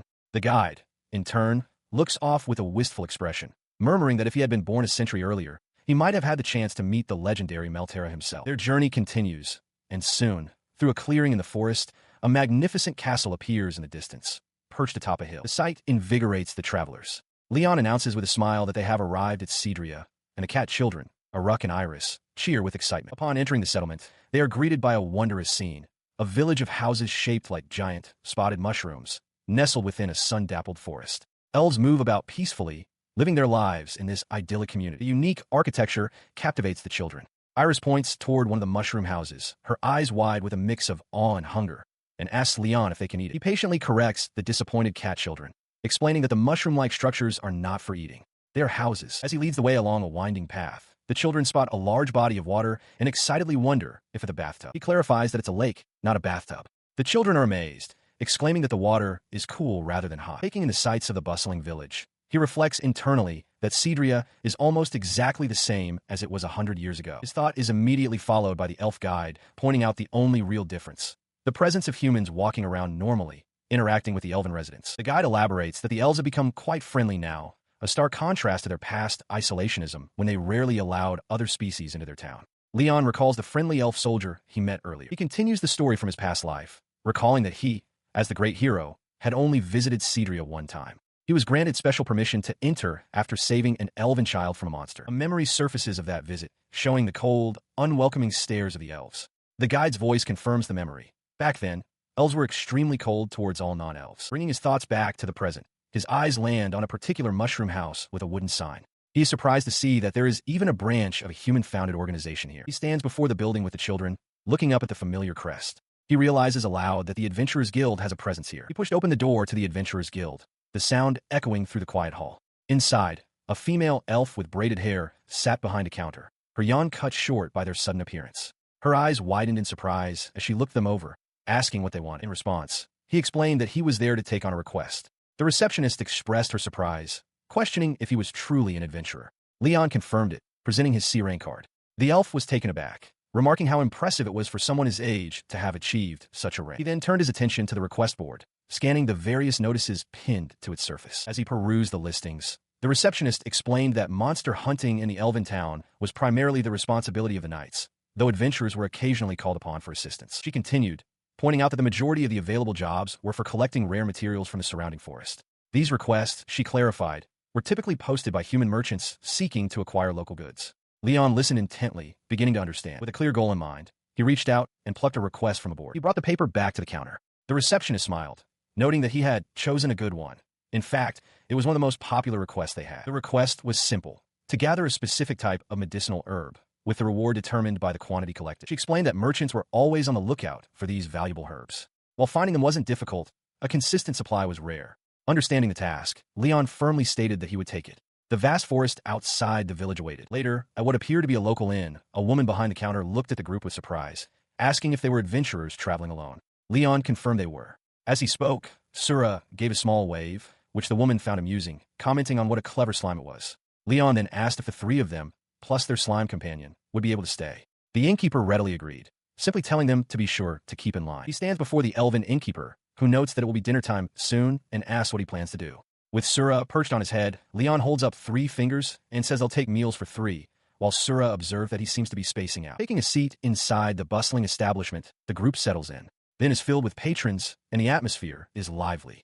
At their table, Aruck and Iris play together with cheerful energy. As the innkeeper serves another table, 2 human men nearby comment on her. One whispers to his companion that the owner is quite a looker, just as one would expect from an elf. His friend immediately cautions him, telling him not to get any ideas. He explains that the town is incredibly strict about that sort of behavior. The guard would descend on them in an instant. Leyon, overhearing, nervously affirms that he understands. Shortly after, their meal is served. The table is filled with an appetizing spread of grilled fish, sautéed mushrooms, and what appears to be a dish of seasoned wild greens. Aruck and Iris eagerly dig into the fish, their mouths full as they chew with delight. The innkeeper then brings Leyon a special dish, explaining that it is called soba. She instructs him to dip the noodles into the soup before eating them. He follows her instructions, slurping the noodles with satisfaction as the cat children continue their own meal. Having finished their food, Aruck and Iris lean back with contented expressions, letting out a small, simultaneous burp. The next day, the party ventures into the forest to begin their quest. Leyon explains that it's unlikely they'll encounter any monsters nearby, as the Elven Knights are thorough in their extermination duties. He quickly spots one of the required herbs, then another, as Aruck and Iris watch him with focused curiosity. He asks Aruck and Iris if they want to help look for the herbs. With determined expressions, they both shout their agreement. To prepare them for the task, he holds out a sprig of the target herb. He realizes they are memorizing its scent as Aruck and Iris lean in, sniffing it intently. Having committed the scent to memory, they immediately dash off into the woods. Aruck points excitedly, shouting for the others to follow as he and Iris split up to cover more ground. Leyon grips the sample herb tightly, watching them go. In no time at all, the two return, proudly presenting handfuls of the correct herb. Leyon is amazed, remarking on the high quality of the plants they gathered. He praises them for a job well done, and they beam with pride. He then notices a plant in front of Aruck that looks almost identical to the target herb, but is just a normal plant. He realizes Aruck didn't pick it, understanding that even an expert could be fooled. He wonders how the boy could tell them apart so easily. His thoughts turn to Iris, who has also picked a poisonous plant. He watches as she sniffs it a second time, realizes her mistake, and casually tosses it aside. He concludes that she must have noticed the subtle difference as well. Just then, Sura calls out to him, proudly holding up 2 of the poisonous plants with its gelatinous tendrils. Leyon identifies them as poisonous, but Sura asks if it can eat them. He confirms that slimes can eat anything. The slime proceeds to happily munch on the toxic flora. Leyon muses that this task is likely too difficult for Sura, since slimes lack a sense of taste or smell to differentiate the plants. Meanwhile, Aruck and Iris continue their search deeper in the sun-dappled forest, their keen senses making them naturals at foraging. He and his sister proudly present the herbs they've found. Using his telepathy, Leyon asks Aruck if he found something, to which the boy confirms he did. He then asks Iris, who also confirms her success. With their foraging complete, Leyon reflects on his new status as an archbeast tamer. This rank allows him to communicate remotely with his companion beasts through a telepathy skill. Looking at the massive pile of herbs, he decides they have gathered more than enough. He thinks about getting the two cat children back soon, but then pauses, remembering his last return to Leibold. He worries that if he brings back too much, he might get scolded again. Suddenly, a twitch in the air catches his attention. His focus sharpens as he senses a cluster of presences mixed together, located about 3 kilometers to the southeast. He perceives the distant scene more clearly, realizing the presences are engaged in combat. His eyes narrow with concern. Deciding he should investigate, he turns towards the disturbance. Arriving closer, he sees a party of elven adventurers. They stand within glowing magic circles, loosing arrows in unison at an unseen enemy. Their projectiles arc through the air, striking something just beyond the tree line. The arrows find their mark in monstrous, animated trees that roar in fury. The trance advance, their wooden limbs snapping as the elves continue their assault, drawing their bows for another volley. One of the female elves unleashes a powerful, flaming arrow. The projectile erupts in a burst of fire upon impact, striking a trance squarely in its face and causing it to recoil with a shriek of pain. She urgently commands her companions to shoot as many arrows as they can simultaneously. She reasons that a concentrated volley will prevent the creatures from being able to defend themselves. Meltera, the elven warrior, takes command, ordering her archers to fire a simultaneous volley. She reasons that a concentrated attack will overwhelm the defenses of the monstrous trance. Following her lead, the elves loose a barrage of flaming arrows. The arrows find their mark, sinking into the bark-like flesh of the trance. The creatures roar in agony, spewing fire from their maws in a desperate counterattack as a line of knights holds their ground in the distance. As Leyon and the elf guide observe the unfolding battle, a vast shadow suddenly falls over them. A deafening roar from above startles the entire party, their attention snapping towards the sky. The source of the shadow is revealed, a colossal white dragon, which the adventurers recognize with horror as a forest dragon. It descends with immense force, swatting a Tran aside as if it were a mere twig and throwing the battlefield into chaos. Amidst the panic, with Leyon and the elf guide knocked to the ground, Meltera alone stands her ground, unflinching as she faces the towering beast. She draws her sword, her expression resolute. She shouts for the others not to panic, declaring her intent to distract the dragon. She urges them to use the time she buys them to get back into formation. In response to her challenge, the forest dragon opens its jaws and spits a large, seed-like projectile at incredible speed. The projectile hurtles directly toward Meltera. Seeing her in mortal danger, the elf guide cries out her name in terror. Philia. Before the projectile can find its mark, Leyon leaps in front of Philia. With a swift and powerful motion, he unleashes his own magic, intercepting the dragon's attack. The deflected projectile, empowered by Leyon's intervention, slams back into the forest dragon's face. The beast roars in pain and surprise, stumbling backward from the force of its own redirected attack. He turned his attention from the stunned dragon to the elven adventurer, asking if she was all right. She looked at him in disbelief, stammering that he was just a child. Nearby, the massive forest dragon let out a low growl, its rage building. As the beast recovered, the female archer cried out in alarm. The dragon lunged forward with a deafening roar, its maw wide open. Unfazed, the boy uttered a single word: explosion. In response, a violent detonation erupted from within the dragon's throat, engulfing its head in a blinding flash of light and force. The blast sent shockwaves through the forest, leaving the elven party completely stunned by the sudden turn of events. They stared at the aftermath, questioning what they had just witnessed. Meltera, her hands clasped in astonishment, wondered aloud how a boy could cast such an advanced spell without any incantation. The others agreed, recalling that he appeared to be a swordsman just moments before. From behind a tree, Leyon peeked out, calling for Aruck and Iris. At his call, the two cat children sprang into action. He told them he would leave the rest to them, and they eagerly confirmed before darting into the woods.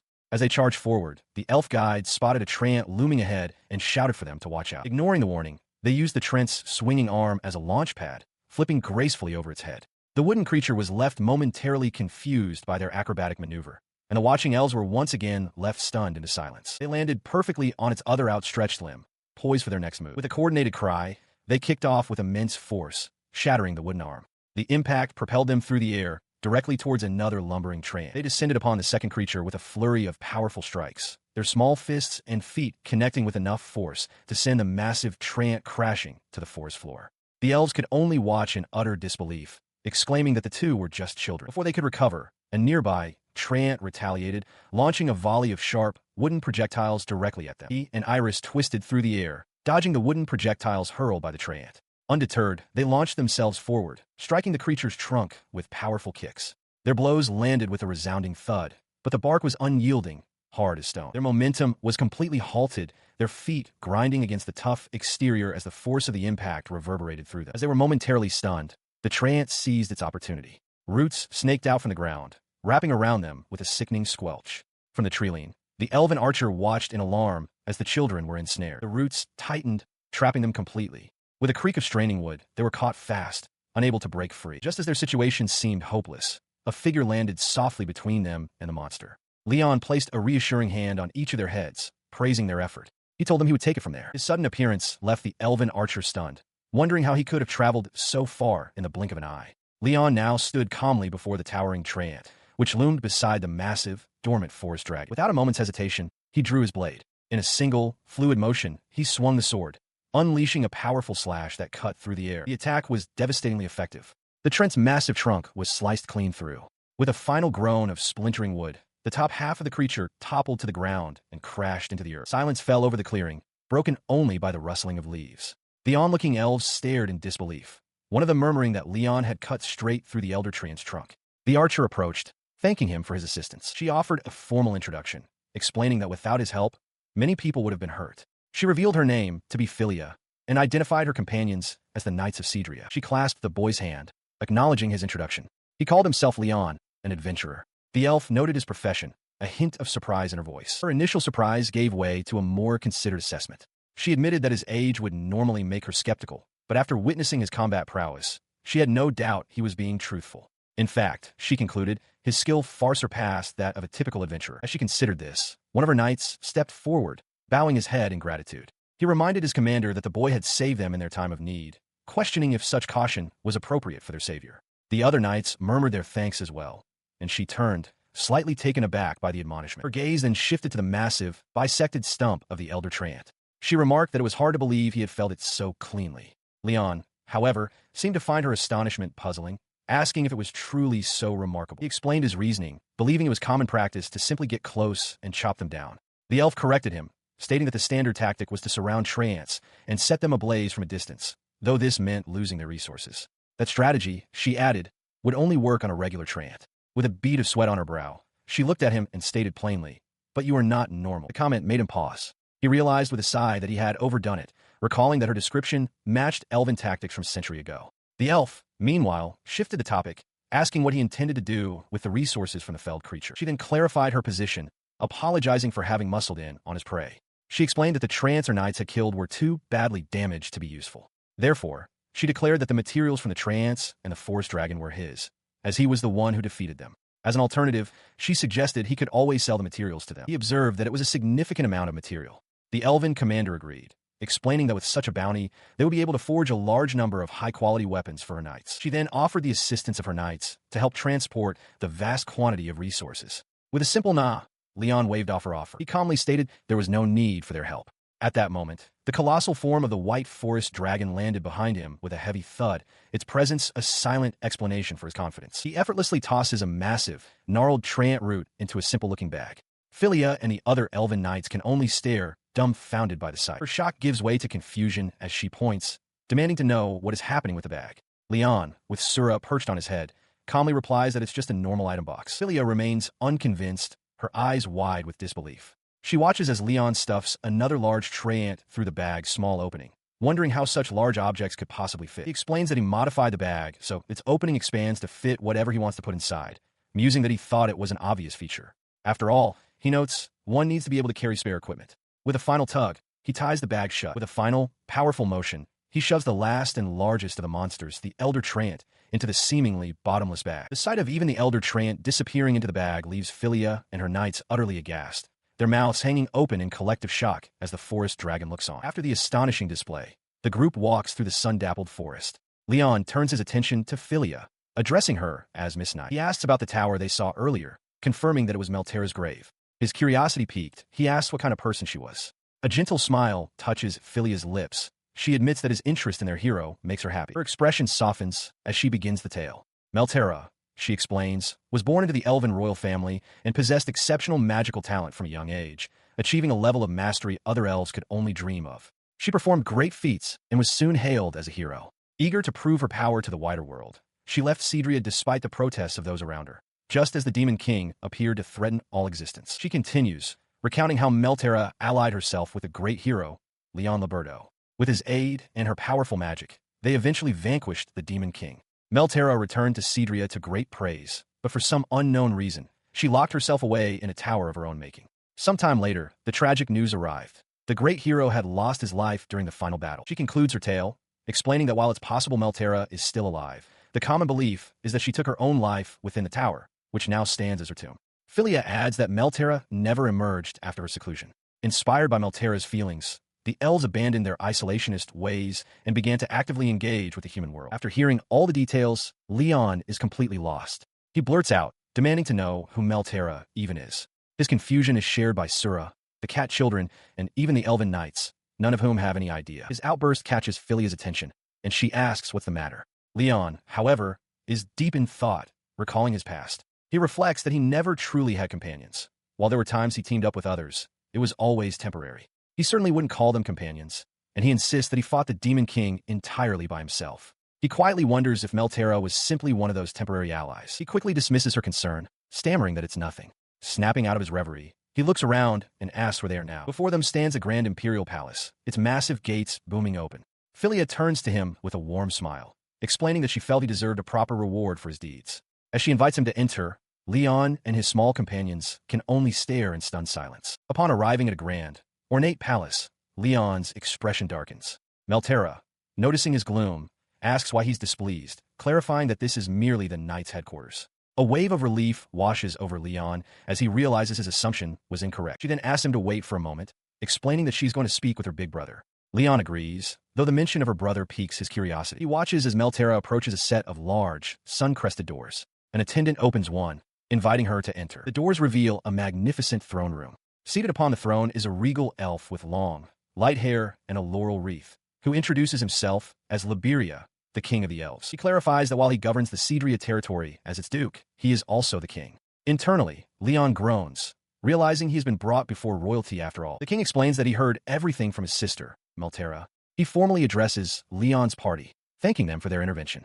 He states that without their help against the Treants, the Elder Treant, and the Forest Dragon, his people would have surely suffered casualties. With Meltera smiling at his side, he offers his deepest gratitude for protecting both his sister and his fellow countrymen. His words cause Leyon to reflect. He wishes Meltera had mentioned her connection to the king sooner. A memory from his past life surfaces, a time when nobility and royalty constantly sought to take advantage of his power as the great hero. He resolves that, if possible, he wants to avoid getting involved with such people again. As Meltera apologizes, the king assures Leyon they have no intention of exploiting his power.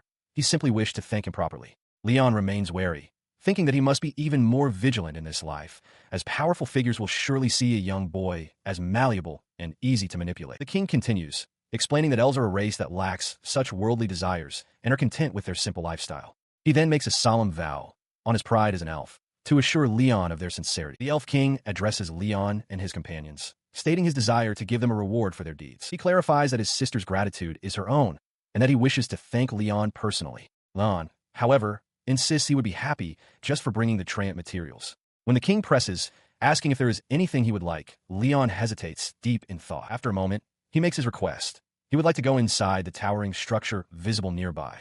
Aruck and Iris gasp at its immense size.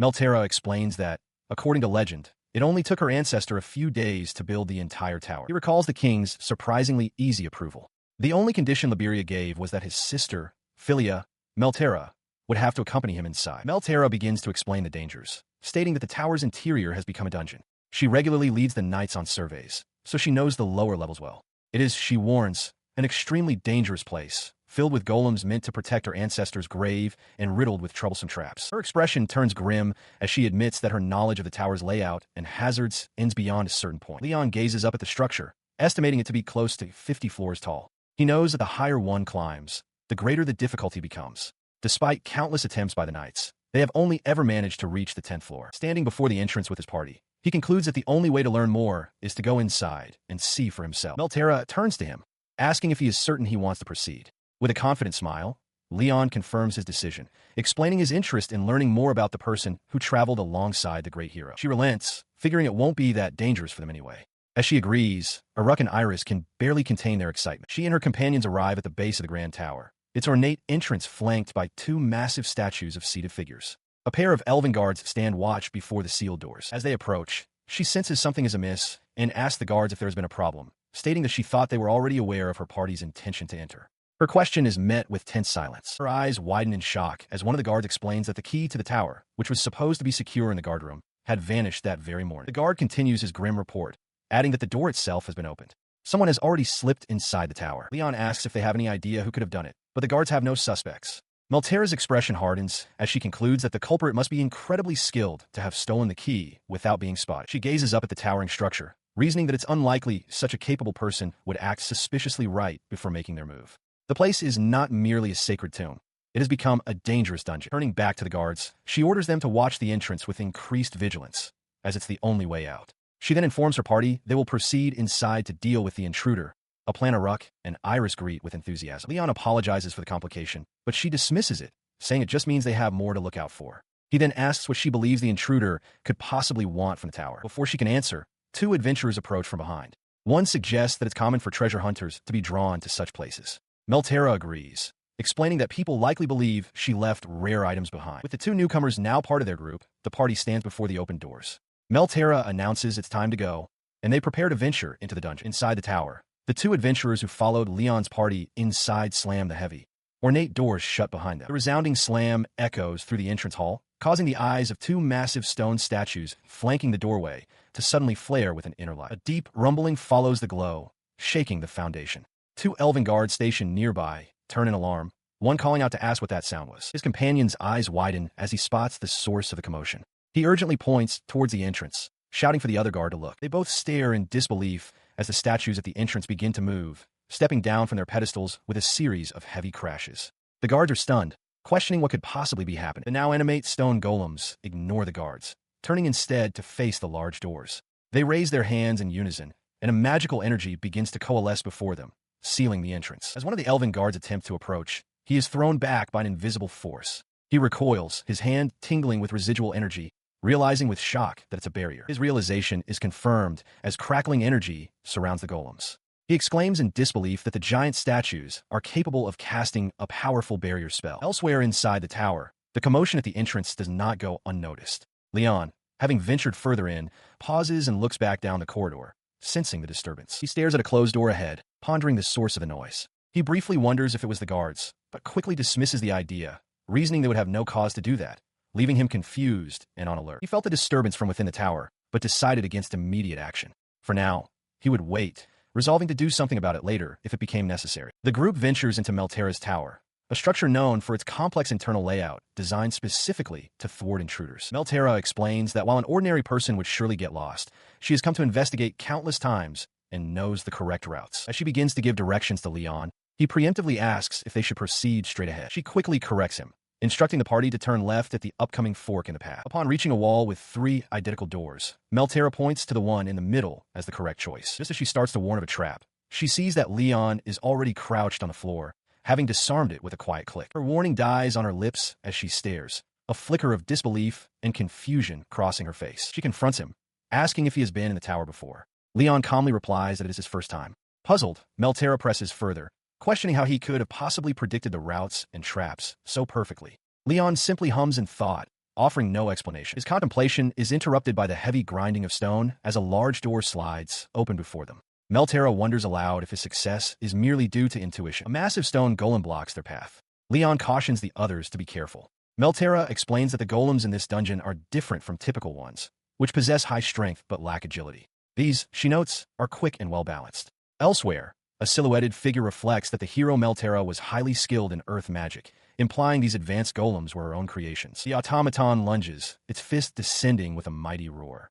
Meltera shouts encouragement, certain that teamwork will grant them victory. The stone fist smashes into the ground, shattering the floor where Iris and Aruck stood just moments before. Having narrowly avoided the blow, the cat children brace themselves. Iris gives the command to take it down as the golem rushes toward them once more. Their combined assault is successful, leaving the golem shattered on the floor. Observing from afar, the silhouetted mage remarks that the children are as insane as ever, finding the battle to be fun. As the dust settles, Sura bounces eagerly, declaring its intent to fight as well. Leyon, however, watches with a grim expression, recalling that in his past life, golems of this strength were the norm. Before anyone can react, the slime launches itself through the air like a cannonball, slamming directly into the chest of another advancing golem. The impact leaves a large crater in the golem's stone torso. Meltera stares in utter disbelief, wondering what is wrong with this slime. She had always thought they were the weakest of monsters, nothing more than pets. Leyon calmly explains that he thinks Sura hardens its body just before striking. The slime, now back in his arms, confirms this cheerfully. Meltera remains baffled, questioning how a malleable creature could possess such immense power. To demonstrate, he casually tosses the slime toward Meltera, asking her if she sees. The elf reaches out to catch the small, seemingly harmless creature. The moment her hands make contact, she is slammed into the ground by an incredible weight, cracking the stone floor. Gasping for air, she demands to know why it's so heavy. Leyon seems surprised by her struggle, but Iris chides him, stating it was obvious he handed her something super heavy. Pinned beneath the trembling slime, Meltera realizes with dawning horror that the small creature must weigh over 100 kilograms. Leyon agrees that Sura had been feeling heavy lately. He hands the small, dense slime over to Iris, who takes it from him. Now on the 5th floor of Meltera's tower, the party proceeds down a long, torchlit stone corridor.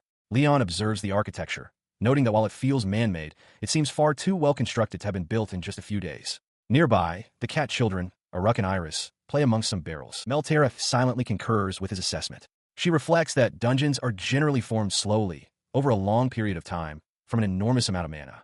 To construct a structure of this magnitude in only a few days would require an extraordinary level of skill. As the group prepares to proceed, a piercing scream for help suddenly echoes from down the hallway, bringing them to an abrupt halt. The source of the scream is a young woman, hanging upside down and caught in a trap. A large, spinning blade inches closer to her. Terrified, she pleads for God to save her, screaming that she doesn't want to die and begging for someone to stay away, yet also to help. Her pleas quickly curdle into indignant demands. Her face contorts with rage as she curses God, yelling for a swift rescue. She continues her rant, questioning if anyone would really let a hottie like her die, declaring that it would be a loss to the entire world. Listening to the commotion, Leyon sighs with weary resignation, concluding that he can't just ignore her. From behind the bars of a nearby gate, the woman adds a new demand, that her rescuer should also give her some treasure. He dashes forward in a blur, his blade flashing as he slices through the rope holding the trap. The woman is freed, tumbling to land safely on the stone floor. She sits up, a delighted grin spreading across her face. She giggles to herself, convinced that God couldn't possibly overlook the most beautiful woman in the world.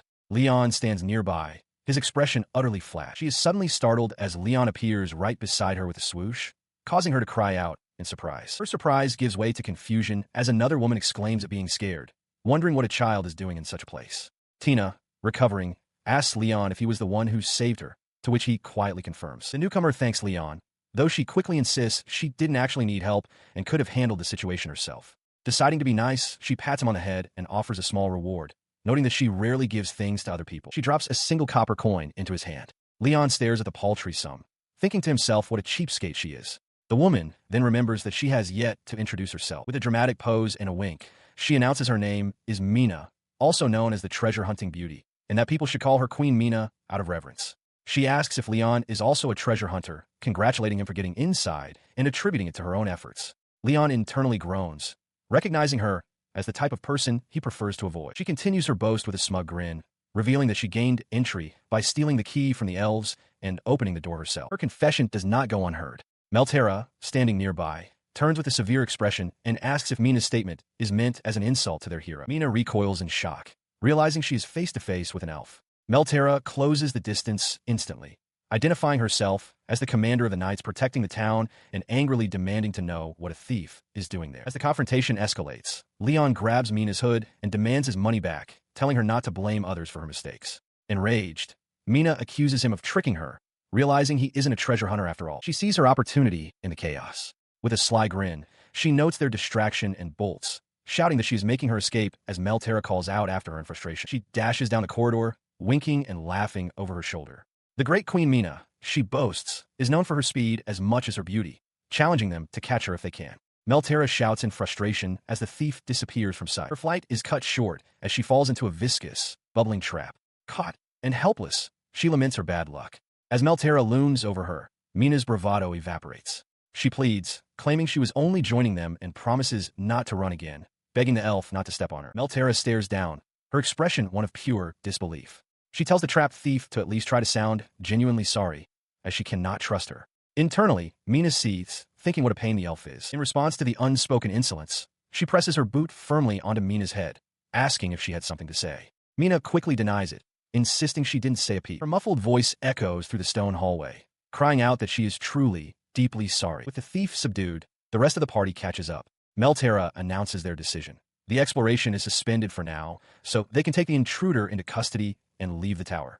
Mina mutters in frustration, annoyed that she would be the one to screw things up like this. The elf draws her sword, its edge glinting as she holds it near Mina's face. She warns the thief that she won't hesitate to cut her down if she tries to run again. Undeterred, Mina quietly schemes, muttering that an opportunity to escape will surely arise. When Meltera demands to know what she said, Mina quickly insists she's not going to run. Her threat is interrupted by the sound of grinding stone. From an adjacent corridor, a hulking golem emerges. Meltera's focus shifts instantly, and with grim determination, she tells the others to leave it to her. Before she can act, Leyon surges past her, his own blade ablur. He leaps into the air, bringing his sword down in a powerful, cleaving slash against the stone automaton. His strike connects with overwhelming force, shattering the golem into a cascade of stone fragments. He stands over the golem's steaming remains as Mina stares, aghast. She realizes with dawning horror that this person took down the Guardian all by himself, and she'll be in a world of trouble if she angers him. Sura, perched on Leon's head, asks if he can perform such feats as well. As the group regroups, Leyon questions their captive, asking how she made it this far alone if she's not skilled in combat. Mina dismisses the question, declaring proudly that she is a treasure hunter and isn't particularly great at fighting. She explains that the tower's guardians follow fixed routes and have a limited detection range, making them easy to avoid once their patterns are known. Tina, however, points out that for all her expertise, Mina still managed to get caught in all the traps. Flustered, Mina insists those were just minor slip-ups that don't usually happen. Following her directions, the party proceeds down a stone corridor until they reach an unexpected dead end. Meltera wonders aloud if they took a wrong path, but Leyon doesn't believe so. She finds the situation odd, noting that a staircase should be right where the wall now stands. She turns to the others, her expression serious, confirming that she has been here many times before and this has never occurred. Tina demands to know why the staircase is gone, but Meltera can only admit that she does not know. As the adventurers ponder the mystery, Iris suggests they should try to break through the wall.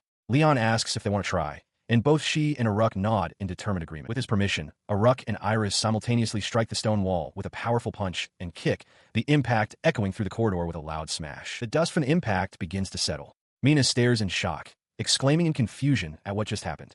Meltera looks on, equally surprised by their attempt. Their feet stand on the dusty floor before the solid, unyielding stone. Not even a crack marks the surface of the wall where their blows land. Aruck and Iris look back, one of them murmuring that it's impossible. Meltera watches them, her expression thoughtful, and states that she had figured that would be the case. Leyon, with Sura perched atop his head, calmly assesses their situation. He explains that the tower is not only constructed from an unknown material he doesn't recognize, but it has also been enchanted to be indestructible. Destroying it, he concludes, will take a considerable amount of time. Hearing this grim analysis, Mina turns to the silent elf beside her. She asks Meltera if this means it's truly impossible for them to go back down. The weight of her own question crashes down on her, and she begins to panic. She cries out, asking what they're going to do now, realizing this could mean they're trapped with no way out. Meltera turns her gaze toward the frantic woman, her expression cold. She suggests that perhaps the tower's security system has activated to prevent unauthorized entrants from leaving, pointedly asking if this is Mina's fault. Mina can only stare back, stunned by the accusation. A dark aura begins to emanate from the elf as her eye glows with a menacing light. She coldly posits that perhaps the staircase will reappear if Mina dies right there. In a flash, she lunges forward, grabbing Mina by the collar. Mina shrieks for help as Leyon quickly intervenes, telling Meltera to stop. He remarks on how frightening she is, while Mina begs him not to let the elf kill her. He holds up a finger, cutting through the tension with a simple, logical point. If they cannot go down, he suggests, then why not just keep going up? His straightforward proposal leaves both Mina and Meltera momentarily speechless, their conflict forgotten as they stare at him in surprise. Heavy, metallic footsteps echo through the stone corridor. The sound grows louder, and Meltera whirls around, her eyes wide with alarm. She shouts a warning that golems are approaching from the left, just as one crashes through the wall. Before they can react, Mina cries out that they're also coming from the back. She realizes with dawning horror that they are completely surrounded on the 45th floor of Meltera's tower. This previously unexplored territory has instantly transformed into a battlefield, trapping the small group of adventurers within its walls. They are faced with a diverse mechanical army, stationary golems that fire cannons, agile metal variants with extraordinary defense, small flying golems, and even command units that direct the others. The sheer variety and power of the constructs is overwhelming. Overwhelmed by the impossible odds, both Tina and Mina scream in unison, questioning why in the world they ever decided to climb to this awful, damned floor. But amidst their despair, Mina's attention is caught by an unbelievable sight. She watches, stunned, as Leyon cuts through the powerful golems as if they were nothing. She wonders how the boy can do it, then tells herself not to dwell on it as he cleaves another construct in two. Nearby, Aruck and Iris fight back to back, but the relentless assault proves too much. One of the metal soldiers sways from a blow, but another strikes Iris, who cries out in pain as she is knocked back. Seeing his companion injured, Sura springs into action. The small slime bounces forward, declaring that it will handle this. It leaps onto a nearby golem, wrapping its gelatinous body around the construct's torso and squeezing with immense force. With a series of sickening cracks and snaps, the golem's metal frame is crushed, much to the astonishment of Mina and Meltera. As the party navigates the treacherous corridor, Leyon urgently calls out to Mina, warning her that the different colored tile she is about to step on is a trap that will explode. Mina freezes, her leg hovering in the air, her face a mask of shock. Her heart pounds from the close call. She whirls around, demanding to know why he didn't warn her sooner, before quickly attempting to save face by insisting she had already noticed the danger herself. Meltera looks on, thoroughly unimpressed. Just then, Leon's attention shifts, and he shouts a warning to Meltera, whom he calls Philia, telling her to duck. An axe comes flying toward her.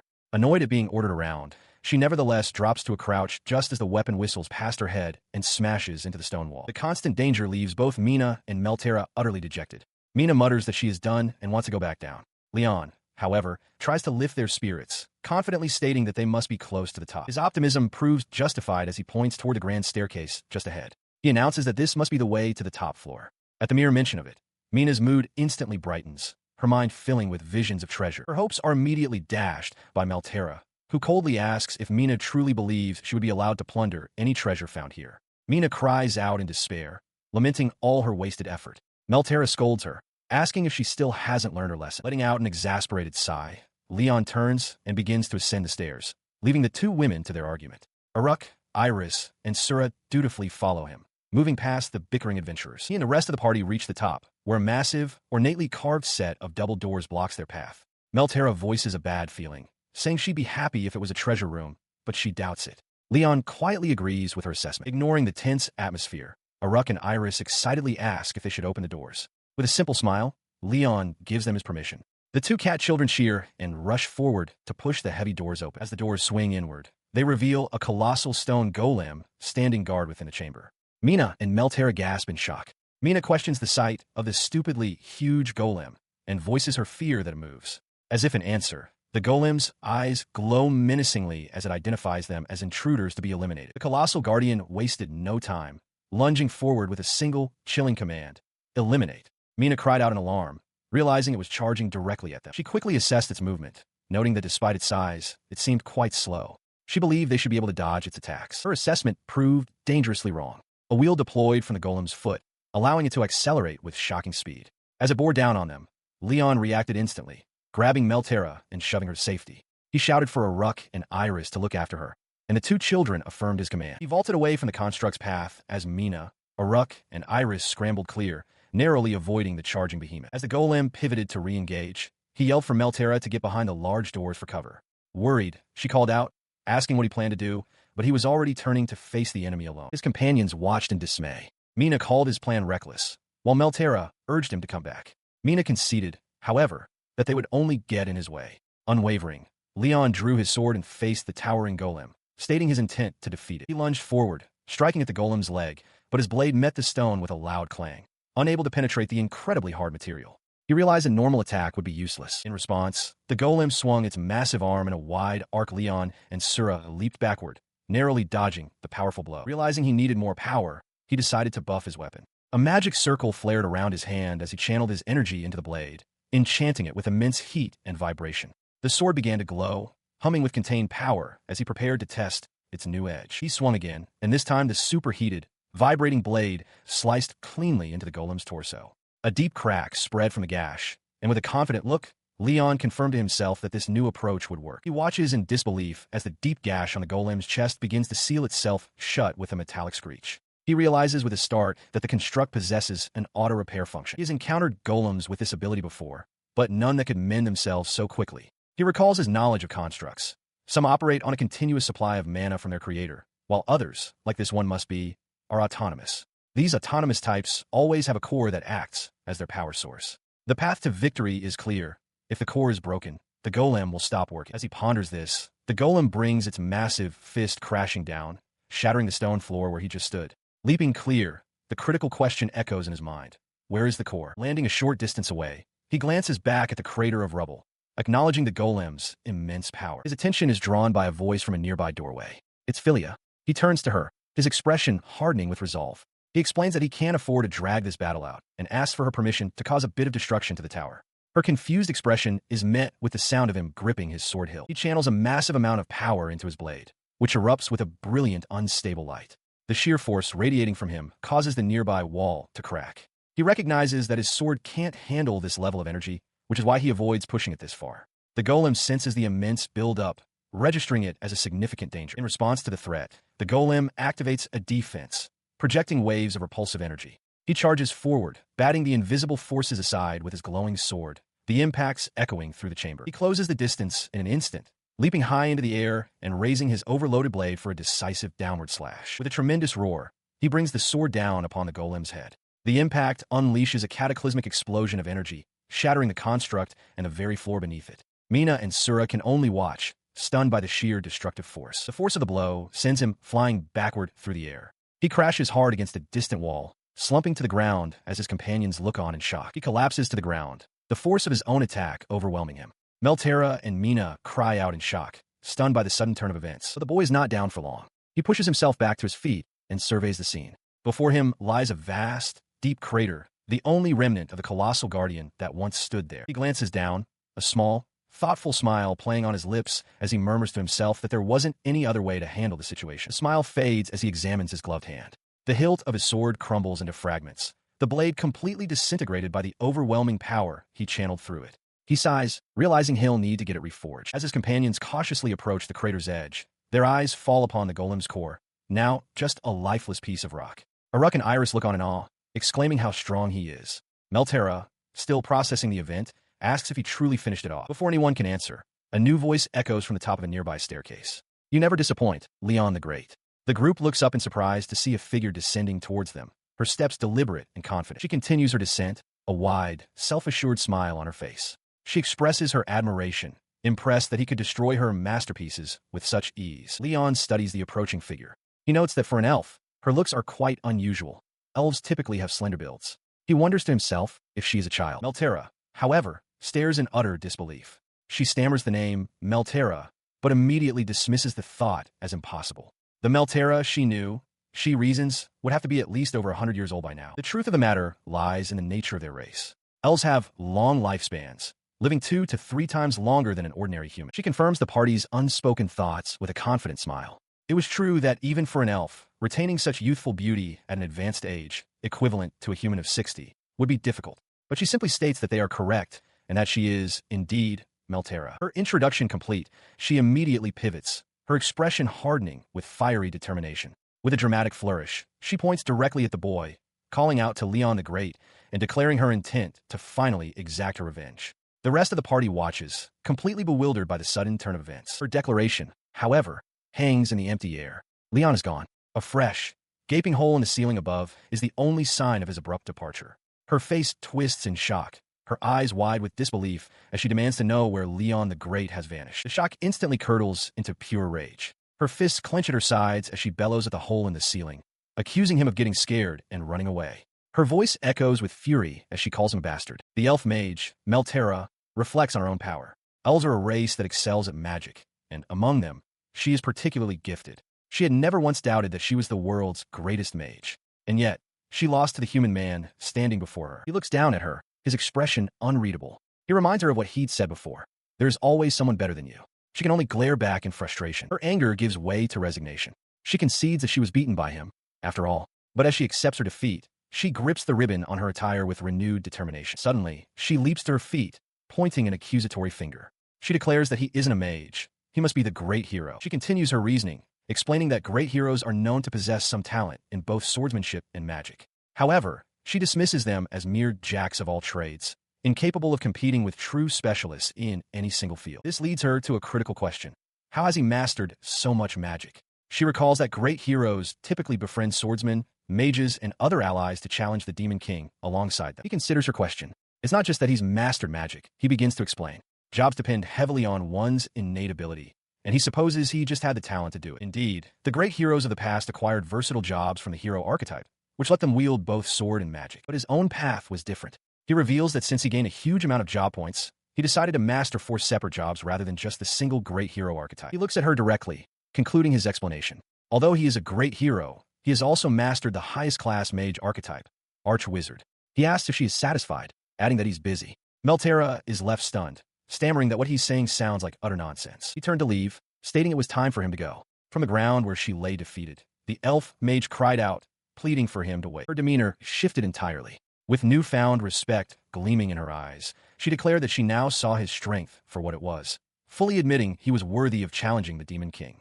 As such, she proclaimed she would grant him the greatest conceivable award. The award, she revealed with a confident grin, was herself. She would become his ally. With the two of them working together, she insisted there couldn't be a stronger party in the world, and the Demon King would be no threat. The hero simply looked back, perplexed. He couldn't help but wonder at her audacity. Why was she acting so arrogant when she was the one who had just been defeated? Decisively, he turned away once more. He apologized, but stated he had to decline, as he had no need for companions.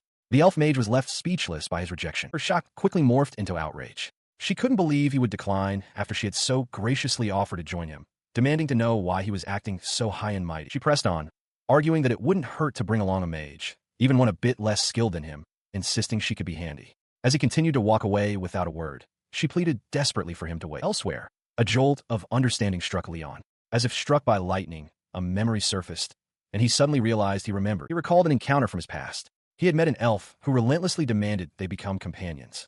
In the end, he had managed to drive her away by telling her she would be nothing but a burden. Yet, as he pictured her pouting face, he couldn't remember her being quite so childish. And yet, that rejection had fueled a powerful resolve. To alleviate the humiliation, the elf mage had locked herself away, devoting every moment to studying magic with a single, burning purpose: to one day find and kill the jerk who had spurned her. She threw a tantrum, stomping her feet in frustration. She couldn't believe it, shouting that he was telling her the man she sought had died a long time ago. All her effort, she lamented, was for naught. He calmly pointed out the flaw in her long-term plan, noting that even if the great hero hadn't died earlier, 100 years would have been more than enough for him to die of old age, as he was an elf. The simple logic left her speechless, her anger momentarily replaced by shock. Her shock quickly turned back to fury.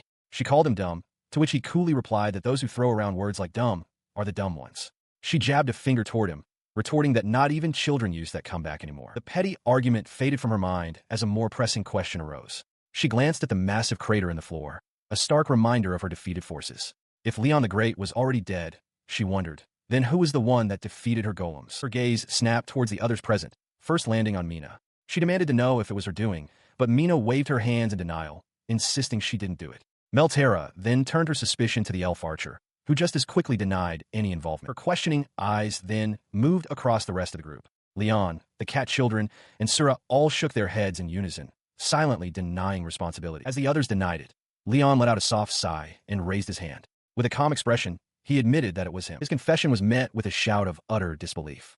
Meltera couldn't comprehend it, exclaiming that he was just a little kid. Unfazed, he simply remarked that she was one to talk. Ignoring his comment, she closed the distance between them in an instant, leaning in to stare intently into his face. He held his ground, surprised by her sudden proximity as she scrutinized his features. As she examined him up close, a flicker of understanding, or perhaps intrigue, dawned in her eyes. A soft, thoughtful sound escaped her lips as a new idea began to form. She acknowledged his skill at hiding his strength, but noted that he couldn't deceive her magic eye. She laughed, declaring the situation perfect. It would have been a waste, she explained, if she couldn't unleash the power she'd stored up due to a lack of a worthy opponent. With a confident grin, she proposed that he stand in for the great hero. As she began to float, enveloped in a swirling torrent of energy, Leyon sighed, muttering that this was becoming a real pain.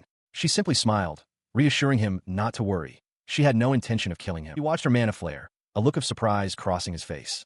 He realized her flow of mana was too perfectly balanced. He knew that for any person, there are always natural imbalances in mana circulation between the right and left sides of the body. Her flow, however, was so flawless that it felt entirely artificial, as if it had been deliberately created. With her power on full display, chunks of stone levitating around her, she declared an end to the small talk. With a flick of her wrist, she sent the projectiles hurtling toward him. The barrage of stone rained down, but he chose not to intercept it with magic, concerned that doing so might reveal too much. Instead, he dodged, letting the rocks shatter against the ground around him. After evading the initial volley, he clenched his fist, a small cloud of dust puffing from his glove. He concluded that the attack wasn't so bad. He could handle this barehanded. Behind him, his companions watched with looks of shock and concern. His confidence did not go unnoticed. Meltera smirked, echoing his thoughts that it was not too bad. With a challenging glint in her eye, she raised her hand and began her next move. At her command, the surrounding rubble began to rumble and coalesce, swirling with magical energy as new, larger projectiles took shape. With a confident grin, she unleashes her magic, summoning a volley of flaming rocks from the air and challenging her opponent to withstand the assault. The fiery projectiles hurtle through the chamber. As his companions cry out in alarm, Leyon moves with blinding speed, shattering each rock with a precise strike from his bare hands. He casually dusts off his hand, remarking with a calm expression that one of the impacts had stung a little. Behind him, his small companions watch in awe. His nonchalance only fuels her excitement. Humming thoughtfully, she decides he can handle more. With a grand gesture, she summons a far greater storm of rocks, announcing that they are next. The sheer scale of this new attack leaves Tina and Mina staring in wide-eyed disbelief, one of them stammering that the situation is unbelievable. Mina shouts that this is an absurd number of rock fall spells, far beyond a normal casting. Tina frantically urges Leyon to escape, but Mina retorts that there is no escaping an attack of this magnitude. Unfazed, Leyon clenches his fist, thinking to himself that this is becoming a pain. The cataclysmic barrage descends, filling the room with dust and shattered stone. When the chaos subsides, Leyon is left standing alone amidst the rubble, completely unharmed. He exhales, wiping his neck and commenting that the ordeal has made him hot and thirsty. Meltera, impressed that he survived, calls out that this is fun. His companions, however, are utterly stunned that this is his only reaction. Her amusement turns into a predatory grin. Raising a finger to her lips, she asks if he would mind if she were to get a little serious now. Her words send a chill through the onlookers. Leyon realizes with annoyance that he would rather not continue fighting barehanded. Tina shouts in disbelief that Meltera wasn't even serious yet, while Mina concludes that both combatants are completely crazy. The cat children can only watch in silent confusion. He watched as his opponent, the elf mage Meltera, declared her next move with a confident smile. Thrusting her hand forward, she commanded the very stone of the floor to obey her will. With a series of cracks and thuds, the ground shifted and reformed, giving birth to an army of crude, humanoid golems that swarmed into existence around her. As the newly formed construct stood ready, she proudly announced that this was her ultimate spell, one she had developed specifically to defeat the so-called washed-up great hero. She revealed her unprecedented success, creating golems that could use magic, a feat no one had ever accomplished. While his companions stared in shock, Leyon calmly processed the information. He realized that creating so many magic-capable constructs would require an impossible amount of mana and parallel processing power. Yet he conceded that it was, in fact, happening before his eyes. Her grin widened into a predatory sneer as she issued a direct challenge, asking if he would be able to survive what came next. In response, the entire ceiling above Leyon and his party fractured with a deafening boom, and a massive deluge of rock and stone began to plummet towards them. Unfazed by the imminent threat, Leyon simply adjusted his glove, a faint, knowing smile playing on his lips as he considered the insult of being called washed up.